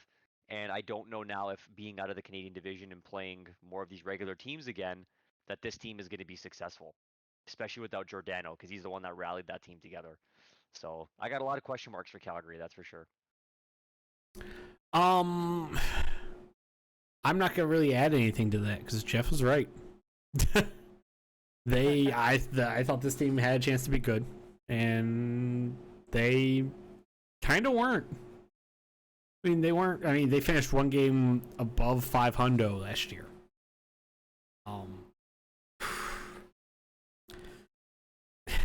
I don't really know what this team's gonna be. Hard to say. Calgary's Right. point total is 92.5. It's a slight under for me, boys. I could see them being that 90-91 point team. Yeah, I think so. I agree. It's a bit more of a slight under for me. I just think the loss of Giordano is going to hurt them more than they even know. He's a stud. Yeah. Edmonton Oilers 35-19-2, second in the North Division, losing to the Winnipeg goddamn Jets in the first round of the playoffs. Fucking hell. Giving us one of the worst playoff series of all time in the NHL. I mean, even though the Oilers are a better team, would Oilers Canadians really be that much better? Probably not. An aging Mike Smith, Zimbabwe. inconsistent Mikko Koskinen could spell trouble for Edmonton in net. Smith's body's going to have to hold up, and Koskinen will have to be better than his 3.17 goals against average last year. Connor McDavid is still a god on skates, nothing to do there. And the Oilers have brought him a little help. Zach Hyman, Derek Ryan, and Warren Foegele should take some of the pressure off Connor McJesus. Cody Ceci and Duncan Keith headline a different-looking defensive core, but will it be better? To answer the question about whether a defensive core be better, I don't know. Hard to say. The big thing here is, can this goalie tandem that they have be better than what they were last year? Because Connor McDavid needs help. And he has help. The Winnipeg, or not the Winnipeg, the Edmonton Oilers could be good because this division could be ass. That's all I got. And I think that pretty much sums it up, right? Their goaltending is a question mark, but they brought in key pieces. Warren Foegele could be a big difference maker for them. Zach Hyman, obviously these are guys that Jordan said takes pressure off McDavid, which I think this team has been lacking for a long time. Their defense, obviously bringing in some veteran presence, might, slow things down for them on the back end and give a little bit more support to the goalies, but the goaltending is going to be the big question mark. If they don't make any changes, I think, in season, I don't think any of these goalies can take them to the promised land when it comes to going far, but they should be a good team based on what they have on paper and, of course, having probably the best player in the NHL. Yeah. Best player in the NHL. It's that can't be an understatement for Connor McDavid. It's not possible, but I feel like it is. Dude's just insane. 98.5 for the Edmonton Oilers. Again, this Pacific Division could be the worst division in hockey this year. So I'm gonna say over. This was a bit of a weird one for me. I can see them maybe being in that 95 to 97 range, which puts me just at under. So that's my thought for them this season. Me with the Oilers, they are in a not great division. And they're going to be in it somewhat. You got to think at some point in mid-season, they fill some of these holes they have with the trades, maybe trade for a goalie. I'm going to go over on the 98.5. Why not? Fuck it. Oh, the LA Kings. How the mighty have fallen. 21, 28-7. They were 6th in the West Division last year. Didn't make the playoffs. All signs indicate that the goaltending torch held by Jonathan Quick for so goddamn long will be officially passed to the 26-year-old Calvin Peterson, who was solid a year ago with a 2.89 goals against average and 911 save percentage. Slew of young forwards poised for a breakout, and they're going to need it. Gabe Velarde, Jared Anderson Dolan, Quentin Byfield, Alex Turcotte, and Arthur Kaliv. Never heard of this guy up until a few weeks ago. No idea how to say his goddamn name. As well as defenseman Mikey Anderson and Tobias Bjornfot. The Kings could be much improved. Will they be? This is a young team, or becoming a young team. I think this is a team that it's just gonna be how these young guys respond to a full season. I think the Kings were not good last year at all in a division that outside of Colorado and Vegas was not great. I think they'll be slightly better than last year. Not much, though. Yeah, I have to agree. I mean, I think we already said it. They brought in some pieces, obviously, with their draft uh, prospects that are these are guys they're going to build this team on. I mean, we remember the team of LA in the past with Anze Kopitar and Jeff Carter and all the beauties that won those cups all those years. Well, we're far moved from that, but they're at that point where the prospects are turning the corner. They brought in Philippe Danault this year. He'll bring, obviously, a veteran presence, a really solid center that we saw with Montreal. Elias Anderson, he's 22. Carl Grunstrom, Alex Iafallo's had some really great seasons for them. They've really surrounded this team with a lot of good young players. And while they're not going to be good right now, like a couple other teams that we spoke about, I think that they will be good. I just also don't think I buy into Cal Peterson fully. I think he's a good layover goalie. As we know, Quick is just not where he was in the past. A lot of injuries in his old age. So I think they need to address that goalie situation, but they should be better. Should be better than last year. I agree with Austin. All right. 84.5 points for the LA Kings. Under. I don't know if this seems high or low. I don't fucking know. I think it seems a little high. I'm gonna say under. I could see them around like 80. Yeah, I agree. 80, 82, under the number.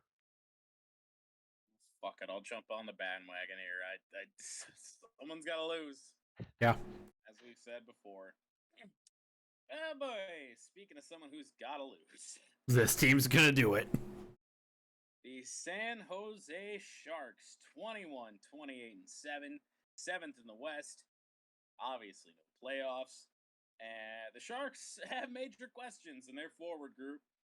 The easier of those questions to ask is Tomas Hertl, who's an unrestricted free agent. If the team isn't in contention at the end of the season, well, he's going to probably be playing somewhere else. The more complicated issue, however, is that of him filing for bankruptcy, messy divorce, a COVID-19 protocol violation, which it turns out he had presented a fake vaccination card to get around that, and a gambling addiction that saw him accused of betting on games that he played in. No evidence found of that, but he obviously he does have the gambling issues with him. I mean, $1.5 million in gambling debts. Kane isn't participating in camp, and it's unsure when he will be back with the team. Aiden Hill and James Reimer will compete for, if not split, time in net for the teal-wearing Sharks. Well, the only intriguing thing coming out of San Jose will be two things that are not good for the San Jose Sharks. A, where will Tomas Hertl go? Because he's not going to be with the Sharks by season's end. And then I have to agree with you. The drama going on with Evander Kane, that comedy shit show going on there. That's really it. Everything else, it's just not going to be great. Couldn't agree more. They're an aging team. What's there to say, right? And I think the one bad thing about this San Jose team is they've tried to win for so long, and they kept trying to make the playoffs.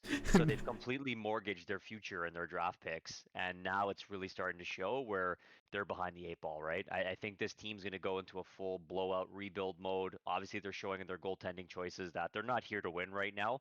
At this point, it's to probably start losing, maybe move out some contracts. I think they're going to be eating Erik Karlsson and, of course, Brent Burns for a long time, who combined for about almost $20 million in cap. So not a lot to come from this team down the pipeline, even though they do have a couple decent players to build around, like Timo Meier, Kevin LeBlanc, and a couple of the young guys they have. I mean, it's the Detroit Red Wings, except the Sharks didn't make the playoffs for as many years as we did, but they tried for so long. Bad contracts, just kept trying and made the playoffs. Sometimes didn't go anywhere. It's literally just late stage Detroit Red Wings playoff streak. That's all it is.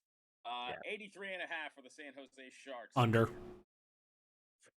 That was very quick. 80 but I don't blame you. I was starting to say it as you were saying the number. We're all on the under train for the Sharks. Well, fucking I don't even know why we're doing a preview of this, because who the fuck knows? Seattle Kraken. They exist. Debuting as an expansion franchise. Vezina finalist Philip Grubauer and his backup Chris Dreiger are Seattle's biggest strength. Mark Giordano leads a defensive unit that should be solid, but who the fuck is gonna score? Okay, we don't know yet. Who's gonna emerge?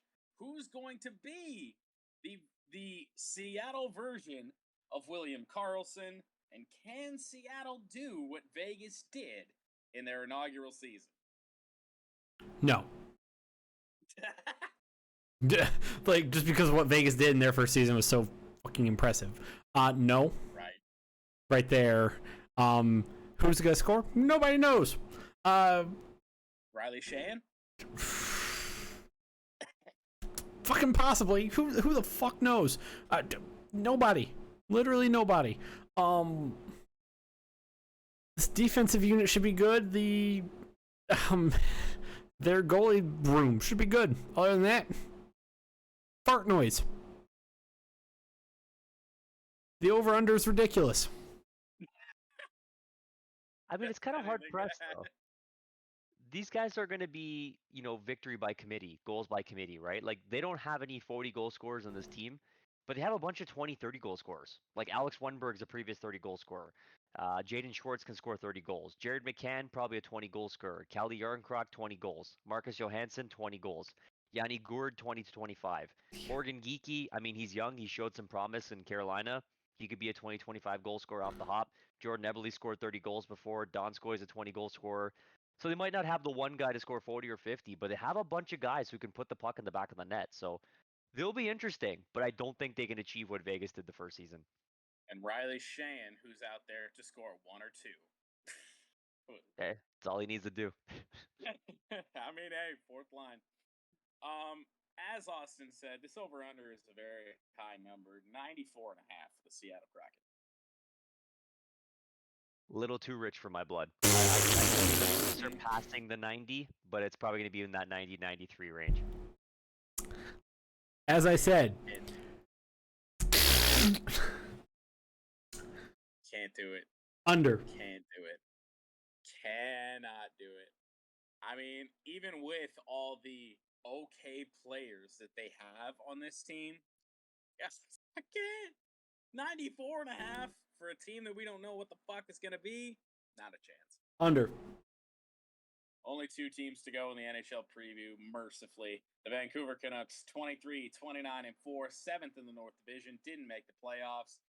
Elias Pettersson and Quinn Hughes missed the start of training camp as restricted free agents. They're back there now. They've got to get them up to speed before the start of the season if they're to avoid another slow start like they had a year ago. Don't remember the exact record that they started last year with, but it sure the fuck wasn't good.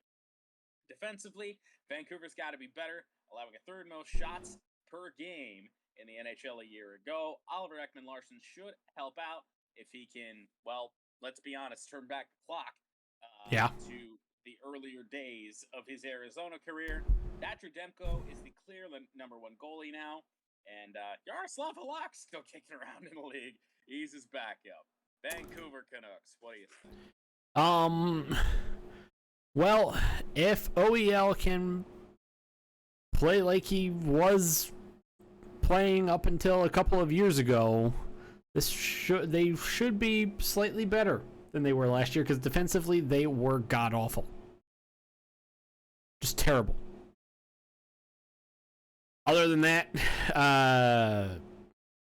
it's very well could just be another pedestrian team in a bad division.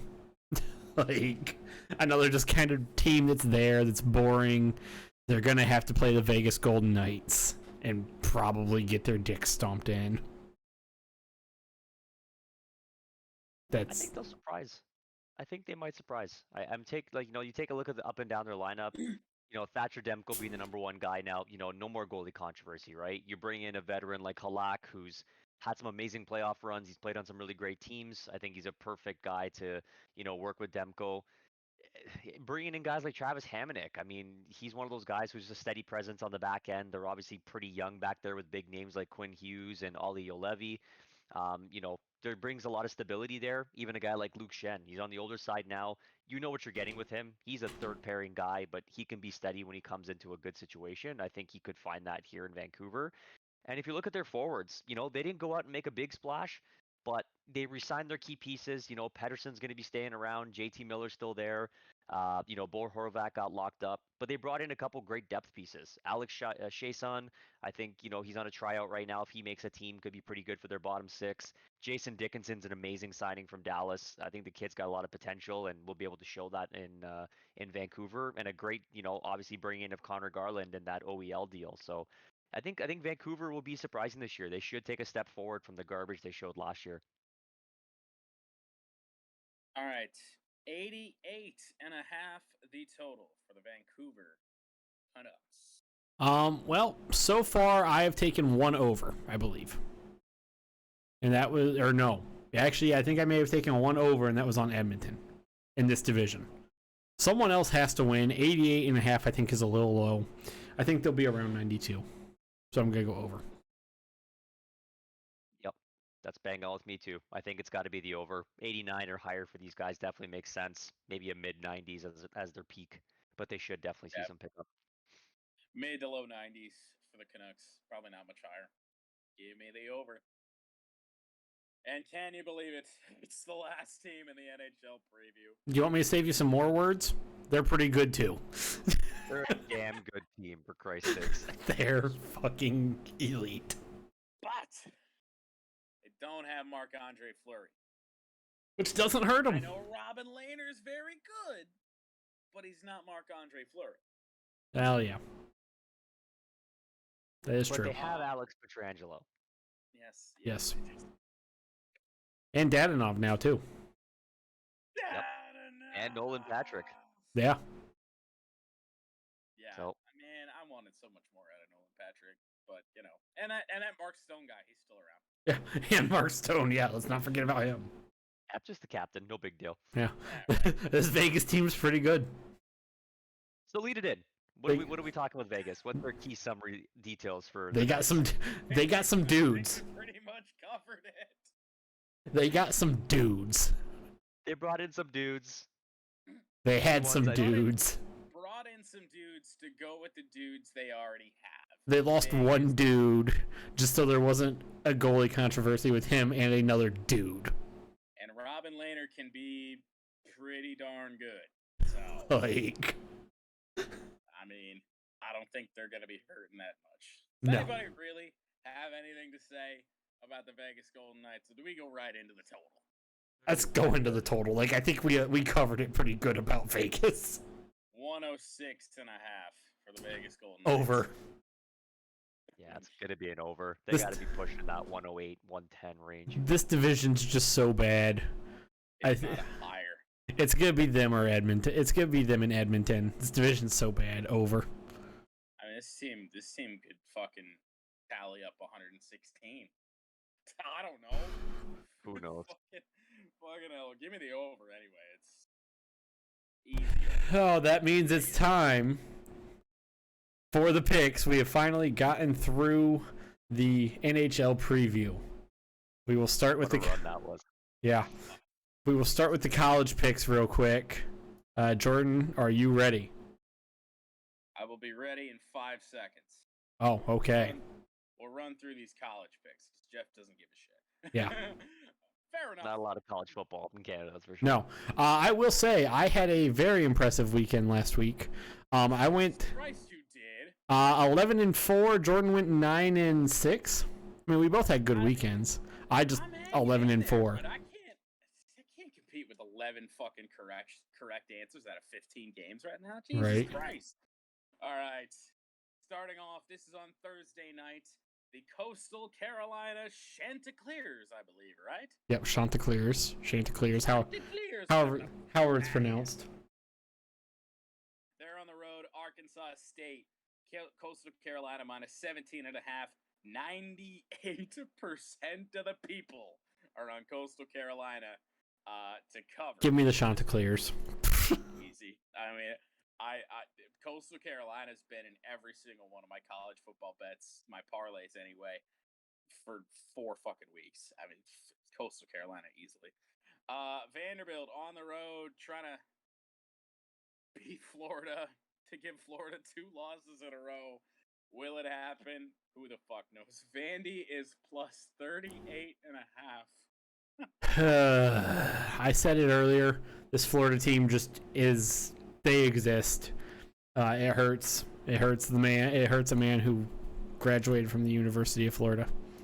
38.5 is a lot for this Florida team right now.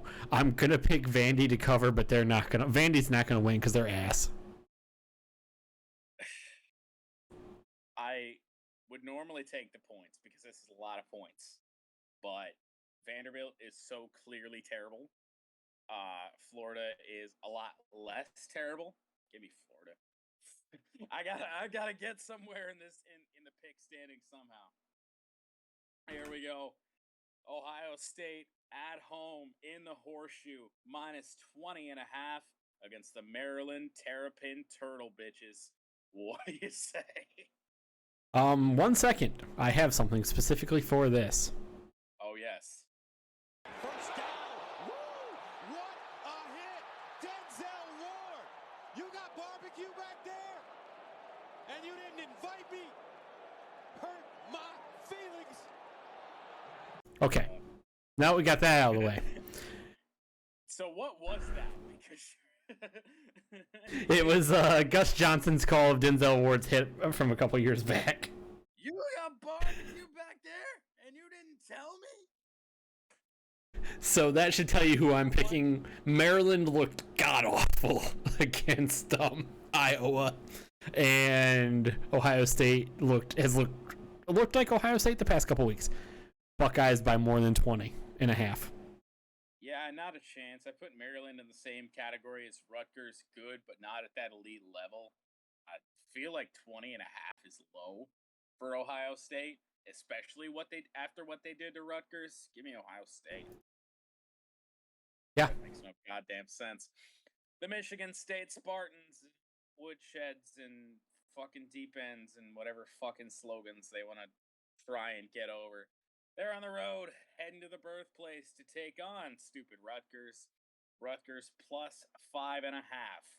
So, for anybody who follows me on Twitter, or those of you who don't, earlier today I tweeted that a team from Michigan, a Big Ten team from Michigan, should be on major upset alert this weekend. No. I did tweet that. No way. I did. But this one? This one. Whoa. I am taking stupid Rutgers. All right, I'm taking Rutgers in the points. I don't think Michigan State can stop a damn thing. Like, you just allowed fucking 1 million yards to Western Kentucky and 30-some points. I don't think they ain't gonna lose though. Give me Rutgers. It's gonna be a close game, I think. I'm taking Rutgers to win. Good Lord above. Number 6, Oklahoma on the road to take on Texas. This spread is not what you'd expect. Texas is plus 3.5. Give me It's the number 6 team in the country. They just cracked the rankings again after they fell out. Give me Oklahoma. Like, Oklahoma's not good. Texas isn't good. But give me Oklahoma. Don't ask me my reasoning for any of this. I'm taking Texas. Oklahoma doesn't look good, but neither does Texas. Fucking hell. I'm taking a shot in the dark. The Who Cares special of the week that is conveniently being broadcast on Facebook Live. Apples to Marshall. Marshall minus 19.5. Facebook Live. Facebook Live. So this is rough. This is FBS football. This is rough. Like, you know it's bad when it's not even on ESPN the 700. You couldn't even. It's on ESPN Plus, the goddamn streaming service. So, Marshall is a 19.5-point favorite. However, a couple weeks ago, FanDuel gave me some free money, and I had a very dumb parlay. It was a 7-leg parlay that, had I won, I would have won a good chunk of money. Marshall was one of those teams I picked to win in that parlay. They lost, so I'm picking Old Dominion. Oh, good lord. In a game that shouldn't be played. Putting this game, I didn't think putting this game in the picks would give us this much hilarity. Give me Marshall. 88% of the people. I'm gonna go with him. A little bit less of a who the fuck cares, because this is at least on ESPN3.com, apparently, according to CBS. Better than Facebook Live. Against Middle Tennessee. Give me liberty or give me death. Simple. I like it. Same deal. Glad you said it, not me. Maction, 3:30 on Saturday. Central Michigan on the road, -6.5 against the Ohio whatevers. The Ohio Bobcats are massive ass. I want me some action. I'm glad we get some action here. I wanted some action in my life. Wasn't really probably in the way of this game, but I'm taking the chips. Fire up. Unfortunately, chips. there's no Wednesday, Thursday night action, man. I miss that stuff. Right. Yeah, give me Central Michigan. Fire up chips. Wisconsin -8.5 on the road against Illinois. Why is this game? I mean, I know why this game exists. It has to, just because they're in the same division. It really has to. Wisconsin is ass. Illinois is ass. I'm taking Illinois, not necessarily to win, but 8.5's a lot. Wisconsin hasn't scored a point in the fourth quarter in the past 2 weeks. Spread's too big. Spread's too big. Offense for Wisconsin sucks so much. 8.5 you're gonna give me against a Wisconsin team that can't do a goddamn thing, unless they're in like a 2-minute drill. Fuck off. Give me Illinois. Biggest game probably in college football for this week. Number 4, Penn State travels to number 3, Iowa. Kinnick Stadium, the Wave, the hospital, all that good stuff happening in Kinnick. Iowa -2.5 against the Penn State Nittany Lions. This game falls at a stupid time slot at 4 o'clock. Why is this only a 4 o'clock game? This should be a primetime game. Because Michigan-Nebraska is a primetime game. But that's on ABC. But still. ESPN or whatever the hell. This is on Fox. Yeah. Don't blame that for this. Dumb time slot. I'm going Iowa. Iowa's good. Penn State struggled with Villanova a couple weeks ago. The struggles with Villanova for Penn State and Wisconsin. Yes, that too. And the shellacking that Iowa just showed against Maryland, a team that I do believe is mid-tier Big Ten. Fucking killed them. Give me Iowa. -2.5, you fucking kidding? TCU, Texas Tech, Big 12 nonsense. Basically a pick 'em. Texas Tech +1.5 at home. I'm going Texas Tech for just the fact that TCU doesn't look great. Can't get any differentiation in this picks, damn it. Taking Texas Tech +1.5. Notre Dame, fresh off the loss to Cincinnati, they're -1.5 on the road to Virginia Tech. 4-1 Notre Dame, 3-1 Virginia Tech. Who you got? The ACC is ass. That should tell you who I'm taking. But Notre Dame was a part of the ACC a year ago. The ACC is ass. Notre Dame is also as an independent is ass. The ACC needs to change it to the ASS. Like, that's all I got. I'd love to know what that stands for in this scenario. Ass. Give me Notre Dame. I'm taking Notre Dame. They can't lose back to back. I know this team has been underwhelming all year, but they can't be that bad again. The ACC, because Cincinnati is legit. I really do think so. Luke Fickell's got the boys rolling. Again, the ACC is massive ass. Number 9, Michigan travels to Nebraska to take on Nebraska and Adrian Martinez, who's somehow a junior. I don't know how. Michigan -3.5. I tweeted today that a team from Michigan, a Big Ten team from Michigan, should be on major upset alert this week. Don't you fucking. It's not this team. Give me Michigan.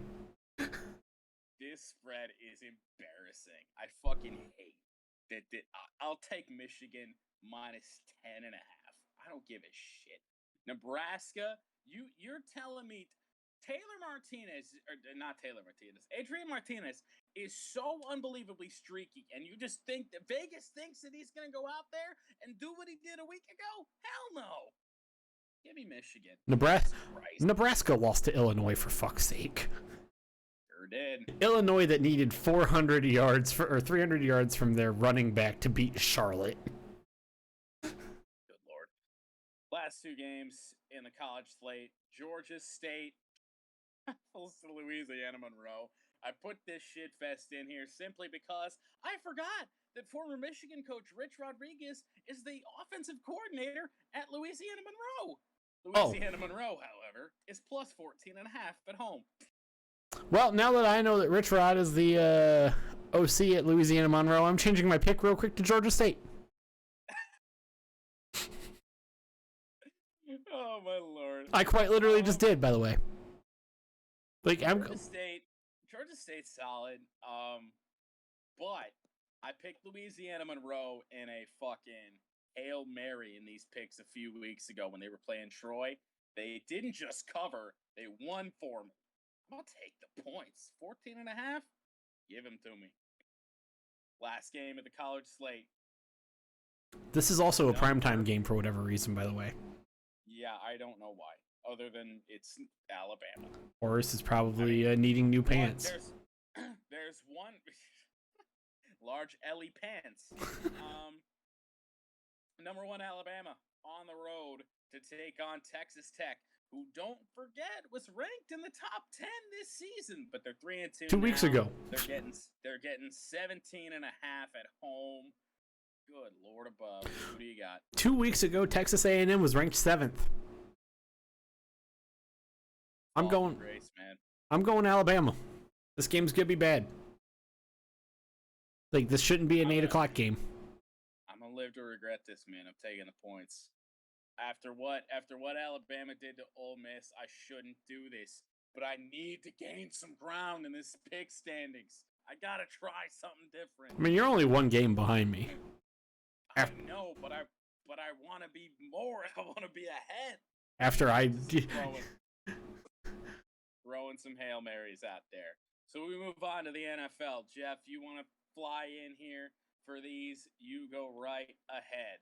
Thursday night football. The LA Rams on the road, losing their first game of the season a year ago. They travel to whatever the fuck it's called these days field in Seattle, take on the Seahawks. Seahawks +1.5.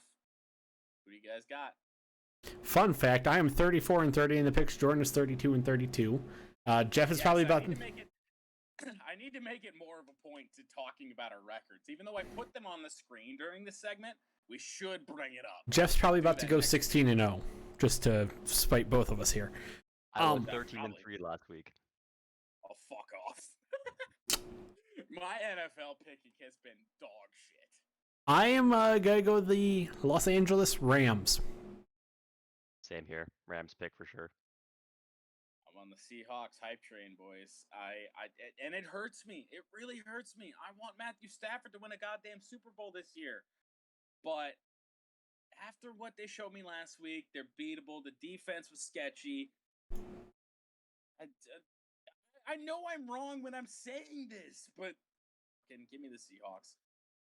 Moving on. Wow, what a shit fest this is.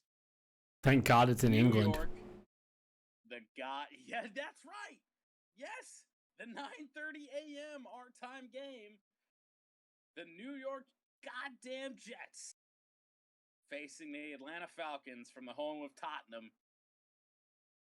Fucking what the hell is this? Why is this a London game? Why is this the NFL's exposure to London? God! Oh, it's going to get worse in London in a few weeks when the Jags go over there. I know. Why do we pick the worst teams to go over? Falcons -3.5. I'm taking Atlanta. Sorry, United Kingdom, that you have to see two of the worst teams in the NFL this weekend. Yep, running McCorderell Patterson, Falcons 3.5. Easy. The Jets, even though they beat Tennessee, they're bad. Tennessee might be bad. It pains me to say it, but I think they might be. Oh boy, Jeff, here you go. From Heinz Field in Pittsburgh, the Steelers host the Denver Broncos.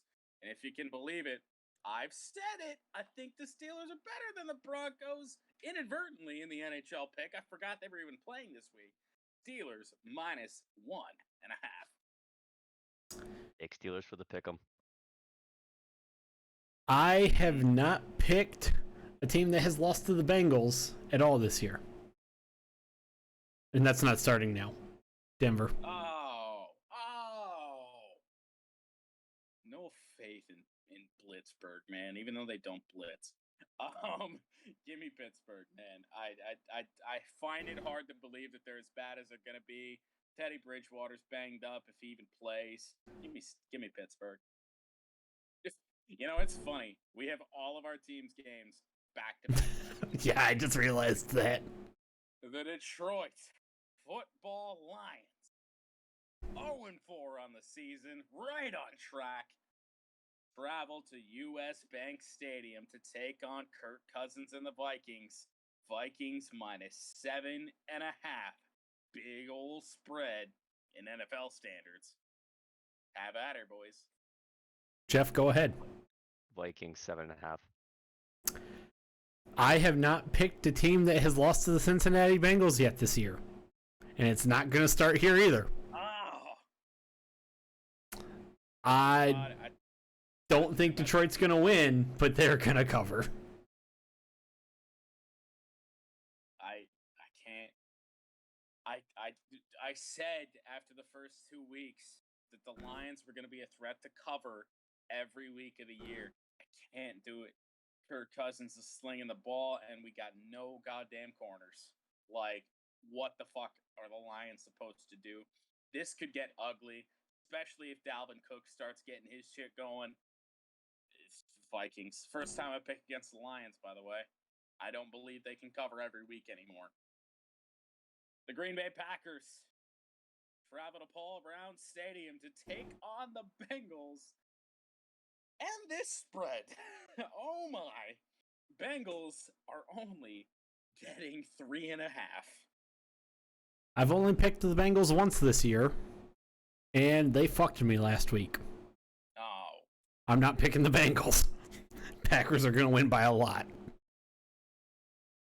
Got to go with AA Ron for myself as well. If you look at what Trevor Lawrence did to the Bengals in that first half last week, Aaron Rodgers is going to make it even worse. Spread's way the fuck too small. Give me Green Bay. Whoop. In trying to scroll, I just switched my pick to Cincinnati. Jesus Christ. No. Give me Green Bay. I'm saying I wouldn't want to do that. I wouldn't want that. Nope. The Miami Dolphins and Jacoby backup Brissett travel to Raymond James Stadium to take on the 3-1 Bucks. Big old spread. Bucks -10.5. The spread's big at 10.5 by NFL standards, but Miami without Tua is ass. So I'm going Tampa. Yeah, Tampa 10.5 for sure. Yeah, I mean, this game could easily be 27-17, 20-10, or more. Bucks could win by more. I mean, I'm iffy on it because it's so many points for an NFL game, but give me Tampa. New England, my boy, battle of 1 and 3 teams. The New England Patriots are on the road, traveling to NRG Stadium in Texas to take on the Houston Texans. Both these teams suck. But if this tells you anything, Texans are plus 9.5. Matthew Judon is a dude. Nobody on the Houston Texans is a dude. I'm going New England. Weird feeling about this one. I don't know what it is. Stephon Gilmore is officially gone. I'm going to take Texans at home 9.5. I made my pick before that fucking happened. I'm questioning it, man. I'm still gonna go with New England. Fucking Davis Mills can't throw the football. Give me fucking the Patriots. The who the fuck knows special of the week. The 2-2 Saints. Those 2 wins, phenomenal. The 2 losses, what the fuck? Awful. So, they are on the road to FedEx Field to take on the WTF. I'm sorry, the WFT. Football team getting 1.5. Gotta run it to Taylor. Give it to the football team 1.5. I'm going New Orleans because I don't know. I just don't know. Oh my god, both of these teams are so exist. That's Pattern would tell you to take the Saints, but I'm not gonna do it. Give me Taylor Heineke and the football team. God damn it. Good lord, it's Jalen Hurts and the Philadelphia Eagles on the road. Take on Sam Darnold and the Carolina Panthers. What a sentence that is. Panthers minus 3.5. 72% of the people are on Carolina here. all I'm gonna say is I don't know if Jalen Hurts is done taking his shit and has flushed it down the toilet after that Dallas game. You a deuce, you flush it and move on. I don't think he has yet. I'm going Carolina. I'm going to take the Eagles. Oh, I'm with you. Give me the Eagles. Panthers didn't look good against Dallas. I know Dallas is good, but Philly just scored 30 on the Chiefs. And I know the Chiefs' defense is bad, but I don't trust the Carolina defense yet. Give me the Eagles. Kind of a flyer pick. The Tennessee Titans. Fresh off to losing to what was an 0-3 team in the goddamn Jets. They're on the road, traveling to Jacksonville to take on Urban Meyer, his 2 fingers, and the 0-4 Jacksonville Jaguars. Jaguars plus 4.5. There's no way Tennessee can lose this game. I'm taking the Titans.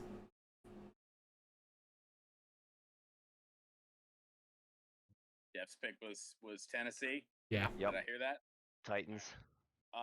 Unfortunately, the Hammered Down podcast did not ever get back to anybody about what the record was for head coaches in scandal games. Because that's what this is for the Jacksonville Jaguars. I'm going to take Tennessee. Jaguars stink. Tennessee might stink, but they don't stink that bad. Oh boy. The Bears. Justin Fields officially named the starter. They're on the road heading out to Vegas, Allegiant Stadium. Raiders minus 4.5. Does that seem big? Don't even know. Raiders in the points. I'm gonna have to take the Raiders. Chicago just isn't great. I don't trust anything Chicago does. I know the Raiders kind of laid an egg this last week. Give me the Raiders. Browns on the road. Battle of 3-1 teams here. They travel to SoFi Stadium. Who's going to be the home team in this one? Who knows? There might be more Browns fans that show up at this stadium than anybody else. Just despite the Chargers. It's a pick 'em. Who do you got, boys? I'm going the Browns. Taking the Cleveland Browns. Oh, wow. Jesus. I believe in the Chargers. Might be the only one here, but I believe in the Chargers. Give me Justin Herbert at home. Oh, I wish this game didn't exist. The 1-3 New York Fuck, Football yeah. Giants. They're on the road, traveling to the Jerry Dome to take on the Cowboys. Cowboys minus 7.5. The Giants suck.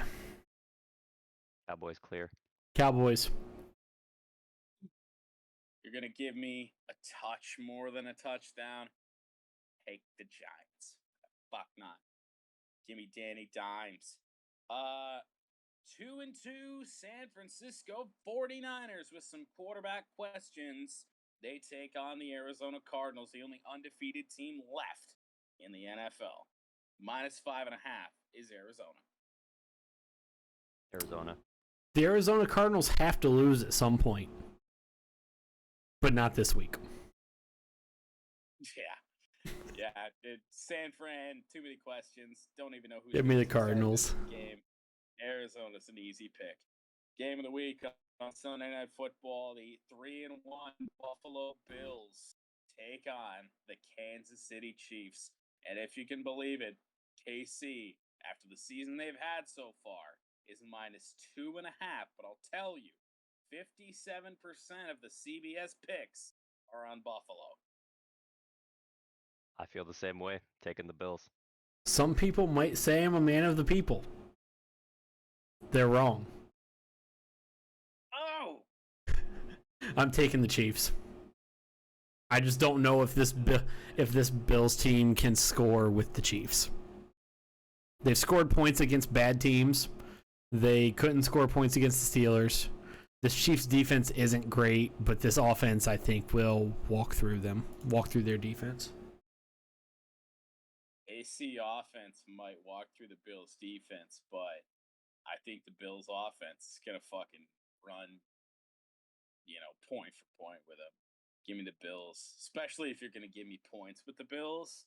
Give me the Bills, man. I think they're the best team in the AFC.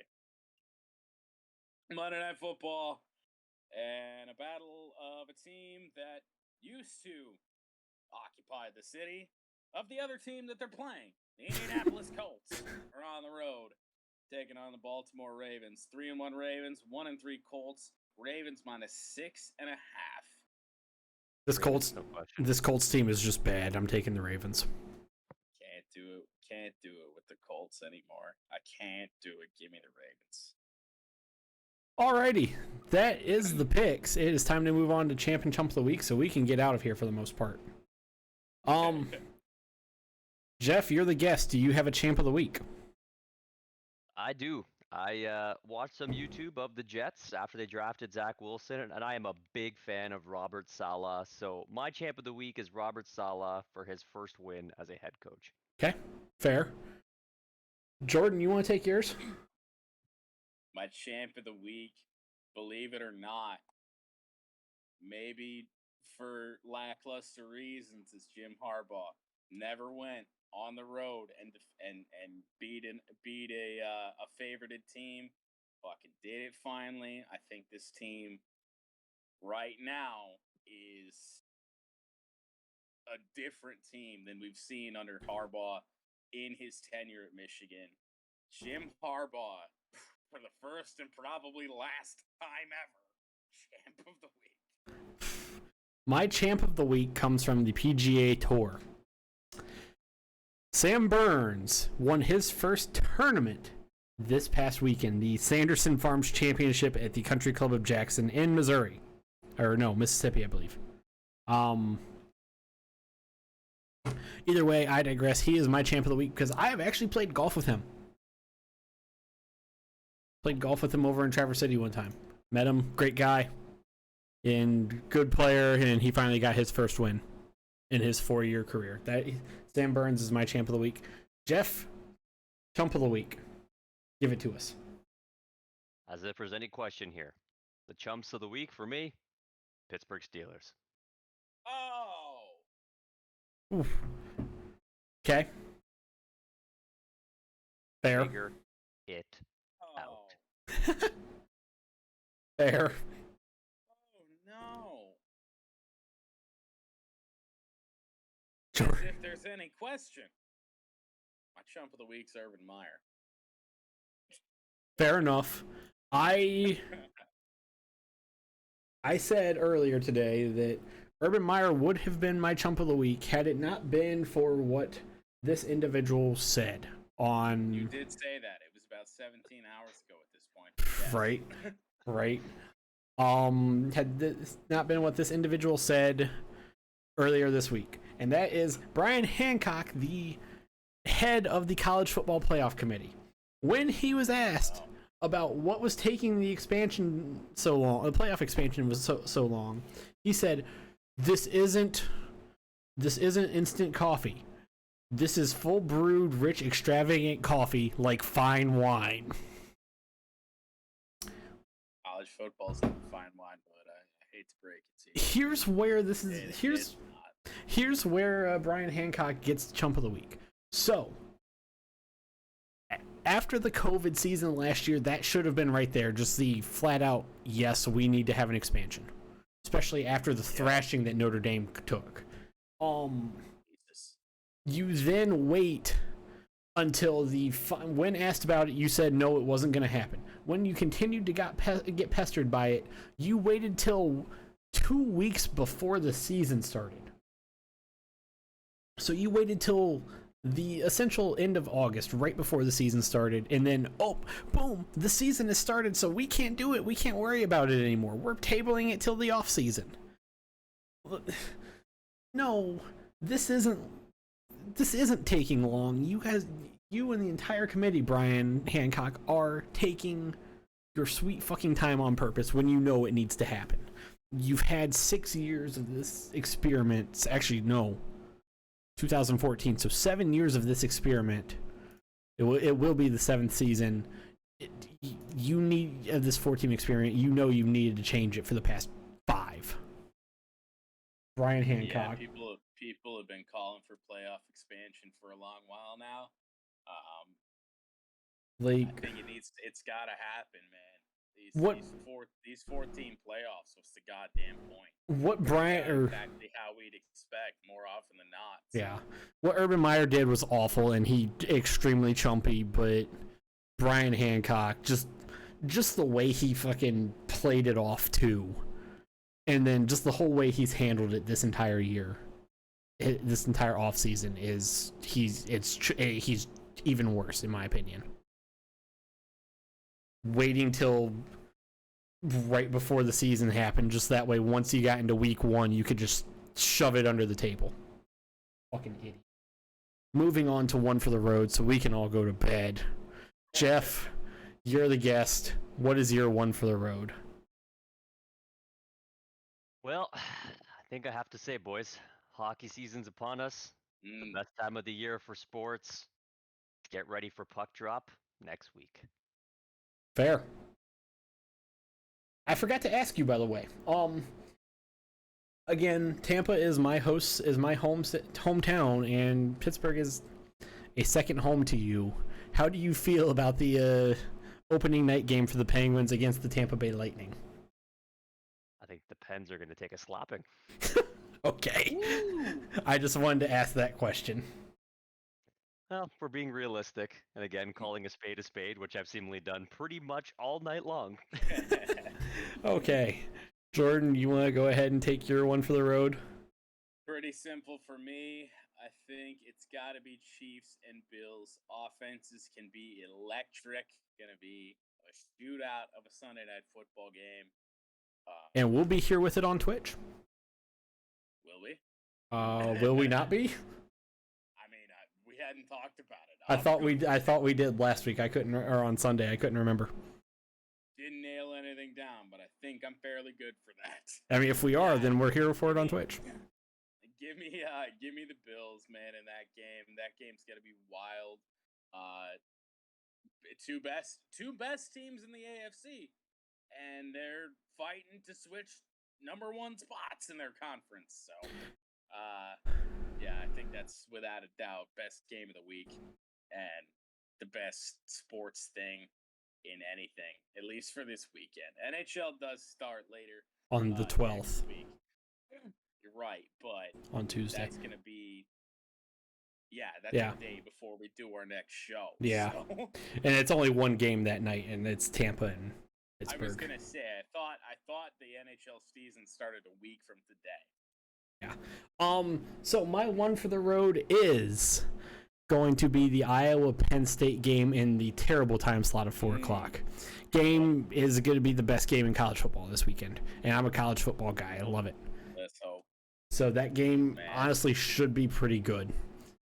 And with that being said, Unless Iowa does Iowa things. yeah. With that being said, everybody, that is the podcast. Thank you for making us part of your day. This was another long one, as these previews kind of tend to be. Longest one in history, I'm fairly certain. It's gonna be kind of close with the NHL preview or the NFL preview from this year. And special thanks to Jeff coming and hanging out with us again for the past 5 hours and change. And staying awake through all. And staying awake. I mean, yeah, both him and I both deserve medals probably, because I've been up since. Believe me, I'm on the same level. I was up early today. I would say I've been up since like 6. Well, as a Canadian as well, thank you boys first and all for having me back again. I appreciate it. Love being able to jump on the show and talk some sports with you guys. And to all your Canadian listeners, have a happy Thanksgiving this weekend. Yeah, that is this weekend. I mean, I would love to hear the statistics from Austin, because he runs the podcast distribution account, to how many Canadian listeners. I'll have to we look that up. I think we have some. Yeah. So again, Jeff, thank you for being here. We love having you on the show, brother. You're welcome anytime you want. You know how to get a hold of us. Much appreciated, boys. And with that being said, Stanley Cup final preview potentially. Yeah. In April. With that being said, everybody, thank you again for making us part of your night. Unless Jordan or Jeff have anything else to say. Time, boys. Yeah, milk is water. That's lying about being milk. It's gonna make it a weekly thing at this point. With that being said, then, everybody, ladies, gentlemen, peace out and stay classy. See ya.